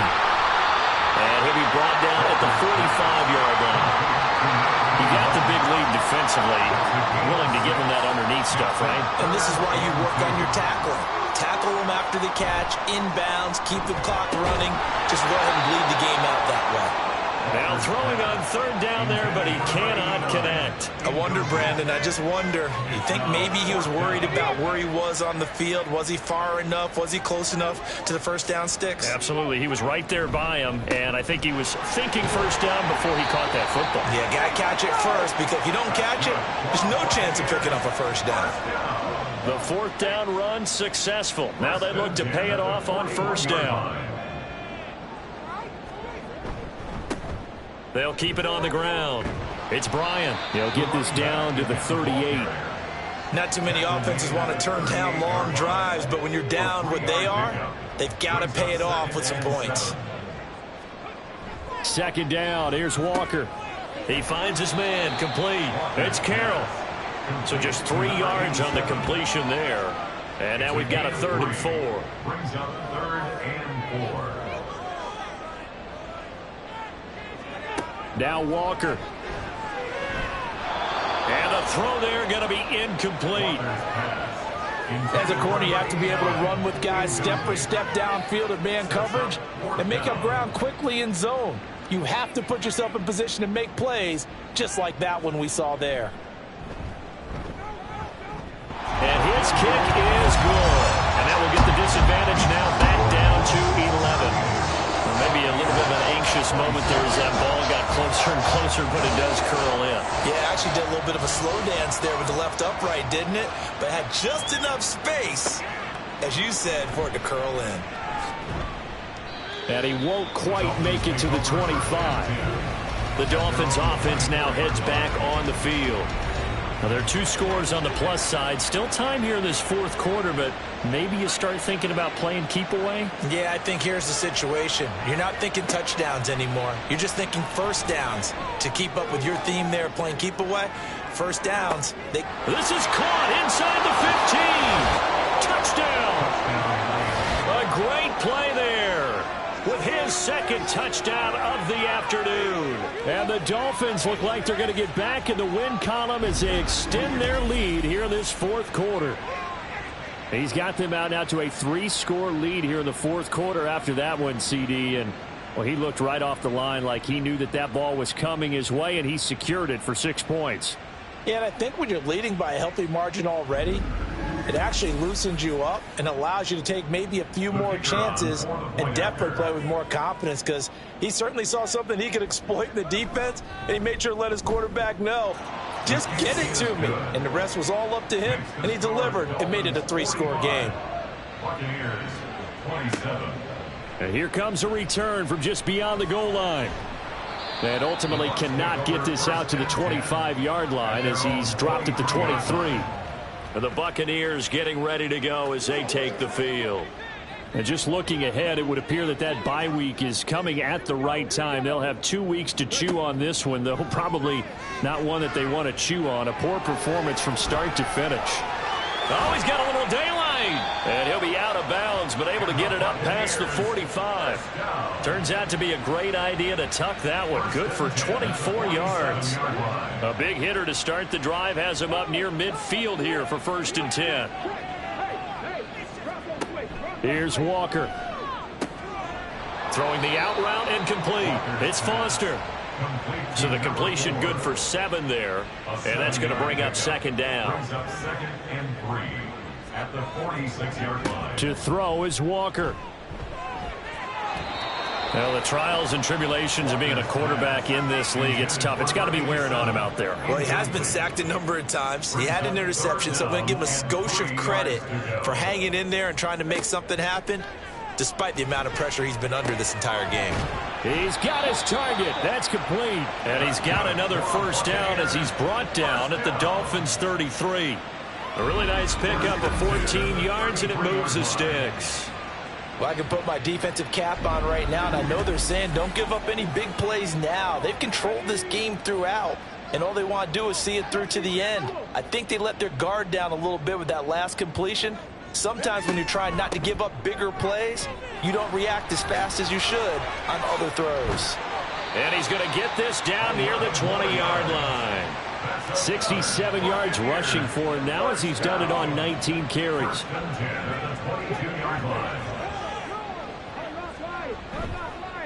Right back to him on 1st down. It's a 6-yard gain on the ground, and that'll make it 2nd and 4. Consecutive positive runs for him on the last 2 snaps. He certainly appears to be trying to put the offense on his back and just move them down the field when his number is called. The way he's running it, I keep going back to him. A gain of 5, good enough for the 1st down. 1st and 10 at the 11-yard line.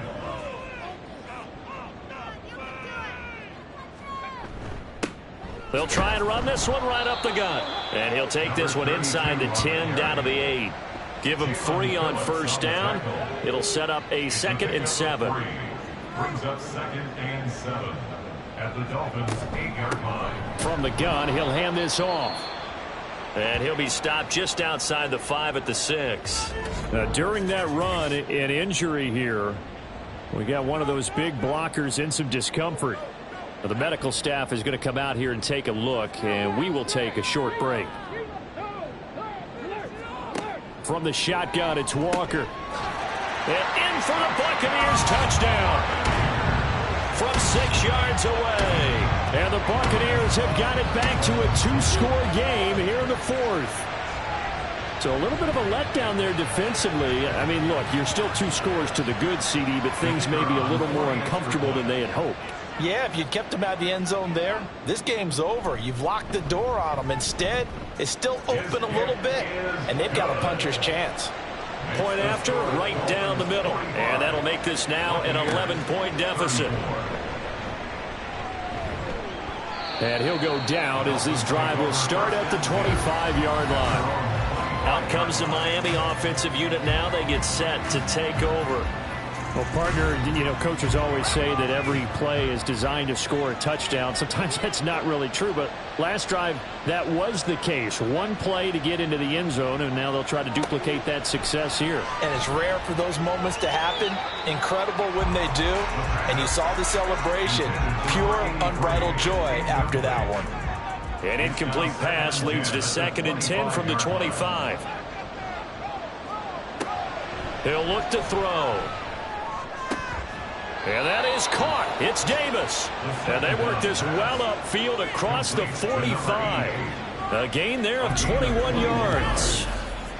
But when you're up by 2 scores in the 4th quarter and you're going to throw the football, expect to see a lot of man coverage, because usually what comes along with man coverage is pressure. So if you're a play caller and you want to keep throwing the football, that's fine. Just make sure your offensive line understands they're going to get additional guys running at the quarterback. That'll be caught. It's Scott. And he is tackled inside the 40, not quite to the 35. 17 more yards on that one as they keep the drive rolling. So from Buccaneer territory now, it's 1st and 10 at the 37-yard line. They'll try and run some clock here as they keep it on the ground. He's going to go out of bounds, but he takes this one down just shy of the 20. Another strong gain on the last 2 plays. They've moved it a combined 33 yards. Well, that's a carry they have to be satisfied with, and throughout this game, they've been satisfied with what he's given them.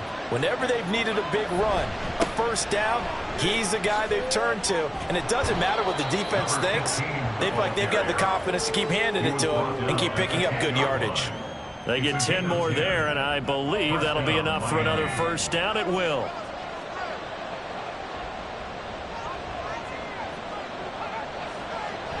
Looking to throw. And that is caught. Touchdown, Miami. A great effort there with his first career NFL touchdown. And the Dolphins look like they're about to put an end to their 2-game losing streak as they add on to their lead. Extra point by Patterson, up and good. And the lead is up to 18 now. The kicking team out for Miami as they will send this one away. From a couple yards deep, he'll bring it out of the end zone. And no alley to be found. The coverage was solid, and he's dropped at the 18. Back now comes Tampa Bay. Well, we said it at halftime that they would need a nearly perfect second half to erase that deficit that they were facing, CD. But unfortunately, the second half has pretty much been a carbon copy of the first. Yeah, that early lead was almost insurmountable the way their opponent was playing. And, partner, they do have some good news, though. This one is getting close to being over, and they can try and hit the reset button starting tomorrow. Walker now on second down. Throw left side complete. That's Bryant. So they'll get nothing out of that play, and that'll bring us to a 3rd and 4. To throw is Walker. Work in the middle of the field, and he's got a man complete. And he is going to have the Buccaneers first down. They needed 3. He doubled that. He got 6. A first down throw for Walker. Throwing over the middle, and it's incomplete. This has been a rough one, to put it mildly, for him. And after this one's done, you just feel like at the post-game press conference, this team's going to have a lot of questions and definitely not a lot of answers.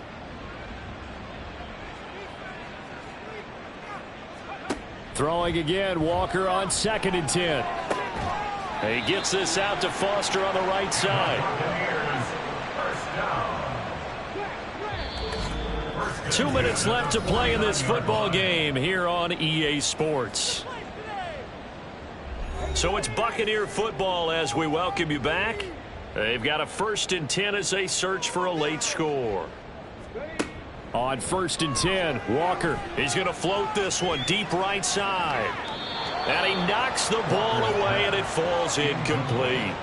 Well, these guys are not going to go out with their tails between their legs. They're going to keep taking their shots until the clock's at 000.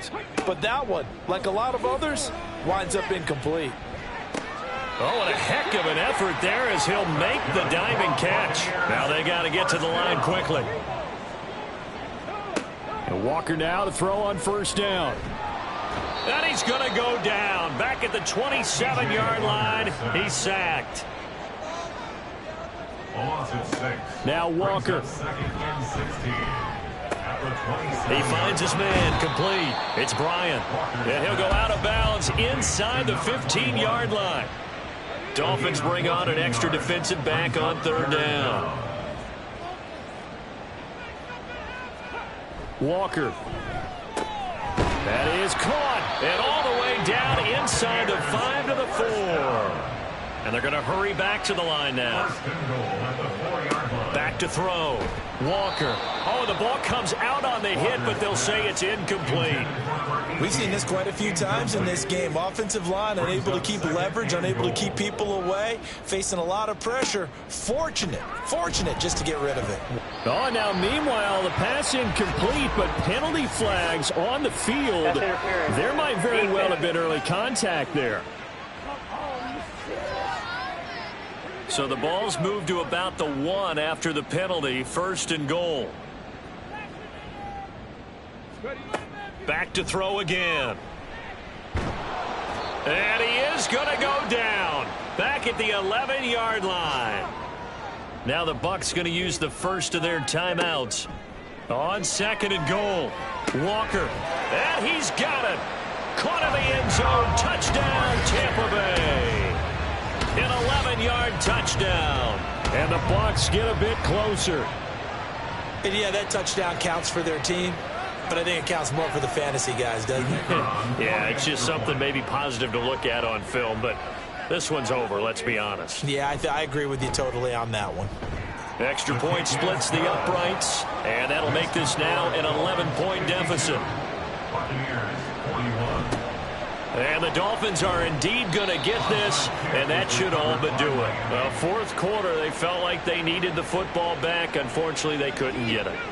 And I know we brought analytics into the game, and someone has said here that the data says that when a team's expecting an onside kick, 80% of the time, the team expecting it, they do actually recover the ball, which is what we saw here.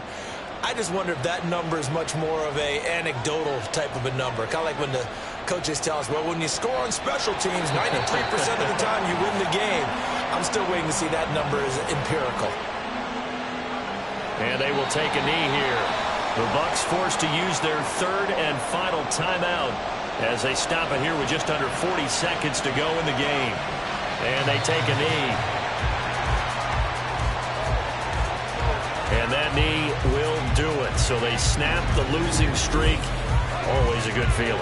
Yeah, I don't know if this one right here, when they're taking a knee, is as much exultation as exhalation, right? They just breathe a sigh of relief. Finally got a win. Needed one desperately.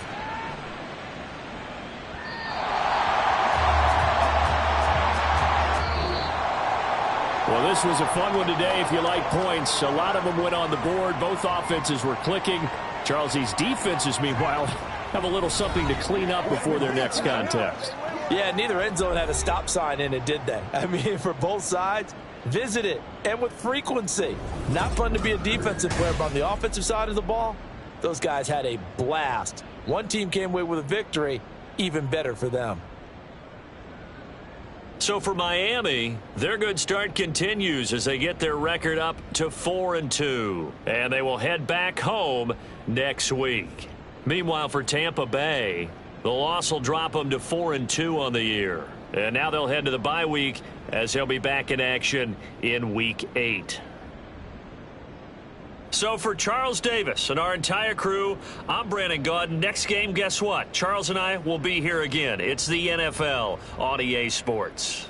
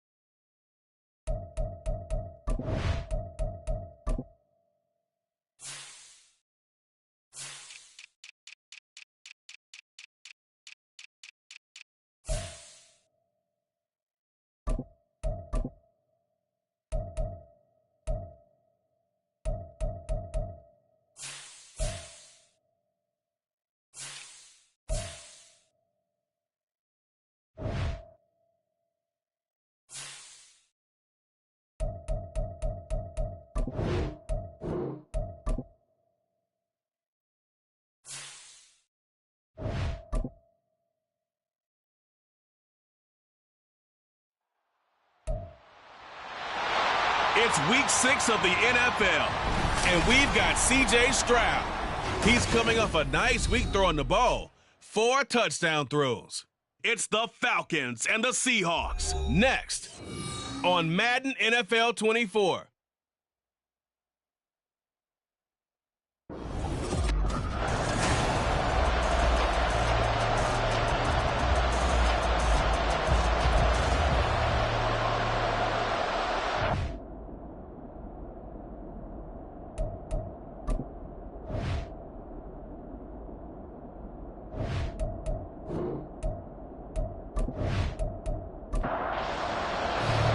Set to go now in week 6 of the NFL season, and we are underway on EA Sports. The opening kickoff will not be returned, as that will be a touchback. So here come the Falcons now to get the football for the first time. And a glance here at their quarterback, standing 6'3". And they are in rhythm on offense because of him. I mean, right now he's got everything going the way he wants to, finding the receivers the way he wants to, looking over defenses. No interceptions is the number I lock in on. Before a touchdown pass isn't so bad either. Yeah, what a game he had last week. And he's going to be dropped following a pickup of 7 past the 30 to the 32. It's a gain of 7. Brings up 2nd and 3 at the 32-yard line. They'll operate from the 32-yard line here, 2nd and 3. Stroud to throw it.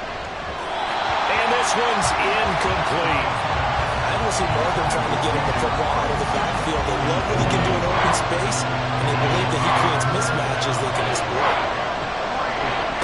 Now here's Stroud on 3rd down. And unable to connect. If he had caught it, it would have been a first down. Instead, it's 4th. Not the opening possession they were looking for, especially on the road. No doubt about it, because they wanted to come out and establish a little momentum right away. But now bringing up a 4th down, an empty possession, not what they were seeking. It's a 46-yard punt, 2 on the return. And it'll be Seahawk football, 1st and 10. So out comes this offense to take over for the first time. And led out by their veteran quarterback. He's been around a while. They don't celebrate birthdays for him. They just cut him up, see how many rings he's got around the middle. He has been in the league a long time. I tell you what, when he is on schedule for that week, secondaries take notice because you've got to stay alert back there on every snap. A truly powerful arm, one is capable of challenging any level of the defense on any given play. That's why so many scouts preach arm talent when preparing for the NFL draft. A quarterback with arm strength to make every throw in the book, he's an asset to have in any offense. From the 24 now, here's the 2nd and 8. They'll keep it on the ground. Michaels. Now we're going to get a timeout here as it looks like there's a Seahawk injured on the play. Well, hopefully, obviously nothing serious here. Medical staff, though, going to take a peek, and we'll take a break. A couple extra tight ends in the formation here as they line up 3rd and 2. Looking to throw. Tyler, quick hitter here, it's complete. And he is going to have a Seahawks first down, and he was able to get it by plenty. A gain of 8 on 3rd and 3. This has to go down as one of the simpler routes in the playbook, but oh so effective. Nice completion there. Keeps the sticks moving. So here's a 1st and 10 at the 38. Back to throw. Tyler. It's a short one here. Complete to the tight end. And he's dropped right at the 40. Gain of 3. Ball on the 40 now. Here's 2nd down and 7. Looking to throw. Tyler out of his hands quick to Jackson. It'll be a gain of 5. And it makes it 3rd down and 2 yards to go. Brings up 3rd and 2. They'll stick with the passing game as he looks to throw. And this is not going to be enough. Was in search of 2 yards and only got halfway there. And forget about the run to set up the pass. They're just coming out throwing. Forget trying to set anything up. They feel like they have the advantage. They feel like they have the matchups, and they're just attacking right now. Yep, going to the air on the opening drive. And that is very well done there, as this will be marked out of bounds at the 5-yard line. So for the second time in this one, we get set to see the Falcons offense. And they come into this one riding that nice long win streak. And remember, next weekend is an open week for them. So if they can get the win here, a lot of momentum into that time off. It certainly is. And if you're wondering if anybody's saying, boy, this is coming at a bad time, we want to keep playing, the answer can be yes. Because when teams are on a hot streak, they want to keep going. But what the veterans are telling the young guys in the locker room, an open week is always good, guys. Take it, and let's go with it. And he'll be out of bounds up past the 10-yard line. 3rd and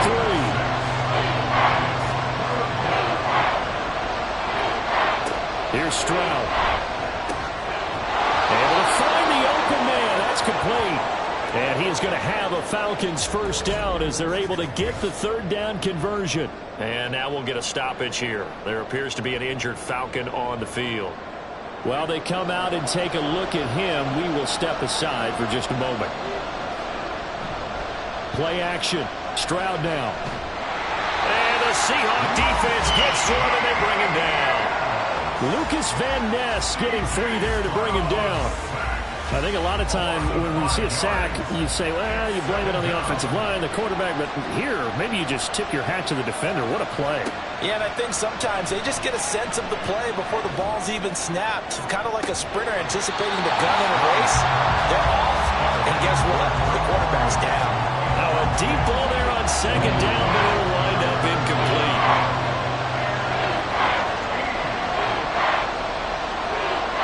Now on 3rd and long, they'll look to throw. Oh, this will be incomplete.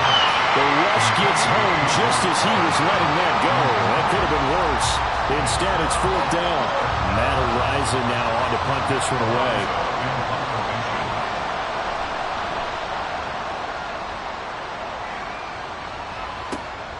Taken from just outside the 30. Oh, a nifty juke there. Not much fun for a guy trying to tackle him. They'll net only 35 here following a 43-yard boot, 8-yard return. And out will come the offense as they take over. Good starting field position here for the Seahawks as they come up 1st and 10 at the 39-yard line. They'll start this drive out on the ground. And able to get this one all the way up to about the 46-yard line. 7 yards on the pickup there, and it'll leave them with a 2nd and 3. Brings up 2nd and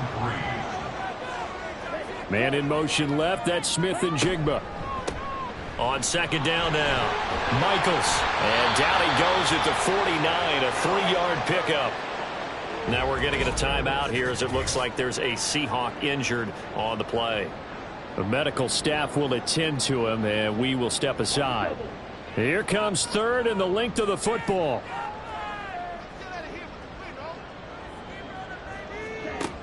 Operating from the gun, Tyler. Pass taken in by his big tight end. And he is going to have a Seahawks first down, and he'll have it by plenty as they're able to keep the drive alive on 3rd and inches. Clock rolling as we hit the midway point of this first quarter. They'll run on first down. Michaels. And good work there in open space. And he's got this all the way down now to the 32. First down Seattle on a pickup of 13.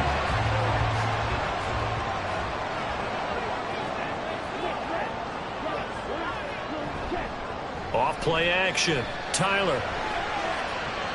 And his throw's going to be incomplete. Jackson Smith and Jigba, the one he was after there. But it's going to be second down. You talk about this Falcon defense. They enter this one down in the 26th position in the NFL against the run. Well, there wasn't anything wrong with them on that play, was there? Able to make a nice stop, cut them to no gain. The key to their defense does exactly what the defensive coordinator told you and I. They've got to be consistent.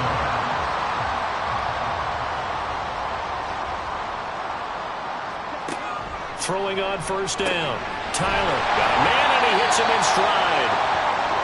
This will be a 5-yard pickup as they move it from the 20 to the 15. And now we'll get a stoppage here. There appears to be an injured Falcon on the field. So as the medical staff takes a look, we'll step aside. 2nd and 5. They'll look to throw again. He'll get this out to Lynch, complete. And the Seahawks are going to have a 1st and goal as he's taken down at about the 8-yard line. Here we go now on 1st and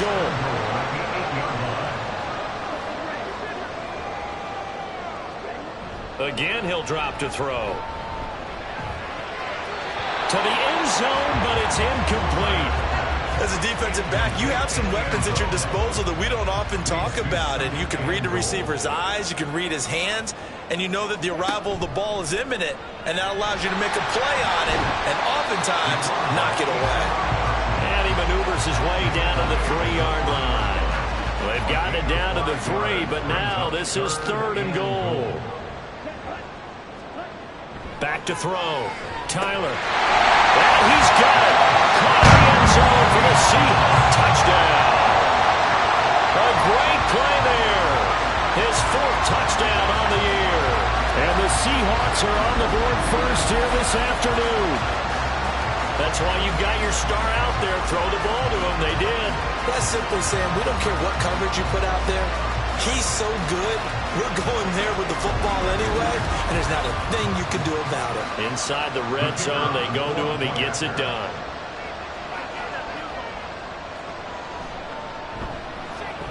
Extra point right down the middle, and that makes the score 7-0.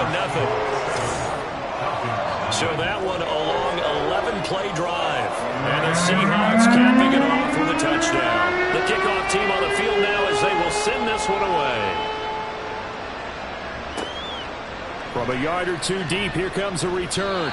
And he'll be brought down shy of the 20, so the decision to bring it out of the end zone, not a good one. Now the Falcons offense gets ready to head back onto the field.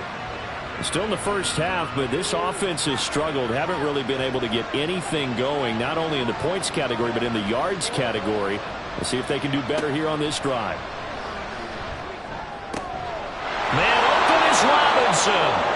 And they'll get it all the way up about 5 yards shy of midfield.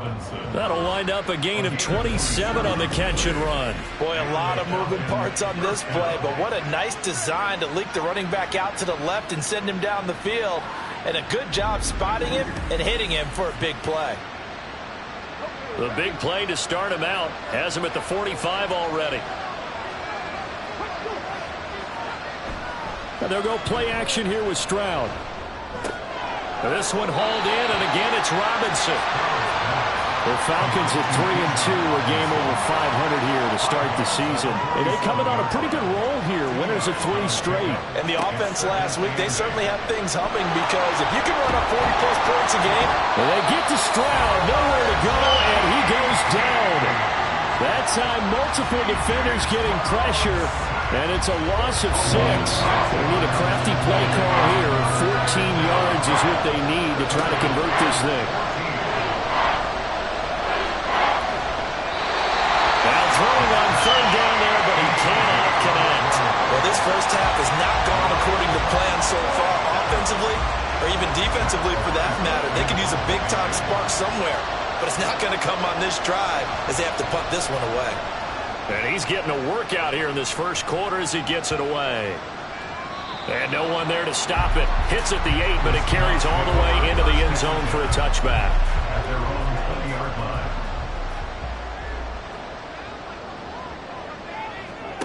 Throwing to start the drive. Tyler. This one incomplete. The pressure got to him as he released it. And it's second down. Brings up 2nd and 10 at the 20-yard line. Off the play fake. Tyler. And the Falcons get there. The Falcons get the sack. Down he goes. They'll wind up losing a full 9 yards here on the sack. Now it's third down. Well, it was second long. Now it's third and even longer. They're going in the wrong direction here. Because they're moving exactly the way they want to, but you're exactly right. Definitely going in the wrong direction for the offensive guys. And for the Falcons, 5 men in the secondary now on third. Looking to throw. Tyler. Now they go screen. It's complete. And able to get it here to about the 16-yard line. He did his best to just get 4 out of that, but not enough. And now fourth down. Good reactions there defensively. That screen was a little slow in developing, and they shut that one down with little gain.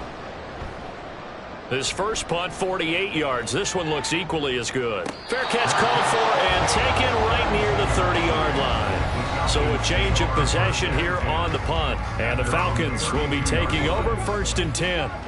About set to begin their next drive. The Falcons offense at the line. The crowd may be losing just a little bit of the edge after back-to-back punts. They want some big plays. They want to see some offense. They want to see somebody break away, whether it's through the air or on the ground.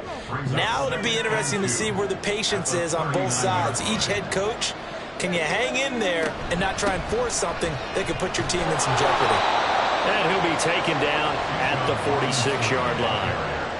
6 yards the pickup, and that's a first down. It's a gain of 6.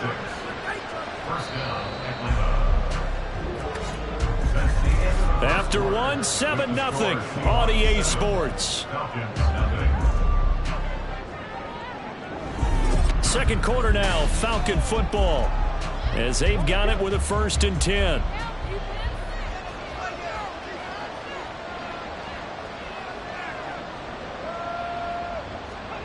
Now Stroud. That's out wide here for Robinson. Will go down as a gain of 6, and it's second down. Well, they'll use him a lot out of the backfield. He had 5 catches a week ago, and he makes another catch here for good yardage. Stroud. Throwing the out route, incomplete. That's Murphy. And that'll wind up moving the chains again as the tackle's going to be made at the Seahawks 37. This offense finding its legs now. Here's another 1st and 10. Back to throw. Here's Stroud. And he can't escape, and down he goes. They bring the safety on the blitz, and he busts through to drop him for an 8-yard loss. He continues, Charles, to be under constant pressure, and these sacks, they're starting to pile up. And if they want to have a realistic chance in this one, they've got to change their blocking assignments. They've got to do a better job to keep him upright. If he's going to be on the deck constantly, they've got no chance to win this game. On second down, it's Stroud. Looking middle, and that's complete. And that's good for a gain of 6. And that's going to lead to a 3rd and 12. Let's see what they have drawn up here. A little bit behind the line. 12 yards needed to gain a first down. Stroud on third down now. He's got his target. That's complete. And that'll wind up moving the chains again as the tackle's going to be made at the Seahawks 23. Back-to-back receptions for him, and it's another first down.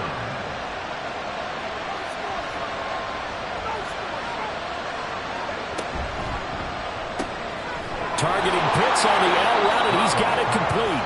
And the result here, a pickup of 8. Leaves him with 2 to go on second down.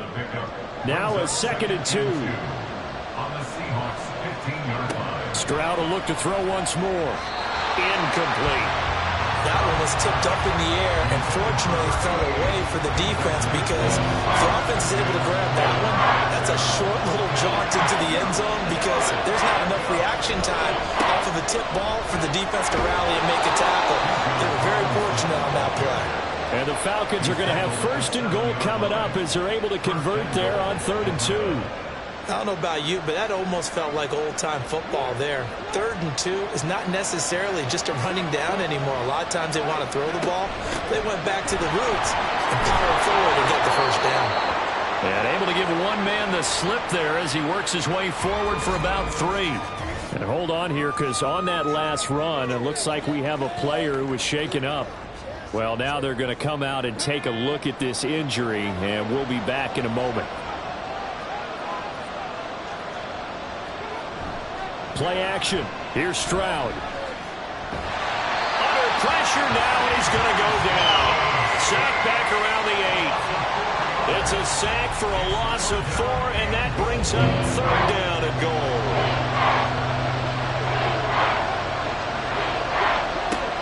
Stroud looking to throw. A hit as he throws there, incomplete. Well, Brandon, we see why it's a team game there because there's a sigh of relief that they just released defensively. If he's able to get that one away, that's likely a touchdown. But instead, that pressure from the front got to him and forced the incompletion. You're right. He had him open, just a split second too late on the release. So they're able to end that drive with 3 points in this one-possession ball game. And ideally, you want to end every drive with points. Most quarterbacks would tell you, let's end it with a kick, right? A PAT, that's number 1. Field goal you'll take. Punts, you really don't want to do that. In this case, they'll take the field goal and get prepared for the rest of the game. And the tackle going to be made right there at the 25-yard line.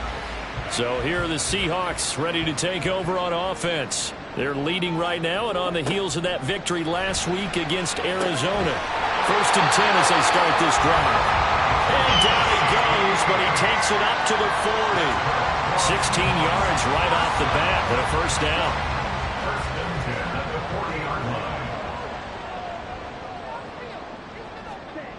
Back to throw. Tyler. Looking left side. He's got it. Complete. And he'll be taken down, but not before he gets into enemy territory. From Falcon territory now, here's 1st and 10 at the 47. Off the bootleg. Tyler. And incomplete on the deep ball. And not a common sight, at least on this drive. A momentary setback, though, for this passing game that has been moving well this series. Good thing for them, though. Still 2 more downs to connect and try and pick up another 1st down. They do get a yard there, but only a yard. Leaves them with 3rd and 9 looming. As a defense, you're more balanced when you're in zone coverage because you're able to keep your eyes on the quarterback and see the play develop in front of you. They're able to keep the quick pass in front of them and stop it right at the line of scrimmage. Now the throw on 3rd down, knocked away and incomplete. Whether that's a little grabbing, a little hand fighting, by any means necessary on 3rd down, he was able to get the job done in the secondary and swat that one away. Averaging 50 yards a boot so far as this one's away. And this will be out of bounds, and they spot it at the 15-yard line. Not too bad. Bijan Robinson leading the offense out for another drive. And we check the rushing numbers so far here into Week 6, and the returns have been really good. Now, you're starting to hit that stride middle of the season toward the end. They're certainly hoping they can keep up this production. They are, because one of the adages in the NFL is that defense travels and defense endures even in bad weather, right? You know what else does? A good running game. And people want that, especially as you head down the stretch. You may play outdoors in some nasty stuff. You're trying to get to the playoffs. This is the time to get it going. And individually, I don't think you should just think about 1,000 yards either. The bar has to be set higher with this beginning. The throw over the middle, taken in. And he'll be taken down, but not before they work it across midfield. A well-executed 22-yard gain. Charles, to move the chains that time, they had to complete it into double coverage, and they got it done. And it's never easy overcoming multiple defenders, but he sure made it look simple. Found the right spot to exploit and won his 1-on-2 matchup. Now they'll throw it with Stroud here, 1st and 10. Got London on a slant. And he's corralled, but but not before getting it inside the 35. Another nice gain, 16 yards there, and a first down again. And the Falcon first down.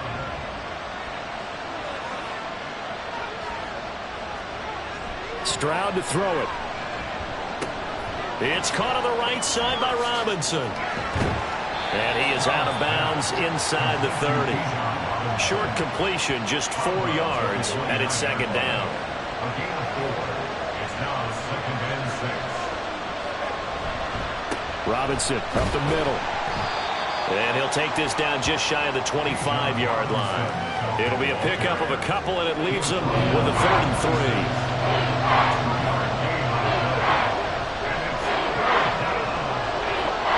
Throwing now is Stroud. Hard throw, incomplete.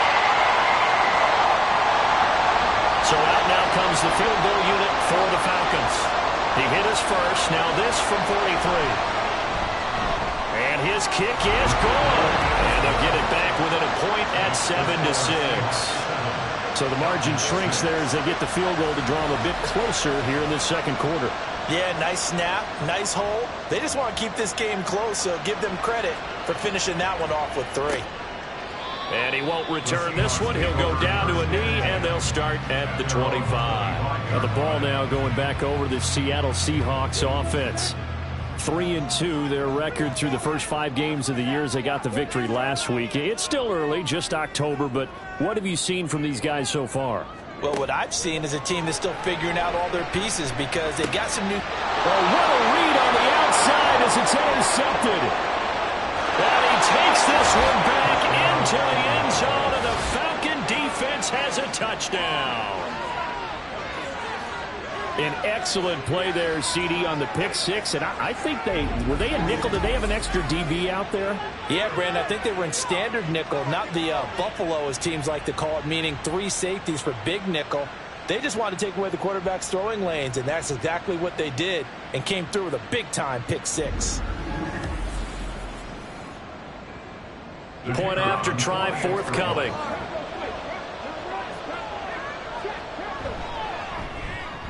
And he puts this one through as the lead moves to 13-7.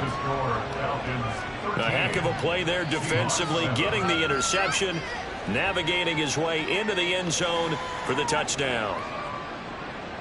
So they throw the pick 6. They'll get another shot at it now as this one's in the air.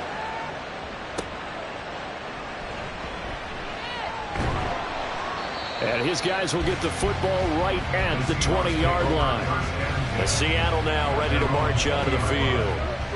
Now remember, they were just out here a moment ago through the pick 6, so we'll see if they can take better care of the football this go-around. Yeah, and sometimes, partner, I think it's almost better that you just throw the pick 6 and you come right back out on the field. You're not over on the sidelines dwelling for it for very long. You're not hearing everyone say, hey, you'll get them next time. Hey, don't worry about it. All that stuff just goes right out the window. You're right back out on the field with a chance to atone. Now this one complete downfield on the left side. And he'll have this past the 30 prior to going out of bounds. From the 32 now, here's 1st and 10. 1st and 10 at the 32-yard line. Now a handoff up the middle. Michaels. And he is met at the line of scrimmage, and he goes down right there. No gain on the play as we have reached the 2-minute warning. At the 32-yard line. 2nd and 10.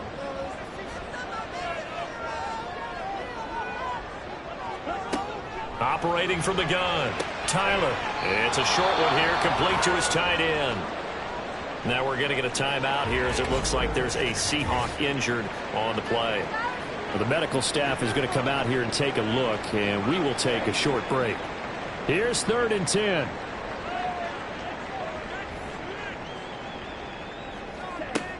Looking to throw, Tyler. That's going to be knocked away and incomplete.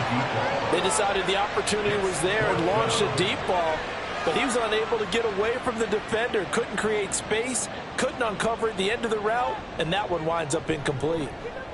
And on 4th down, on is the punt team sending this one away. Here's Murphy. So a good punt, but a solid 12-yard return. And it will be Falcon football. Bijan Robinson and the Falcons back onto the field. The passing game, they've had more success there than the running game. Maybe something they game plan for. How come they didn't tell us about it? Because they wanted to keep it a secret. We did ask, didn't we? But I think what happened in this one is they've realized that they've established the run pretty well, and teams are going to key on that. They thought they could open it up and have success through the air, and that's exactly what's going on. Yeah, they've had success at least so far here in the second quarter. Here's Stroud. And they're not able to hook up there. Incomplete. Well, I'd say a couple people didn't get the read correct, huh? Zone coverage. Linebacker dropped right into the proper spot.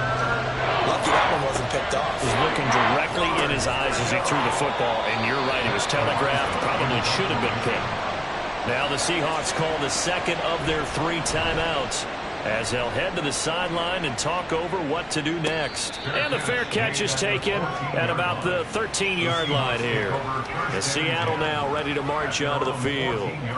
It was still more than a minute to go in the half. Time to try to mount a drive. And I would think that they would have to. This is today's NFL. You got to push it whenever you get an opportunity. You can never have enough points with the high-powered offenses that you face. And analytics will tell you, try and score when given the opportunity. Clock running, and the Seahawks, they're running too, trying to speed up to the line of scrimmage. To throw on second down, Tyler. Down he goes at the 23, a pickup of 4. They'll get to the line here, but remember, it's also third down. Brings up 3rd and 1. Back to throw. Tyler able to find the open man. That's complete. And he is going to have a Seahawks first down as they're able to convert, albeit not by much, on 3rd and a yard. 1st and 10 at the 25-yard line. On first down, Michaels. And he's going to lose yardage. Not that it matters as the final seconds tick away. So we have reached halftime in what's a 6-point game at the break. As we send you cross-country to Orlando, Jonathan Coachman is there and has our EA Sports halftime report.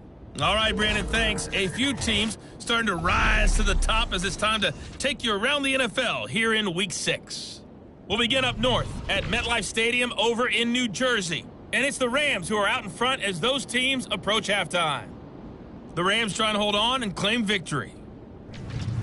Another game of interest in the AFC East has us checking in on the Patriots at home in Foxborough. And they were winners in their ball game as they were able to handle the visiting New York Jets. The Pats with a much-needed win to keep their season afloat as they push their record to 2-4 with the win. Finally, let's get to the country music capital of the world and see what's happening with the Titans at home in Nashville. And they were winners in that one over the visiting Houston Texans. 24-21, the final score. We were certainly treated to an entertaining first half. Both these teams with some high points and maybe a couple of low points as well. So it's going to be a question of who can be the most disciplined team going forward.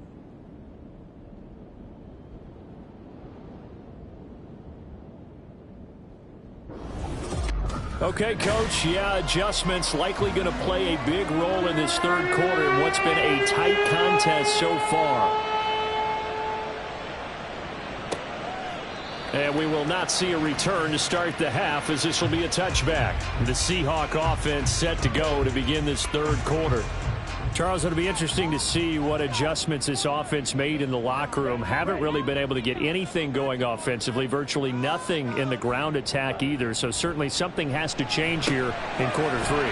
And I'm pretty sure their friends from the defensive side of the ball told them exactly that, because those guys, the stop troops, they've been playing pretty well, and they've kept them around in this game. Now, they got some time. The running game struggled in the first half. Opposition knows how to focus on defending the pass here. They've got to re-energize that ground game and maybe open things up for a comeback here in this half. These guys have punted 4 times already, and they're staring at a 5th, barring a conversion here on third down. Looking to throw. Tyler. That is caught. And he is going to have a Seahawks first down as they're able to get the third down conversion. Well, this is where reading defenses and practice time comes into play. Got to know what you're running versus zone versus man and how to run the proper route. and they just executed that one pretty well.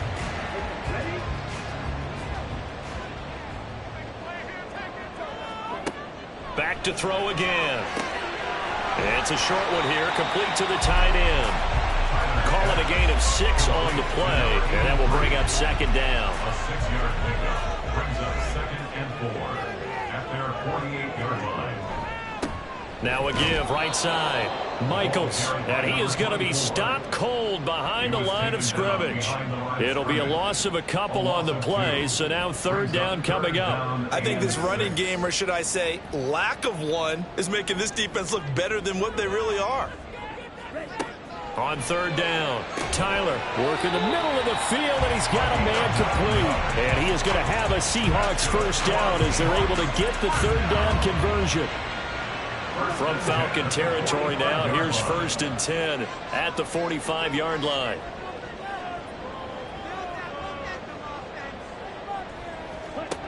Back to throw. Tyler. Now he'll dump it underneath to his running back, complete. And this will leave him a yard short. Nice pickup of 9 yards on first down. Ball on the 36 now. Here's 2nd down and 1. 36-yard line. Up the middle they go. Michaels, and he gets it down to the 32. 4 yards the pickup, first down. First and 10 at the 32-yard line. Running game working, they'll stick with it on first down. This will be stopped about 2 yards shy of the marker. 8-yard gain, 2nd and 2. Second and a couple. Brings up 2nd and 2.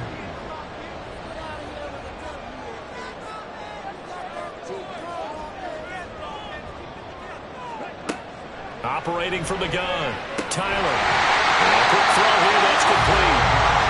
That one good for 7 as this long drive continues, and the chains move again. So from the 17 now, here's a 1st and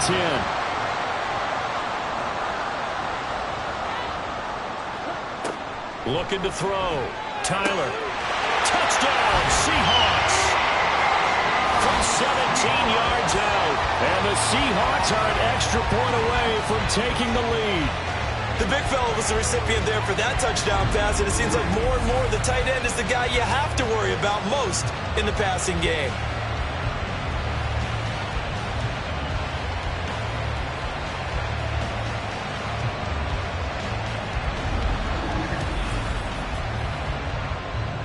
Now the extra point try forthcoming.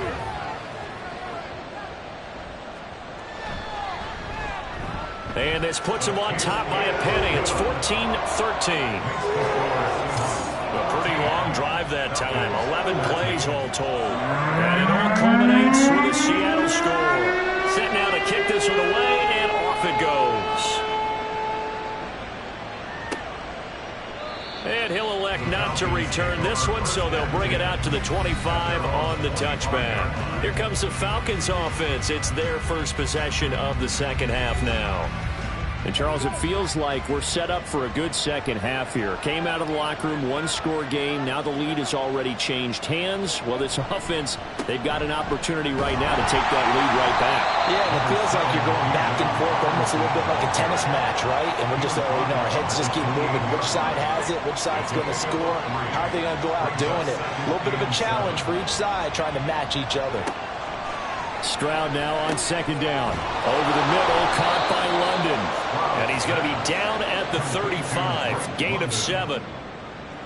These guys have punted 4 times already, and they're staring at a 5th, barring a conversion here on 3rd down. Robinson will try to pick it up. And he is going to have a Falcons first down as they're able to move the sticks with a gain of 4 on 3rd and inches. I have to think a major focus of the halftime meetings had to be figuring out how to create space for the running game to get operating. Well, what you pointed out to me at half seems accurate. That line has struggled to sustain blocks. Yeah, I would agree with that totally. They've got to focus on staying on their double teams at the first level, make sure that block's secure before they slide off and try and chip someone at the second level. 2nd down and 3. At the 46-yard line. And Stroud now to throw. And caught by London. And he's out of bounds just before the midfield stripe at the 49. 2 first downs have him up near midfield now on 1st and 10. First down, Falcons. And they'll go play action here with Stroud. And this will be incomplete. Physical play on the football there, and it's 2nd down. After the incomplete pass, here now is 2nd and 10. Again, it's Stroud. Got a man, it's London. And that'll wind up moving the chains again as the tackle's going to be made at the Seahawks' 32-yard line. 3rd catch for him on this drive alone, and it'll give him a 1st down. That's the 3rd time on this drive that these two have connected with each other. They've got a real rapport going, and right now it's paying off with big chunks of yardage as shown by that last play. So from Seahawk territory now, it's 1st and 10 at the 32-yard line. Now Stroud. And a dump off here to Robinson. And he went nowhere. Well, he went backwards, back to the 33. That one unable to develop, never got going. A loss of a couple, and it's 2nd down. Option play, here's Robinson. And he's able to work his way down inside the red zone to the 19-yard line. 41 yards rushing now on 8 carries for him so far. So here's a 1st and 10 now down inside the 20. Stroud. Pass incomplete, but the flag in the backfield, and this might be a roughing call. Personal foul. Roughing the passer. Defense. So a critical mistake, roughing the passer. Now it's 1st and goal. Back to throw. Here's Stroud. Touchdown, Falcons! Kyle Pitts. A 9-yard touchdown grab. And the Falcons have retaken a 3rd quarter lead. So a very strong first drive in the 2nd half, Charles, as they've turned that halftime deficit into a 3rd quarter lead. And they were pretty purposeful there, weren't they? Measured in their approach. But boy, they executed awfully well, moving the ball down the field. Now Arthur Smith going to tell the offense to stay put. We're going for 2. Stroud's going to try to throw for the conversion. And that is caught for the 2 points. And, of course, on the 2-point try, had the option to run or pass. They pass it there, and it works. Felt pretty straightforward, didn't it? An open receiver, ball's put on him, 2 points for them.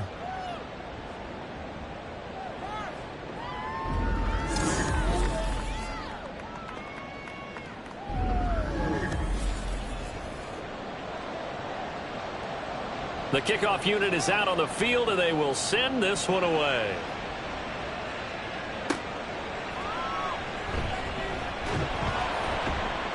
And he'll get it up across the 20 to the 21-yard line. The Seahawks offense now, they get set to go back to work.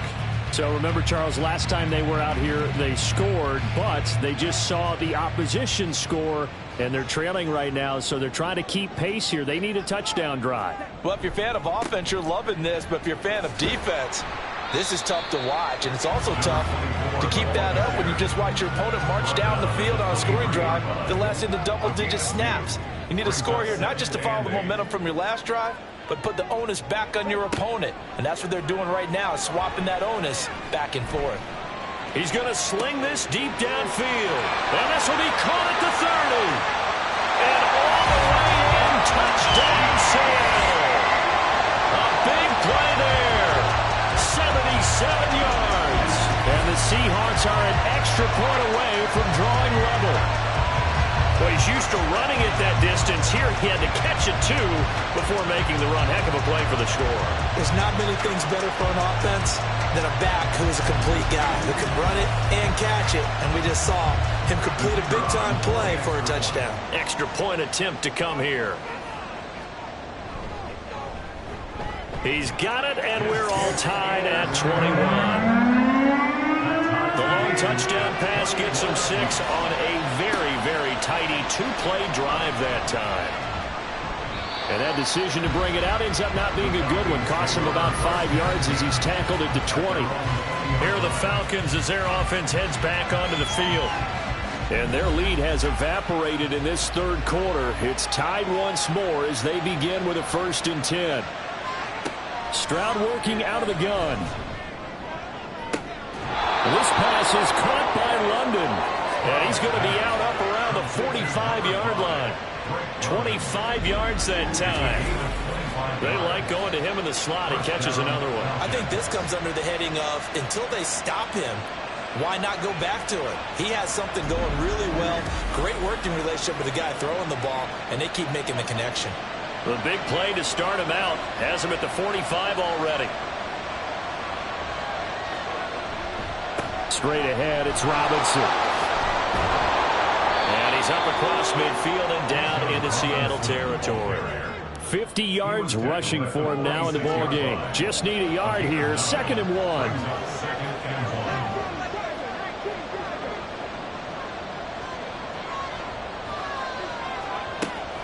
Back to throw.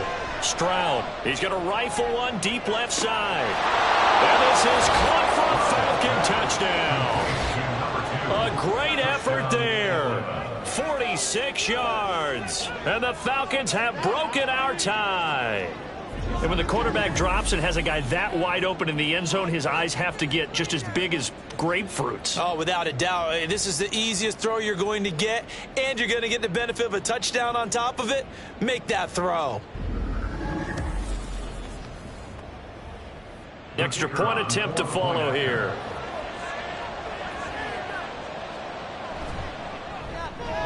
And it's good. That makes it a 28-21 game. So the drive there, they went 80 yards in 3 plays. And the end result, an Atlanta touchdown.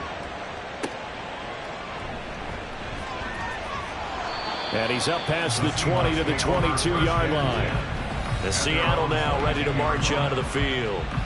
We have seen a lot of points here in this quarter. For us up here in the booth, it's been fun to watch. The defensive coordinators probably scratching their heads. Yeah, they're going a little bit crazy right now. But let's face it, all of our friends who play fantasy, they're enjoying the heck out of this show because most of them are creating and getting a bunch of points. Yeah, points certainly not at a premium here.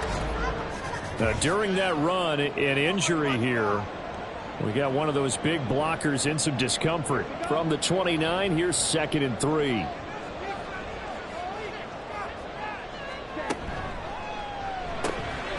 Off the RPO, he completes it. And he gets this one just shy of the 40, down at the 39. Under a minute to go in this third quarter as they come up 1st and 10.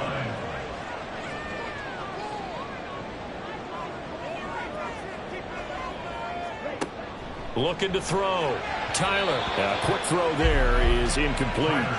They don't get the hook up there, but you really have to marvel at how precise he's been throwing the football these last couple weeks. Oh, that's the perfect word for it, precise, because if you're at 70% or better 2 weeks in a row, you have a job as long as you want one in this league, won't you? I mean, let's face it, it's not just West Coast offense either. He's putting the ball downfield as well. 9 yards, not quite enough, and they'll be left now with 3rd and 1. Again, he'll drop to throw. Pass taken in by his big tight end. And he is going to have a Seahawks 1st down as they're able to get the 3rd down conversion. So both offenses come to life here in this third quarter as this is shaping up for a good finish. We'll return with more after this break. You're watching the NFL on EA Sports. The drive continues as they search for a tying touchdown. Here's 1st and 10. Off play action. Tyler. He gets it complete to Jackson. And touchdown Seattle. A great play there. 43 yards. And the Seahawks are an extra point away from tying this game here in the 4th. We are set up for a fantastic finish now. A 4th quarter touchdown here. We're an extra point away from a tie football game. And I know they're thinking about possibly going for 2, but I'd go ahead and kick this one and just get it back to level. Now comes the kicking team here for the extra point. And we are tied here in the 4th quarter. took 6 plays. And the Seahawks capping it off with a touchdown. Well, this one setting up for a great finish. All tied in the 4th as the kick's away. And here comes a return from just beyond the goal line. And he'll be dropped at the 21-yard line. So bringing it out of the end zone proves not a good decision. Loses him about 4 yards. Here comes the Atlanta offense now ready to take over here. Well, they just gave up the score to tie it. That's the bad news. The good news, plenty of time in this 4th quarter to try to grab that lead back. Looking left side, and he's got a man. That's Murphy. And they're going to get this beyond the 40 before he's taken down. A good pickup there, 21 yards. One play has him up past the 40 already, and another 1st and 10. Stroud looking to throw.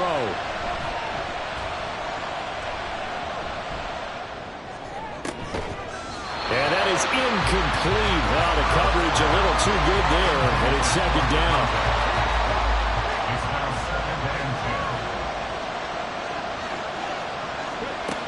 Throwing again.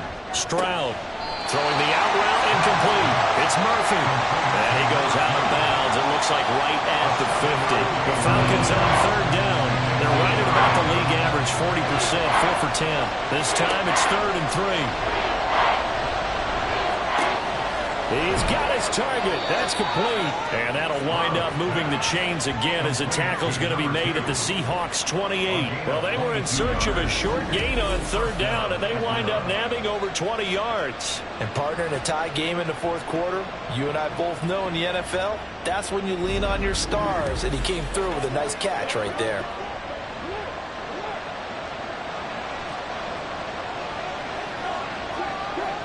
The throwing again is Stroud.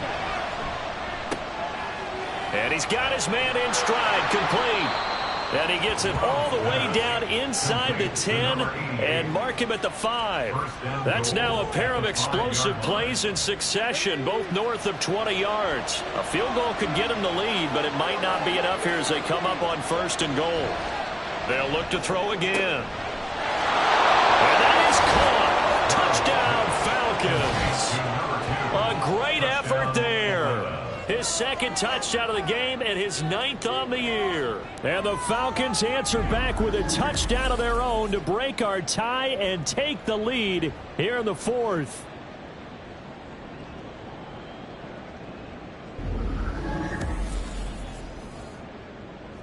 No going for 2. They'll kick the point after.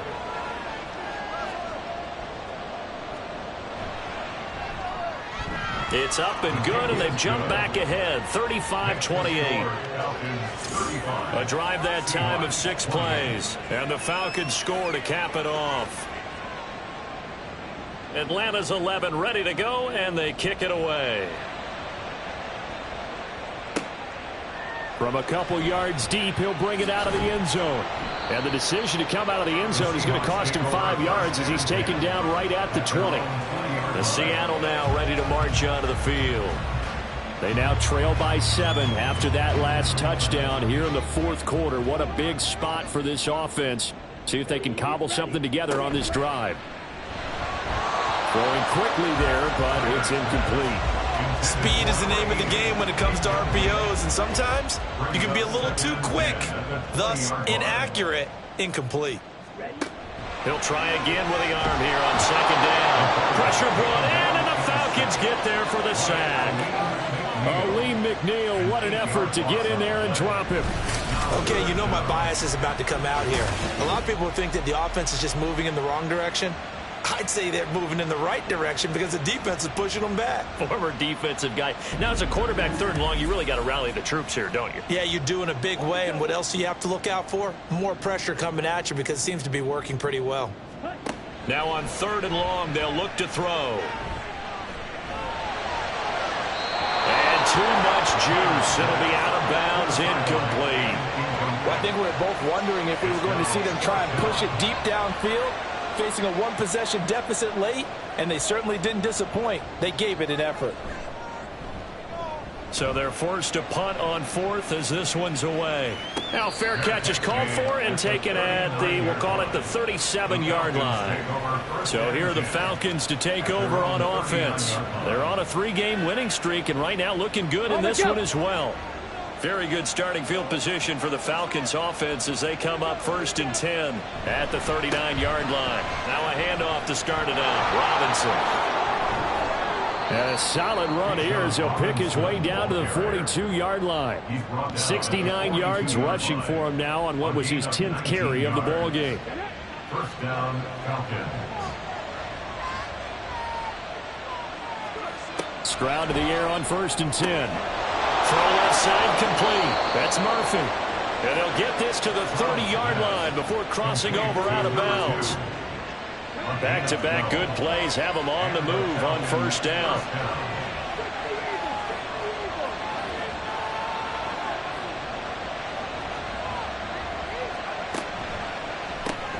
That's out quickly to London. A short gain here, maybe a yard to the 29.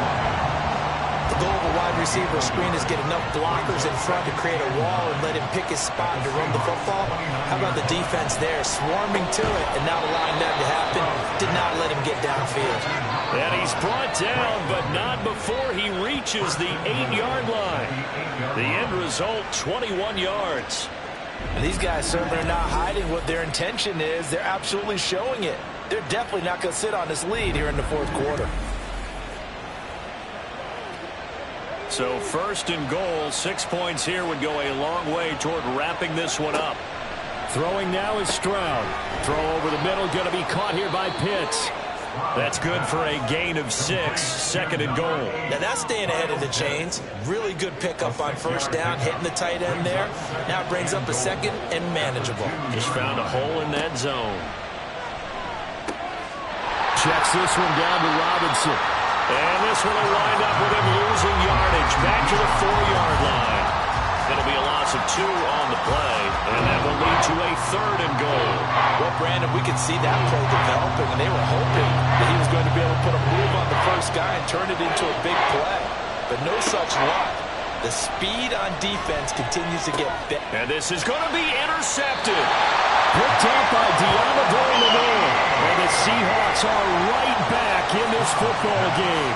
What a stand there defensively. They force the 3rd and goal, force them into what they think will be a passing situation, and then they make sure to lock up all the receivers and come away with the interception. Sounds simple, but that was really well done. And Seattle now ready to march onto the field. The interception sets them up with an opportunity to erase this 4th quarter deficit. Now, this series could very well determine our outcome.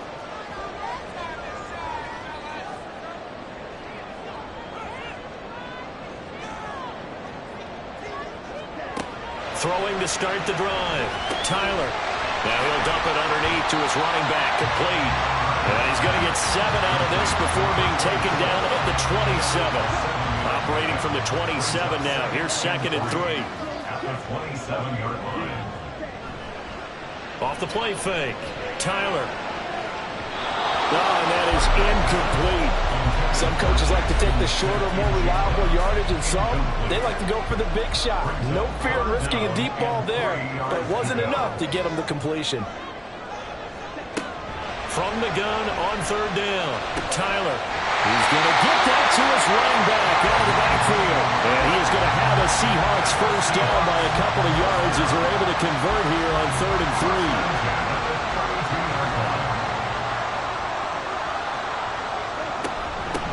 Now a handoff up the middle. Michaels. Give him 5 on the carry there, and it'll be 2nd down. If you're a coach, you'll absolutely take that run every time on 1st down because it really sets you up to go in a number of directions here on 2nd. And he's dropped just before the line to gain. 4-yard pickup leaves him with 3rd and 1. That's a gain of 4. Brings up 3rd and 1. Back to throw. Tyler. And it's a short one here, complete to his tight end. And he is going to have a Seahawks 1st down by about a yard as they're able to convert on 3rd and 2. The drive continues as they search for a tying touchdown. Here's 1st and 10.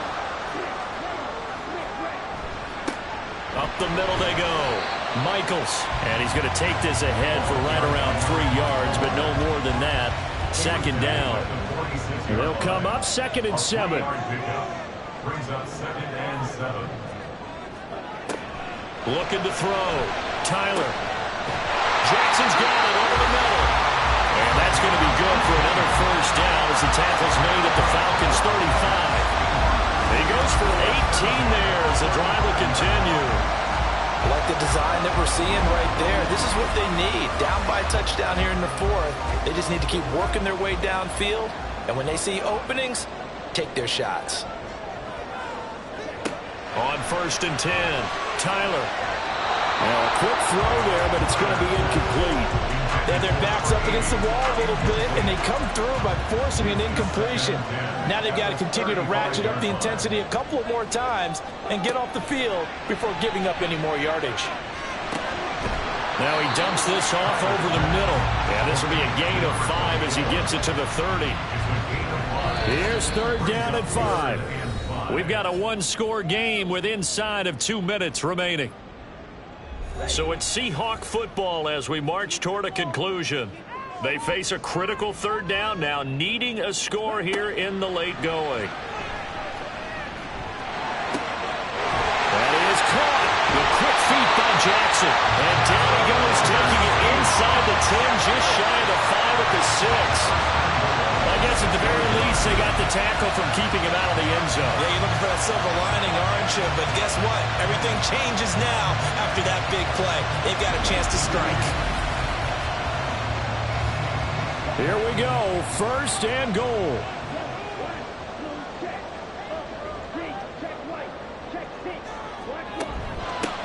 They'll try and run for it on 1st and goal.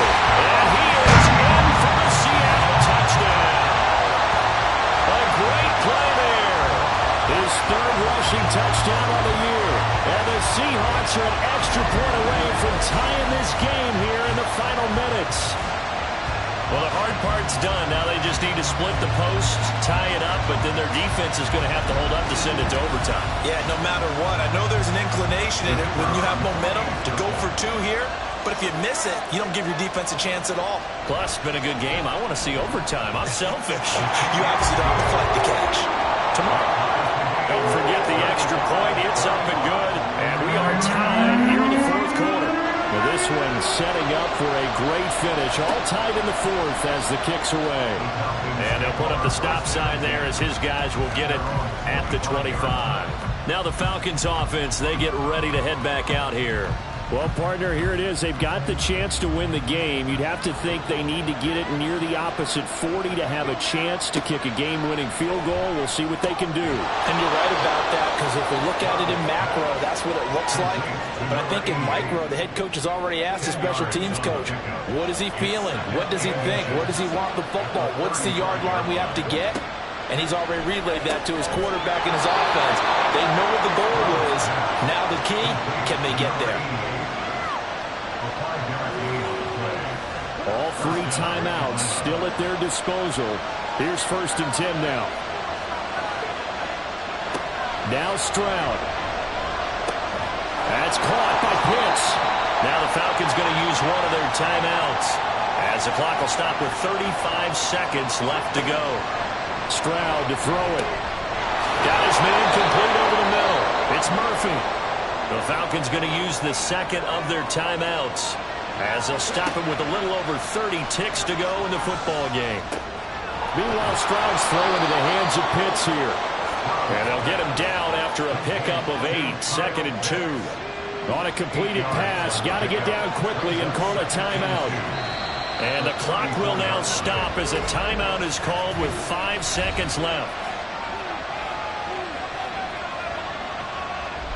So now it all comes down to the left foot of their kicker. This from 51 yards for the win. Now the Seahawks going to use the first of their timeouts. That'll leave them with 2 remaining. We'll be back after this. So on is their kicker, and it's down to this. 2 for 2 on the afternoon, and a 3rd one winning. And this one is right down Broadway. And it's celebration time on that sideline as they have taken the lead in the final seconds. He hasn't missed a kick all year. Why would he start now? That's a great question, isn't it? Well, maybe because that was the most nerve-wracking kick he had to attempt all year. But he knocked. Now on the return. Oh, no, the ball is loose. And the Falcons grab it. And that will write a finish to this ball game. So that last kickoff, just a mere formality, obviously, Charles, wrapping up a game that they should be very happy about, in which they got the win. Yeah, I thought they were clearly the better team by the end, and they earned this one with a terrific game plan and consistent effort throughout. Only fitting that they had the ball when the clock hit 0. So for Atlanta, their good start continues as they get their record up to 4-2. And they'll be able to enjoy this one through the bye week before they get back at it again. Meanwhile, for the Seahawks, the loss here will move them back to 500 at 3-3. And now they'll head to the bye week as they'll be back in action in Week 8. I'm Brandon Gaudin. Certainly have to thank Charles Davis, my broadcast partner, and our entire crew. We'll catch you next time right here. It's the NFL on EA Sports.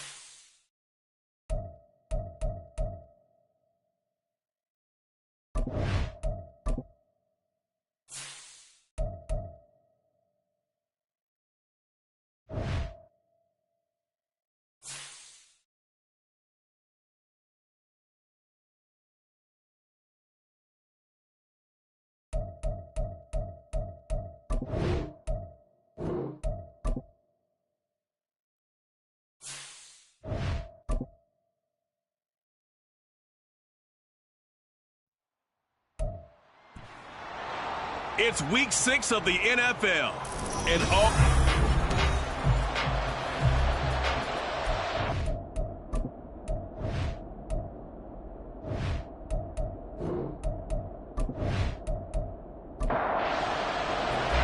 Set to go now in week 6 of the NFL season, and we are underway on EA Sports. Turn as he'll be stopped just shy of the 30-yard line. So here are the Lions now coming out for their opening drive. And at quarterback from the University of Oregon, it's Justin Herbert. And he is just absolutely marvelous to watch throw a football. That's something I could do all day long, watch him throw routes versus air. But he's even more impressive when there are bodies on the field and he's creating with big throws downfield. The drive starts with a run by Allen. And he gets this one just shy of the 40. They'll mark him down at the 39. That's a pickup of 11 and a first down on their first offensive play. And the Lions first down. They stay on the ground with Allen. And he is going to lose yardage here. 2 yards the loss, 2nd and 12. Part of their struggles last week was getting these negative plays on 1st and 2nd down. That's something they have to be wary of as this game continues. So the first down run lost a couple. Now they come up 2nd and 12. They'll run with Allen. And he is met in his tracks behind the line of scrimmage. Just a loss of a yard there, but it's not going to help. Now they face a 3rd and 14.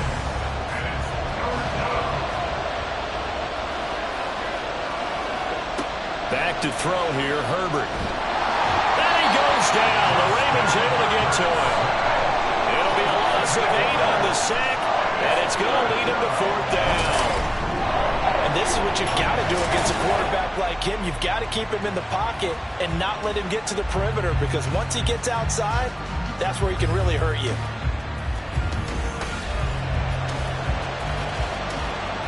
Here comes the Lions punter now. As the first drive of the game stalls out, he's on to punt. And last week in the loss, 5 punts as he gets this one away. Here's more on the return. Nearly a huge return, as it is still a very good one. 24 yards. And this offense will take over right at the midfield stripe with a 1st and 10.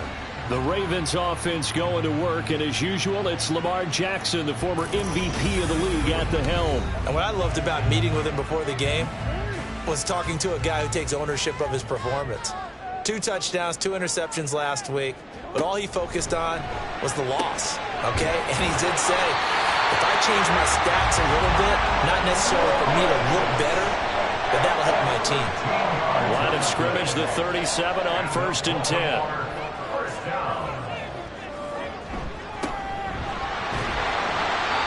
And he gets it down to the 32. A look there at his numbers on the ground a week ago.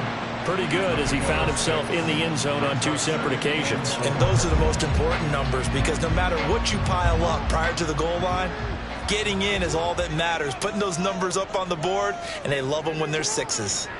On 2nd down, Jackson. That's to Amon-Ra St. Brown. That one a first down pickup of 8.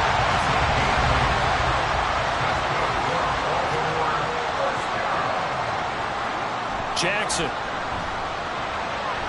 And he whips that one incomplete there. Nice progress down the field was halted by that incompletion. They could try for some safe yards here to get things moving again, or keep throwing it and pushing it downfield to try and pick up bigger yardage. Well, meanwhile, here's a 2nd down throw, and it's knocked away and incomplete. Now they face a 3rd and 10 after back-to-back incompletions. Now it's Jackson. And he's going to have to eat this one as down he goes. That's big Jordan Davis powering in to drop him. Well, it's about how teams are so competitively matched, and you just want to make those plays that give you an advantage. How about right here? The difference between letting them score a touchdown versus holding them to a field goal, that's absolutely huge with the play he just made. Well, you know, he hated taking the loss there on 3rd down. Well, in a close game like this, obviously you want the touchdown, but certainly they will take the 3. And they'll be okay with that, but let's throw a little credit to the defense as well. And I'm just glad this doesn't come down to a debate, right? Which side won, partner? Because the defense, hey, we didn't give up a touchdown. The offense, hey, we put 3 on the board. Either way you look at it, I think both sides gained something out of that drive. Back onto the field come the Lions for their second overall drive. And they come into this one off the loss over the weekend, but you say if you're going to play a Thursday night game, this is the week to do it. It certainly is, because you get right back out there. You don't have time to dwell on things. And look, your game plan is going to be a little more limited, but so is theirs. So that's when you just appeal to your top players. Guys, you make plays in this one, we out-execute them, we can walk away with a win. Here's Allen. And some space here. And this will wind up a Lions first down as the tackle made at the 35-yard line. That's pretty much meat and potatoes right there, wasn't it? Just go right at them and let your big horse charge up the middle. Not too fancy there, was it? Nothing fancy at all, challenging that defense. And on that go-around, the offense won the challenge. Now that play is blown up, losing yardage back at the 35. He was unable to shake free there. They'll cover him for a loss of a yard. You look at this Baltimore defense. They've been pretty good against the pass. Not amazing, but good. Number 13 in the league. So prepping for this game, I kept asking myself the question, what's keeping this group from being top 10 in the league against the pass? And too many mistakes, especially little mistakes. And those add up into big mistakes. Big mistakes add up into points against you. The threat of a second straight punt to start the game is looming as they come up 3rd and 10. Eluding the pressure right. And he will slide to a stop. He does have the first down. Well, that's one way to convert on 3rd down, picking up 26 yards. I am willing to bet that he got a monster grin on his face when he saw what was happening.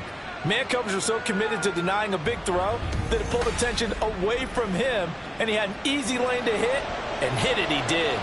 So in Raven territory now, here's a 1st and 10 at the 39-yard line. To the sideline, and that is a heck of a catch as he was able to get both feet in. Again, we'll have it on the play. And the Lions first down. Now Allen. And nothing much materializing there on the first down run. He'll get a couple, and that's it. These are his numbers from last week's contest.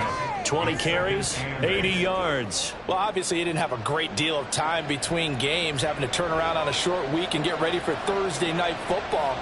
But he said in pregame he was feeling pretty good and felt more recovered from last week's contest than he would have expected. Didn't seem to think this short week was going to affect him much as he chases a big performance here in prime time. Holding offense. Come on, dog!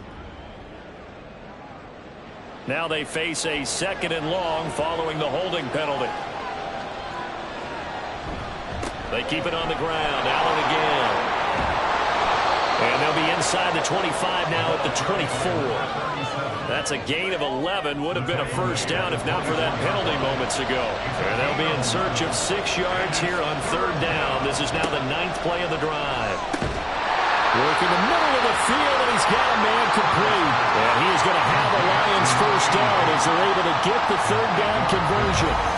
Charles, Thursday night game, I think a lot of teams probably say shrink the playbook somewhat. Is that correct? I think you're right about that because you just don't have the amount of time that you have in a normal week to put in a full playbook.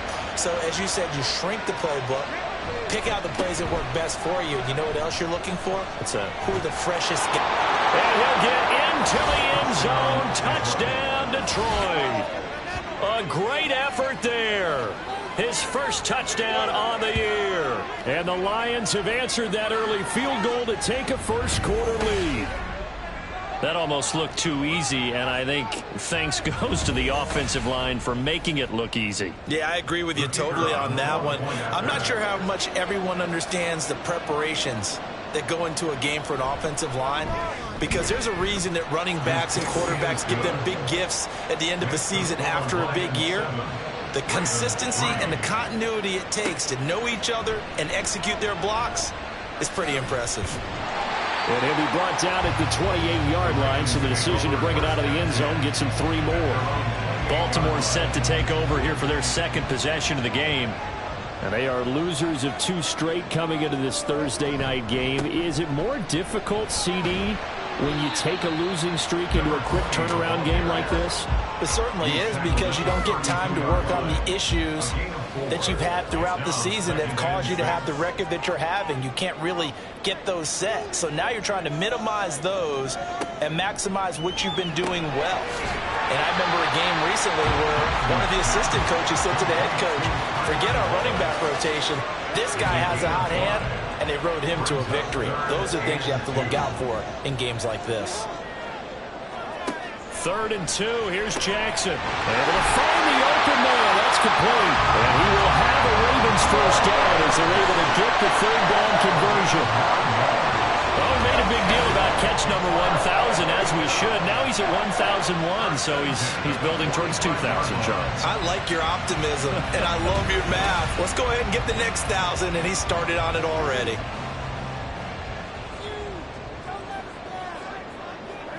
Throwing now, Jackson on first down. He's able to find Wallace. And he's brought down. 10 yards there, good enough for a Raven first down. That's another Baltimore first down. 1st and 10 at the 44-yard line. Now a handoff up the middle. Goodrich. Call it a gain of 4 on first, and that'll make it 2nd down. You talk about this Lions defense. They're going to be tough to throw on, no doubt. Currently ranked 3rd in the NFL against the pass. And I'm struggling a little bit trying to really categorize this crew. They're top 10 in the league against the pass, but the bottom half of the league in sacking the quarterback. That doesn't make sense. Imagine if this group ever put pressure on the QB, it'd easily move into the top 5. On 3rd down, Jackson. He's got his man. That's Wallace. And it's going to be another first down as they'll get him to the ground at the Lions 23. The Ravens get a new set of downs, give him 17 on that pickup. I can't help but chuckle a little bit because at this point, it can't be a surprise to anyone in the building who's going to get the ball. They just keep feeding him over and over, and he just keeps on delivering. They had to settle for 3 last drive, hoping this second go-around ends in 6. In good position, 1st and 10. He'll get a nice chunk there on the first down run, and it's 2nd and 4. A quick burst there, and he nicely bit off a pretty decent gain. 6-yard pickup brings up 2nd and 4. After 1, 7-3 the score on EA Sports. Second quarter now from Baltimore. It's the Ravens in possession. From the 17, here's 2nd and 4. As they've got it as we resume action. Got a man, and he hits him in stride. And in for the Ravens touchdown. Tylan Wallace, his 6th touchdown of the season. And the Ravens are once again back in front. Partner, remember that old film with Peyton Manning going through the route tree with his great receivers in Indianapolis? I think we're seeing the results of the same type of work here today. These guys know each other so well, they don't even have to call the play. They can just look each other and know the route that's going to be run, and usually the connection is perfect. Point after, right down the middle. And the lead is now 10-7. So that drive consumes 9 plays all told. And it's capped off with a Ravens touchdown. From a yard or 2 deep, here comes a return. And he's able to get this across the 20, but not by much, as he's marked down officially at the 21. Detroit's offense ready to take over. And it's a unit last drive that did it all on the ground, Charles. And they controlled it from the interior, big on big, right? Offensive lineman versus defensive lineman. But you know, in order to keep the football moving downfield, other people have to get involved as well. Your wide receivers, your tight ends, lead runners, anything that you have possible to get in front and keep the ball moving. And now the defense may be looking out for a pass coming up. At the 26-yard line. Here's Herbert now on 2nd down. He completes that to Garrett Wilson. First target, first catch, and a first down. A gain of 7. First down, Lions.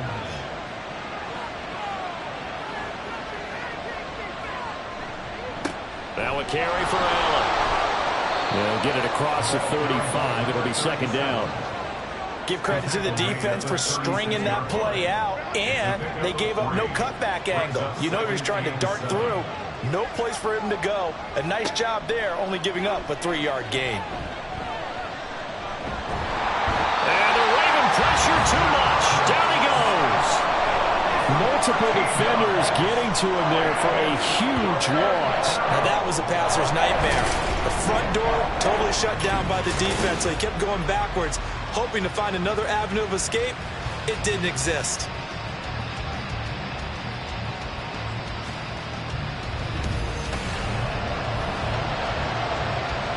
The Lions on third down. They've been okay, 2 for 3 thus far. This will be 3rd and a mile. Justin Herbert looking to pass. He's got his target. That's complete. Down the right sideline. And finally taken down at the 4-yard line. They're able to convert on third down, and that sets up a 1st and goal. Oh, big-time credit. What a play design there. They wanted to get him loose in the open field, and they succeeded. He had all sorts of room to operate in, and they finally track him down inside the 5-yard line.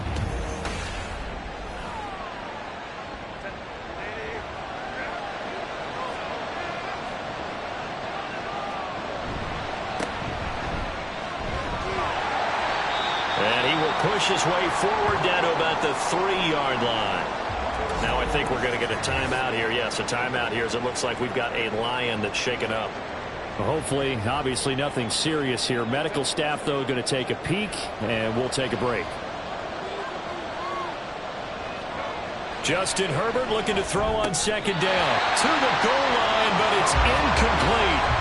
Fair to say, hasn't been his best game throwing the football, but also not getting a lot of help out there either. Yeah, you nailed it pretty well, you know. He's got to throw it better. Got to get more. And he's going to take it in for a Lion touchdown. A great play there. His 2nd rushing touchdown on the year. And the Lions have moved out in front. So his strong first half continues as he finds the end zone here for the 2nd time. And definitely good blocking at the point of attack. And you just have to love watching the way he can create space down near the goal line. And he's able to take it into the end zone. Now the extra point.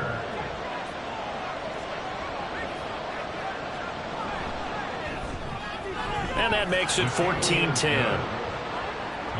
So that drive goes 8 plays. And it ends with a 3-yard scoring run. Out is the kickoff unit as they run up and send this one away. And here comes a return from just beyond the goal line. And he'll be stopped right around where he would have been had he gone down to a knee, maybe a yard shy of there at the 24. Now the Baltimore offense heading back out onto the field. And they are a game under 500 now following the loss a week ago. And this is a team, Charles, that just has not been able to string victories together. Yeah, they're certainly going the wrong way, aren't they? Because it looked like they had things pointing in the right direction, but now they've lost 2 straight, and that means this game is vital, extremely important, because if they fall 2 games below 500, the road back into playoff contention, awfully difficult. They'll run on first down. Goodrich. They'll get it across the 35. It'll be second down. Oh, that's a real nice job there by the defensive front. They just engaged and held their ground. But how about the guy who made the play? We often talk about whether they take a good first step or not. Many times you just don't take any step. Just get your feet moving, get your body going. And then once he made the read, he was able to make the play. This now a 3rd and 4. Now Jackson. Man open, and St. Brown has got it. And he will have a Ravens first down by about 3 yards or so as they wind up getting 7 there on 3rd and 4. First and 10 at the 48-yard line. They'll try the left side. Goodrich. And he is going to be stopped cold behind the line of scrimmage. Officially, it's a 1-yard loss. That's going to bring up 2nd and 11. At the 47-yard line. Jackson from the shotgun. Throw caught by Flowers. And he'll be down at the 46. Well, they go from 146 to the other on a pickup of 8. Here's the 7th play of this drive. This is 3rd and 4. Here's Jackson to throw. Now they set up the screen. That's complete. And he'll be taken down, but he does have first down yardage. Give him the 3rd down conversion. 5 yards on the play.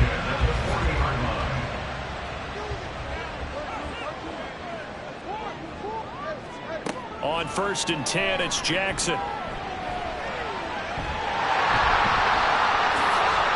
look at the juke. And he's got this down almost to the 20 before he's dropped.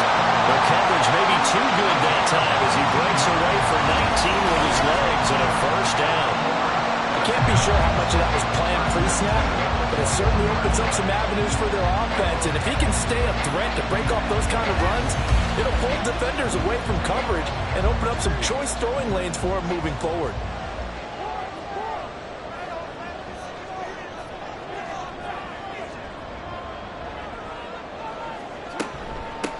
On 1st down, Goodrich. And this one goes nowhere. Losing yardage back at the 22. 2 yards the loss, 2nd and 12. I have a feeling they'll stay committed to running the football, especially on their early downs. They just haven't had a whole lot of success just yet. To throw is Jackson. Open man left side is Wallace, complete. And stopped a few yards shy of the goal line at the 3.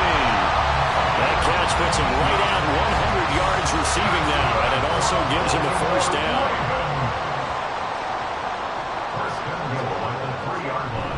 They go play action with Jackson. Looking end zone, but it's incomplete. Just looking at it from a defensive perspective, when you break the huddle in the red zone, tight end is one of the guys you've got to key on because quarterbacks want the ball in their hands fast in this position, and they want to get it to someone. And in this case, they'll take it into the end zone for a Ravens touchdown. Lamar Jackson with career touchdown number 157, moving him past Terrell Owens and into a tie with Randy Moss for 4th on the all-time list. And the Ravens have yet again retaken the lead.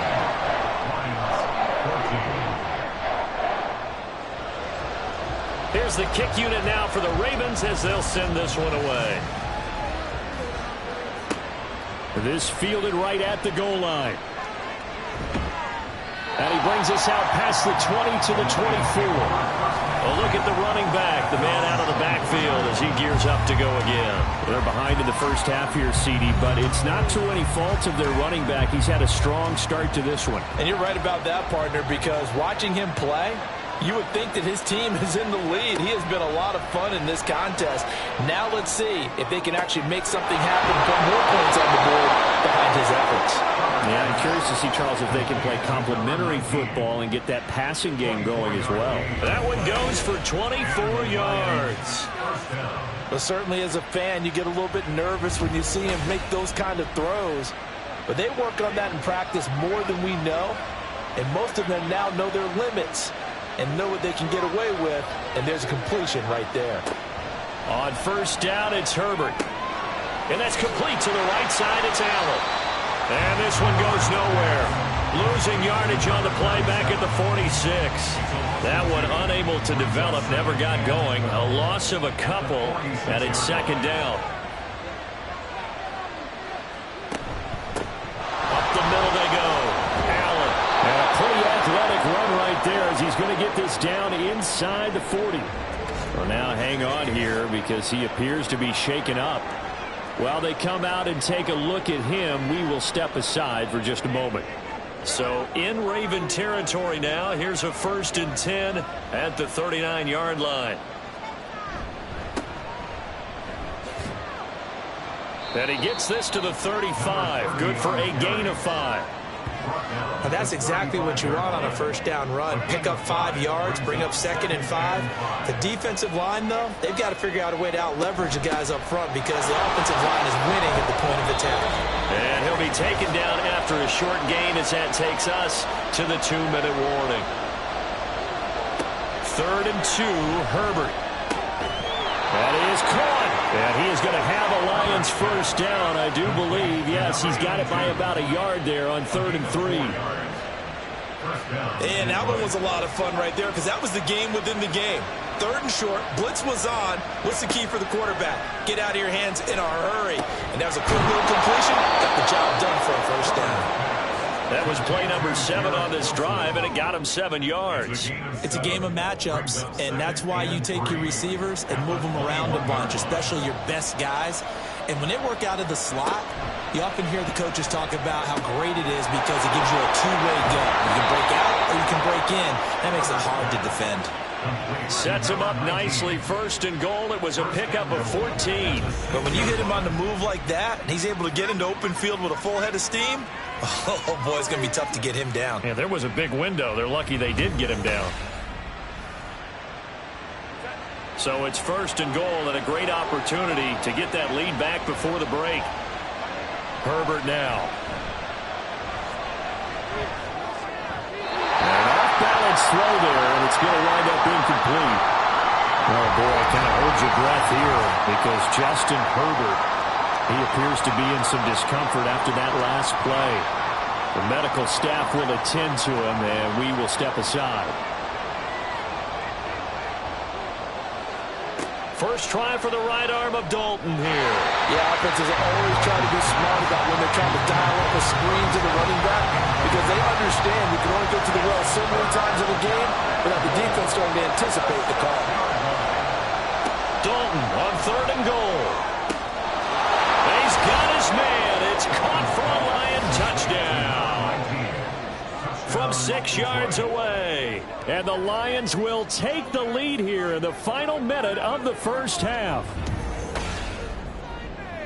No surprise there. 3rd and goal down here. That's where they're going to look for their tight end. Yeah, you want that big guy running his routes because it doesn't matter who they cover him with. If it's another big guy, he might use his bulk against him. If it's a shorter defender, might go over the top. Either way, you tend to find a little bit of a mismatch in that area. Extra point splits the uprights, and that will make this a 4-point game. The kickoff team on the field now as they will send this one away. From a couple yards deep, he'll bring it out of the end zone. And he'll get it up past the 20 to about the 22.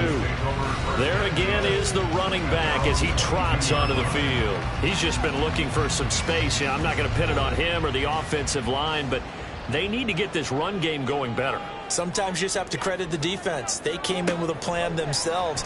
So I think now you try and mix things up a little bit. Get the ball in the hands of some other people, find some other playmakers, but always let the defense believe that he's still a threat. I was going to say, don't forget about him. No, don't take him totally out of the game. On 2nd down, here's Jackson. That'll be caught. Wallace hauls it in. Still going inside the 20. And all the way in for Ravens touchdown. Tyler Wallace with his 2nd touchdown of the game, number 7 on the year. And the Ravens are able to strike quickly here as they are in for 6.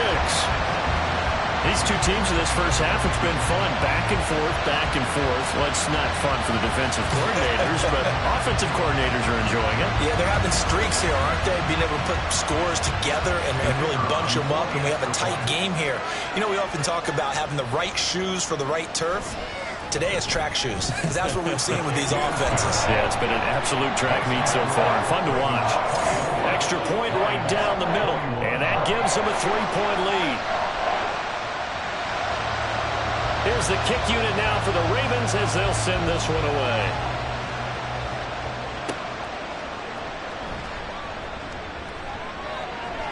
Well, now how about this return? And he'll return this one all the way onto the other side of the field. And the Lions going to go back on offense one final time in this first half. And this is a spot late in the clock near midfield, though. Maybe take a couple chances, see if you get in field goal range. You do that if you have trust, and this should be a position now where the great ones, they relish this opportunity to try and put points on the board. No gain on the play there. It'll be 2nd down.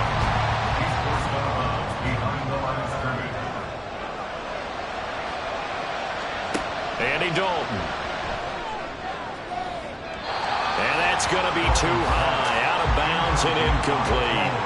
Coverage was excellent downfield. I think he was more throwing that football away than anything else. Yeah, absolutely, because everywhere he looked, they were covered. Sometimes it's better to go ahead and be convinced that there's no place to fit in the football than to go ahead and force it and turn it into a bad play.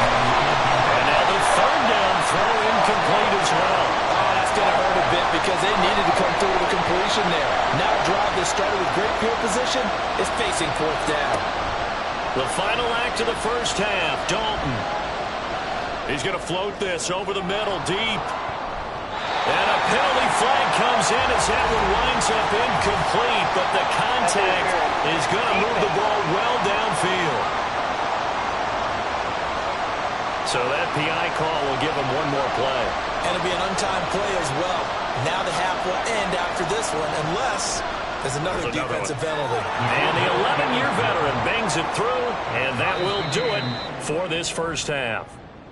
So thanks to the late field goal, we are all tied up heading to intermission. As we'll send you down the coast now to Orlando, that's where we find Jonathan Coachman, ready with our EA Sports Halftime Report. Coach. Okay, Brandon, thanks very much. We'll get back to you and CD in a minute. First, it's time to take a look at what we've got coming your way this weekend in the NFL. We'll get started up at Cleveland Browns Stadium in Cleveland, where you see the final score there. Good games in the late afternoon as well. We'll stay out east and highlight the matchup at MetLife Stadium, where it'll be the Giants taking on the LA Rams. And lastly, we'll wrap up the week with Monday Night Football. Definitely one to tune in for, as it'll be the Pittsburgh Steelers and the Green Bay Packers. We thought this one would be a close battle coming in, and we have not been disappointed. They're all even to this point. This has the feeling of a game that could go right down to the wire. One mistake or one big play could turn out to be the difference. Okay, Coach, thanks as always. This one's still anyone's game as we welcome you back for quarter number 3. And ready to get the party started for the second half. It was an even first half, all tied on the scoreboard. And not much happening on the return as he'll get this to about the 23. The Raven offense set to start this third quarter. This offense ready for the first drive of the third quarter. Well, quarters number 1 and 2 entertaining. We saw some good offense points put up, Charles, and all tied on the scoreboard. And it sets us up for what could be a really fun second half because we've seen both sides score almost at will here in the first half. And now, here in the second half, getting the ball first, you've got to think, hey, we can go out and really run our offense the way we did in the first half. If I'm a defensive player, all I'm thinking is, can I make a play to really help out my team and break this streak of offense?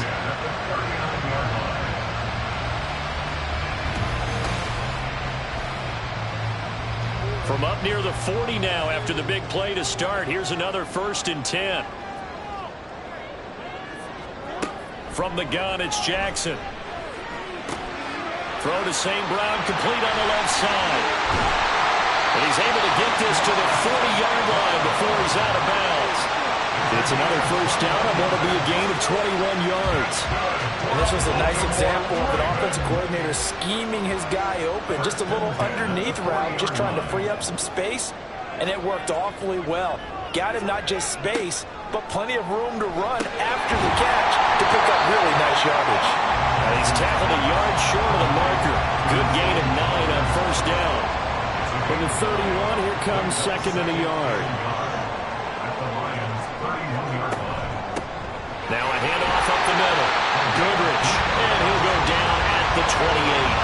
They'll get 3 as the drive continues. It's a first down.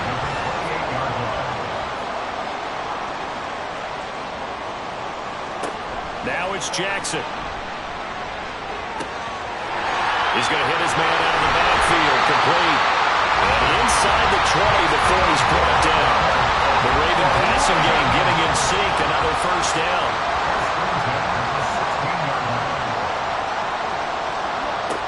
Jackson.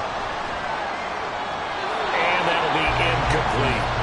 That was well played, but that was also an example of a corner who understands his coverage, realized he had support behind him, and could be a little more aggressive in the shorter zone, and did exactly that, knocking that pass away. Jackson going to run the draw. And he goes backwards here, losing yardage back to the 16. It'll go as a loss of a yard, so now they deal with 3rd and 11. Brings up 3rd down and 11. Here's Jackson. Throwing the out route incomplete. That's Wallace. And able to get this down inside the 15, either the 13 or 14 before he's out of bounds. So 4th down coming up. John Harbaugh sent on the field goal unit. From the left hash, should be a fairly easy one here. And his kick here is good. And they have regained the lead. Well, they don't get a touchdown here on the opening drive of the 3rd quarter, but I think maybe you still say mission accomplished as they come away with the lead. No, absolutely. You keep the pressure on, right? You go downfield, get some points up on the board, and hope that you've motivated your defense to take the field and hold that lead. And ultimately cannot get this out to the 25-yard line as he's dropped it to 23. So we get a look at the Lions offense as they get ready for their first possession of the second half. And they find themselves down on the scoreboard following the field goal a moment ago. And I think even though they trail in the game now, I would consider that a win for their defense, and that's probably what they're telling the offense when they get to the bench. Hey, the onus is on you guys now. Get back out there and get us the lead back. That's a good way to start the drive. 17 yards and a 1st down. Well, that certainly has to feel good. It's not all the time that the play caller should get all the credit. Sometimes I think in the huddle, the quarterback just says, hey, who's going to make a play for me? I just need something right here. And the end result there, nice 1st down. Drive keeps moving. And a really good show of force there as he gets through for 4 tough yards. Now a 2nd and 6. 2nd and 6. On the option right, Herbert. And holding it, maybe the wrong decision as he stopped in the backfield. Now they're going to be dealing with a 3rd and 7 as that one officially a loss of 1.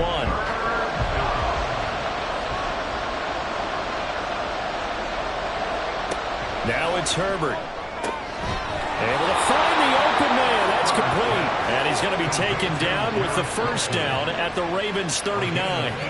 18 yards, a big pickup there on 3rd down. CD, you remember John Elway? Oh, boy.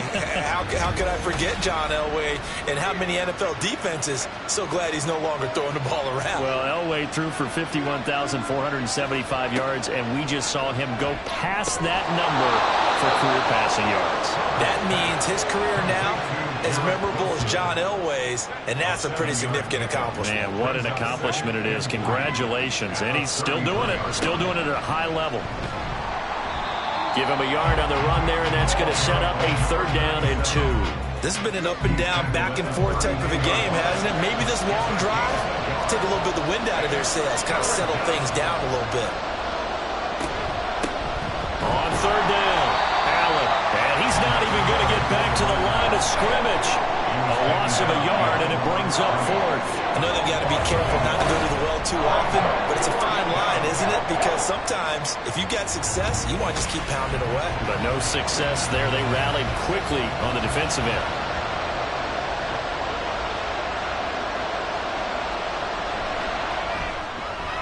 And this is right down the middle as he puts it through, and that's going to tie the ball game at 27 all.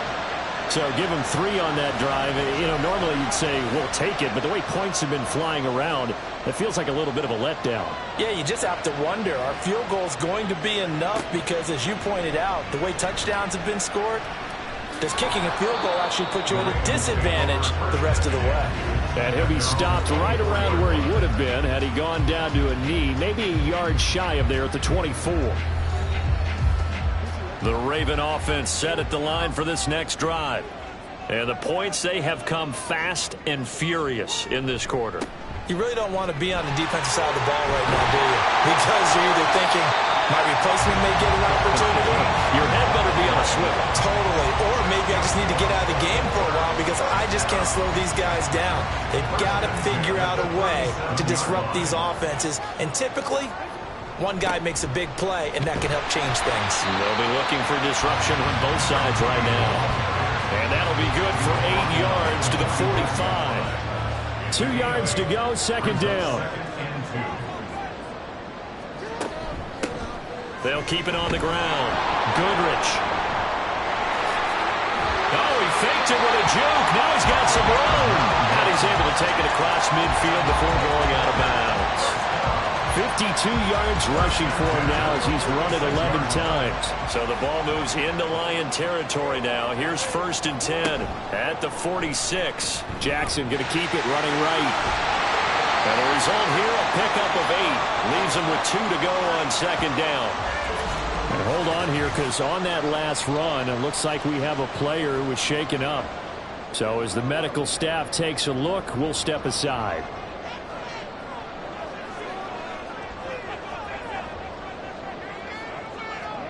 And now Jackson will look to throw it.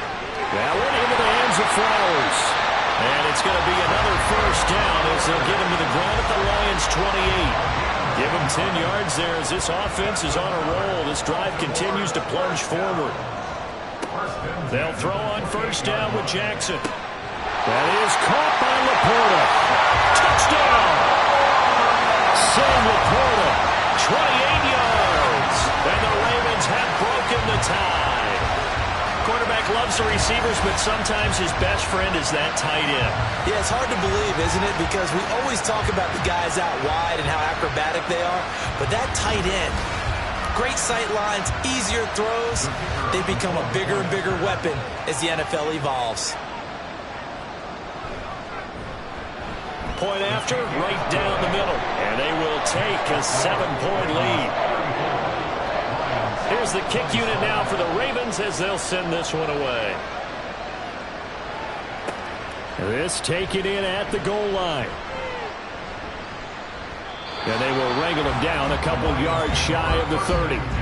And Detroit getting set to go now. Last time out, you remember their drive stalled, but thanks to their kicker, booted a long field goal to at least get him 3. Now here they'll try to do better and find the end zone. And in our experience, how much fun is it for coaches to know that they've got a kicker who can nail it from long distance?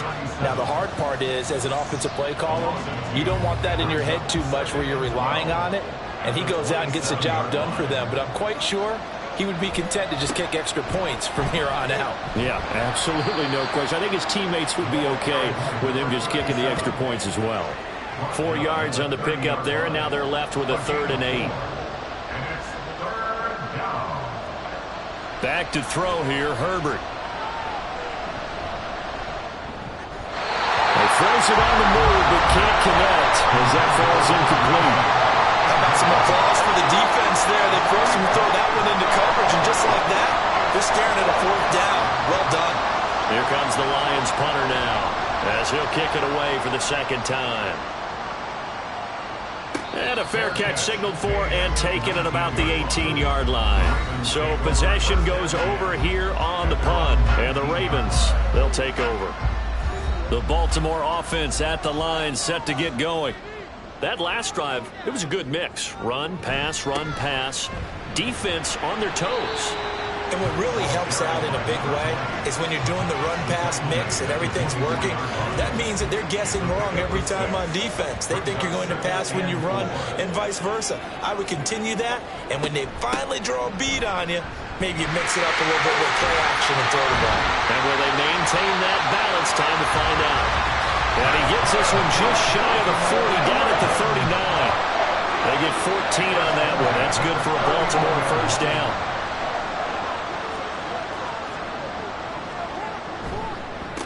They'll keep it on the ground. Goodrich, 2 yards on the pickup there. It'll be 2nd and 8. Well, any lane that might have been open there was closed pretty quickly, and that was because the defensive front, they won that battle at the point of attack at the line of scrimmage. They used great leverage, held their spot, and stacked him up. They'll give him 4 yards there, and they're going to have a 3rd down. 1 quarter remains here in this Thursday night matchup. You are watching the NFL on EA Sports. Back now in Baltimore. It's the Ravens in control of the football. They've also got the lead as we get set for the 4th. From the gun on 3rd down, Jackson. Got St. Brown running the quick slant here. And he's just going to be short here, barely. Maybe by a half a foot. It'll be 4th and inches. The Ravens send their punter out now as he's on to punt for the first time tonight. And the kick's away as he angles this one for the sideline. And this will be out of bounds at the what here? The 12-yard line. So out now come the Lions.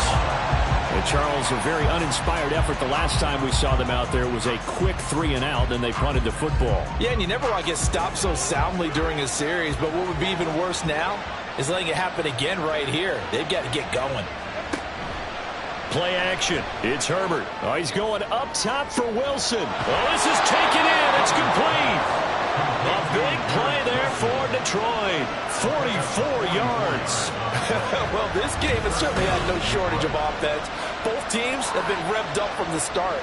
And here's yet another big play. Boy, both defenses have just got to be dragging out there because they've been run ragged throughout.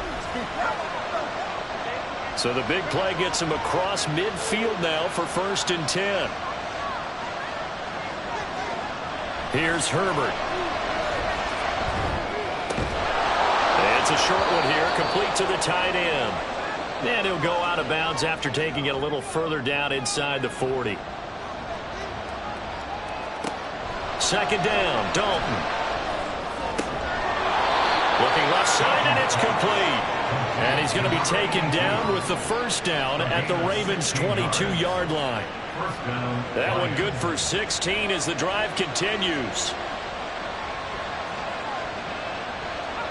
On 1st and 10, here's Andy Dalton. Throw taken in by Taylor left side. One thing you're hoping for when you run drag routes, you're able to hit a receiver in stride, and you can pick up a lot of yardage after the catch. But in this situation, the defense was effective, able to stop him before you get a good head of steam going. And he'll be taken down at the 20 after a gain of just 1. Well, it certainly appears to me that the defensive guys are starting to look a little bit tired while he still has some fresh legs. Not the biggest gain we've seen on a scramble, but still some positive yardage on a play that initially looked like a sure win for the defense. They'll find Lindsey here. And he is not going to get to the marker as they stop him short at the 14. So the completion good for 6 yards. And it'll be 4th down.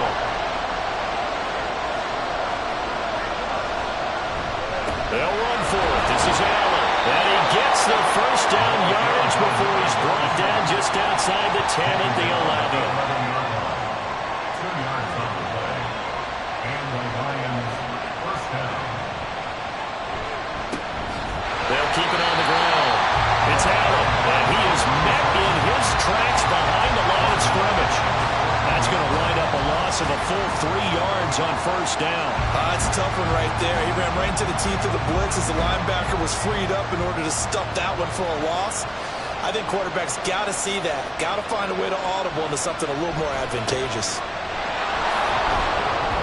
This carry, despite the extra effort, will be stopped short of the 10. Give him 2 yards that time, and it's going to leave him with a 3rd and 11 situation. From the gun, Dalton looks to throw. And that is caught. Touchdown, Detroit. A great effort there. A beast in the red zone with his 2nd touchdown of the game. And the Lions are an extra point away from tying this game here in the 4th.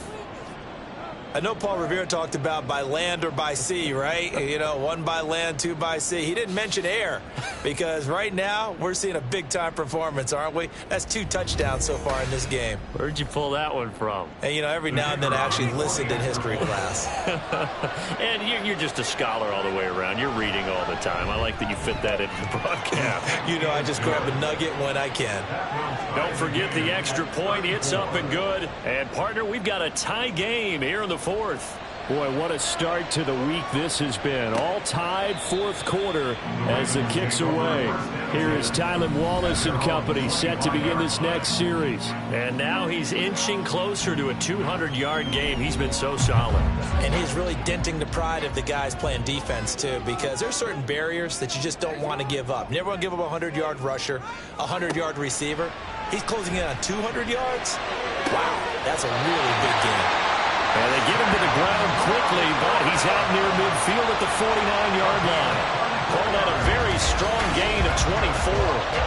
Tell you what, he's been able to put the ball in some tight spots all game long. That throw, no different. Yeah, a lot of people would call it a gutsy type of a throw. I think he looks at it as, I can do it, so it's not that big of a deal to me, and I'm going to keep firing. They'll run on first down. Goodrich. And good work there in open space. He's got this all the way down now to the 32. 92 yards on the ground for him now as he has gotten better, really, as the night's gone on. Both teams working on short rest, but this has been one of the better Thursday night games we've seen as they come up here on 1st and 10. And he's going to get a solid gain of 9 before being brought down. Second and right at a yard. Second down and a yard. Brings up 2nd and 1. Jackson. And that'll be caught by St. Brown. 7 catches for him now, and this last one, a first down. That's another Baltimore first down. Jackson from the shotgun. Throwing middle, but it's incomplete. Well, he certainly thought he had a window to push that ball downfield, but as soon as he released the throw, the corner was there to slam that window shut.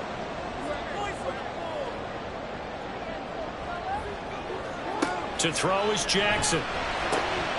Open man left side is Wallace, complete. And the Ravens are going to have a first and goal coming up as the tackle made at the 3-yard line. And this has been a nice answer to the touchdown drive against them a few minutes ago because they've come out and reestablished the tempo. A nice throw there, and they're putting together a very strong drive as a response.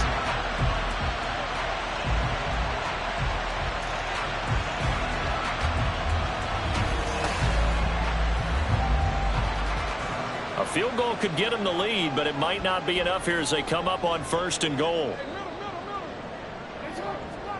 Now Jackson. And this is caught. Touchdown, Baltimore. Sam Laporta, his second touchdown of the night. And the Ravens answer back with a touchdown of their own to break our tie and take the lead here in the 4th. So, Charles, this game feels like it has been punch, counter-punch all throughout, and that touchdown breaks our tie here in the 4th quarter. You're making me want to get back in the gym and start training again. You talk about those punches and counter-punches. I also think this is where you and I start thinking to ourselves, who's going to make the play to change that, right? Who's going to get out of this little cycle that they're in right now and make a play and give their team a firm advantage? And it's a pretty good return here as he'll get this up to the 29. Now the Lions offense, they get ready to head back out there. And now after the touchdown a moment ago, they work from behind in a 7-point game in this 4th quarter. Plenty of time on the clock. Herbert on first down now. And a completion to Wilson. And they get him down, but not before he takes it across the 40-yard line. Solid way to start the drive. 13 yards, picking up the first. On first down, it's Herbert. And he goes down. The Ravens able to get to him. It looks like a 12-yard loss there on a first down sack. Well, many times when you talk about mobile quarterbacks, you get the sense that they feel like they can get out of any bad situation. They keep moving around and trying to emulate guys like the Scrambler or the Dodger. Instead, they keep losing yardage and digging themselves a hole that they can't get out of. That huge loss on the sack makes this job much more difficult. It's now 2nd down and 22 yards to go. Meanwhile, Herbert's throw here going to be caught by Wilson. That'll go for a gain of 7. And they're going to face an uphill battle here on 3rd and long. Herbert now. That is caught. Touchdown, Detroit. Garrett Wilson.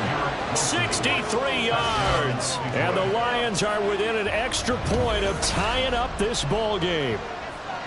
As a fan, is there anything prettier than a well-executed post route? No, it's a thing of beauty, especially when it's done like that for a touchdown. The throw, the catch, and how about the run after to get it to the end zone? An extra point forthcoming.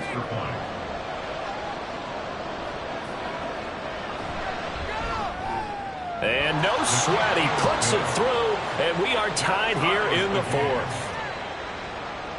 So that drive, 4 plays. Boy, what a start to the week this has been. All tied, fourth quarter as the kick's away.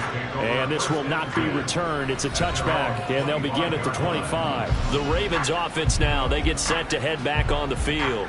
They no longer have the lead after that last touchdown. All tied up in the fourth quarter. And a chance for this offense to mount a potential game-winning drive right here.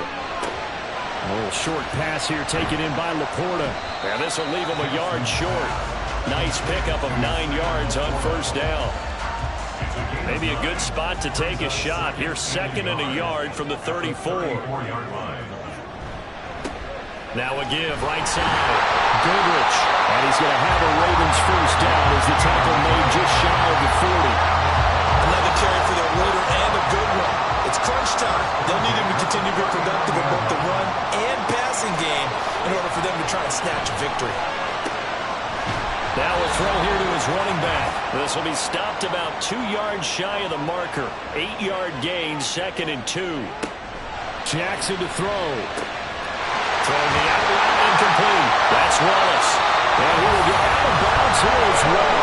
What a play. Big yardage. They stop the clock. And they move it to the boundary of field goal range as well. And he's certainly been a huge factor in this one. He's got the 2 touchdowns to his credit. Now they look to him again. He picks up the first. Yeah, I can hear everyone saying, well, why don't you cover him, double him, triple him, do what you have to do. But sometimes they get locked into such a groove and such a connection, it doesn't matter how many guys are in his area. He certainly looks to be in that groove right now.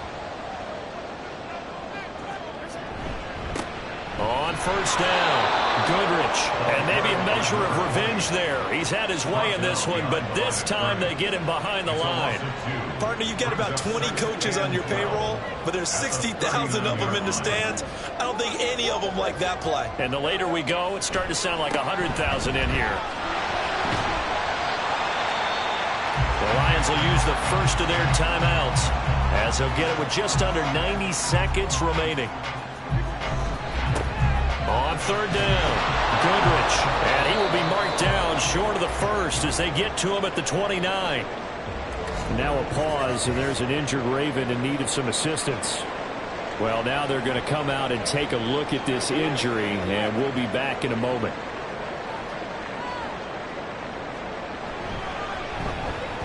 And his kick is absolutely perfect. And they have taken the lead here in the final 2 minutes.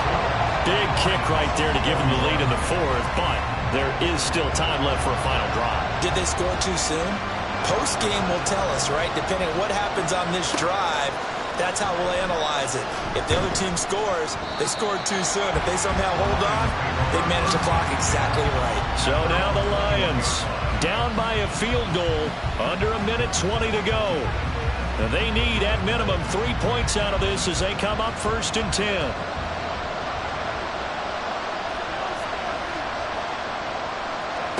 Herbert. They'll try and set up the screen. It's complete. And he'll have this past the 30 prior to going out of bounds. When you run a screen pass really well, you got to like the look of it because so many parts come together to make it work well. The offensive linemen, where they're faking people out, the back slipping out there, catching the football, then all of them going together as one unit downfield. A really nice pickup. And he'll slide down to avoid the contact. 2 timeouts still available in this final minute. It's 1st and 10 now. He finds his man complete. That's Lindsey. The Lions now going to use the 2nd of their timeouts as the clock stops here with 46 seconds left to play. Herbert. And this is caught inside the 5. And he's going to get out of bounds with the first down. So an ideal set of circumstances there. They move the chains, and they save that final timeout. What a pickup there, and maybe most importantly, he's able to get out of bounds and save their final timeout. So just a breakdown defensively. You've got to find a way to make that tackle in the field of play. Herbert going to throw. Now he's flushed out right. Nice solid game there, partner, but the clock is starting to become his enemy. Absolutely. Every second right now, more and more precious as it ticks. Herbert toward the pylon, but it's incomplete. Now we're in the situation where the quarterback's got to take full charge of his huddle. Got to totally command it, make sure all eyes are on him. All focus is locked in. Going to call multiple plays and go over different situations and scenarios to make sure everyone is on the same page. Holding offense.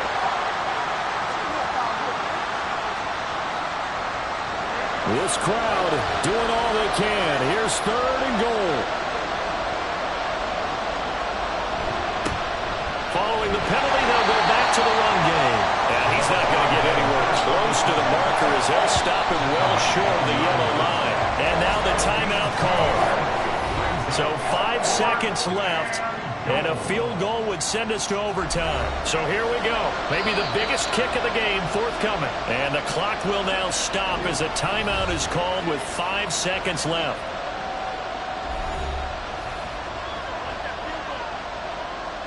So on 4th down, out trots the kicker in a big spot here. This to potentially send us to overtime. And this one is right through. And they will tie this game here in the final seconds. So a money kick there in the final seconds. And now, barring any hijinks on the kickoff here, partner, I think you and I, we're going to settle in for a little overtime. And I wouldn't have it any other way. This has been a dogfight all through regulation. No reason to think it won't continue in the extra period. 4 quarters not enough. We're all even, and to overtime we go. How much fun is this for everyone who's watching the game? How much fun is it for us to see this one get an extra period to get settled? And here in overtime, if the team that receives the ball scores a touchdown, it's over. If they don't, we can still have some more football. That's exactly right. If they go down and kick a field goal, the other team gets a possession to either match it or score a touchdown to win the ball game. If both teams kick field goals, the next team to score wins. But if the receiving team throws a pick six or fumbles the ball and it gets picked up by the defense and they score, the game is over at that point. And he returns this to the 22. Detroit's offense ready to take over. I cannot imagine how these players and coaches feel, Charles, because my palms sweating up here in the booth now as we go to the 3rd drive of overtime. And as we know, from here on out, any points win this football game. I'll throw you a towel as well, partner. I've got one for myself, but let's face it, our nerves, our pressure, nothing compared to what's going on that field. Both of the field goal kickers active here early. Can one of them become the hero and end this thing?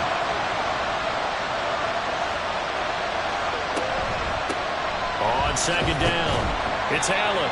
This will be a short gain of 3 before he's brought down at the 22. Just not a whole lot of room to operate there on that carry. No, not at all. They did a really nice job staying in their proper places and not allowing any lanes to open up. First throw in overtime for Herbert. Here comes the Lions punter now. On for a very important punt here in overtime. He's averaging just under 50 yards a punt as he gets this away. Returning it is Moore. They'll call it a punt of 44 yards. The return was for 7. And they will take over 1st and 10. And the offense for the Ravens returns to the field. Now their defense did the job, got off the field without giving up any points. And now, Charles, all they need here is a field goal, and they get the victory. Yeah, and this is the way I love overtime. I'm one of those really, really old school guys that like sudden death right from the beginning. Well, we've got it now because any points wins the game. On defense, get a safety, a pick six, fumble return, you can win it as well. So I'm really looking forward to this series and see how both sides play it. Now a quick slant as the throw's complete. And he'll be corralled out across midfield down to the 45. The Ravens get a new set of downs, give them 17 on that pickup. Charles, you get into these overtime situations, that's not a bad guy to dial into. Well, when you have to have plays, especially in a spot as you just described, we're in OT, you've got to go to the guys you can trust and you know are going to make the plays. Well, they say, it's not the X's and the O's, it's the Jimmies and the Joes.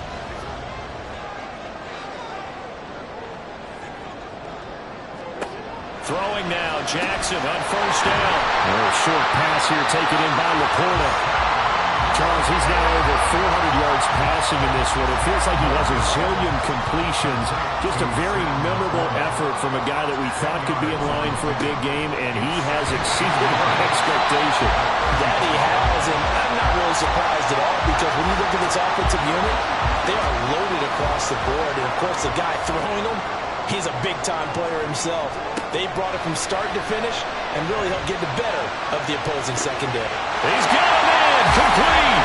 And he's into the end zone for the touchdown and a game winner in OT. So the game-winning touchdown came through the air in overtime. 4 quarters wasn't enough. We were treated to a really good one, weren't we, Parker? That we were, and I just love being able to be witness to a game like this all the way through. Who's going to win it? Oh, what? We're getting overtime?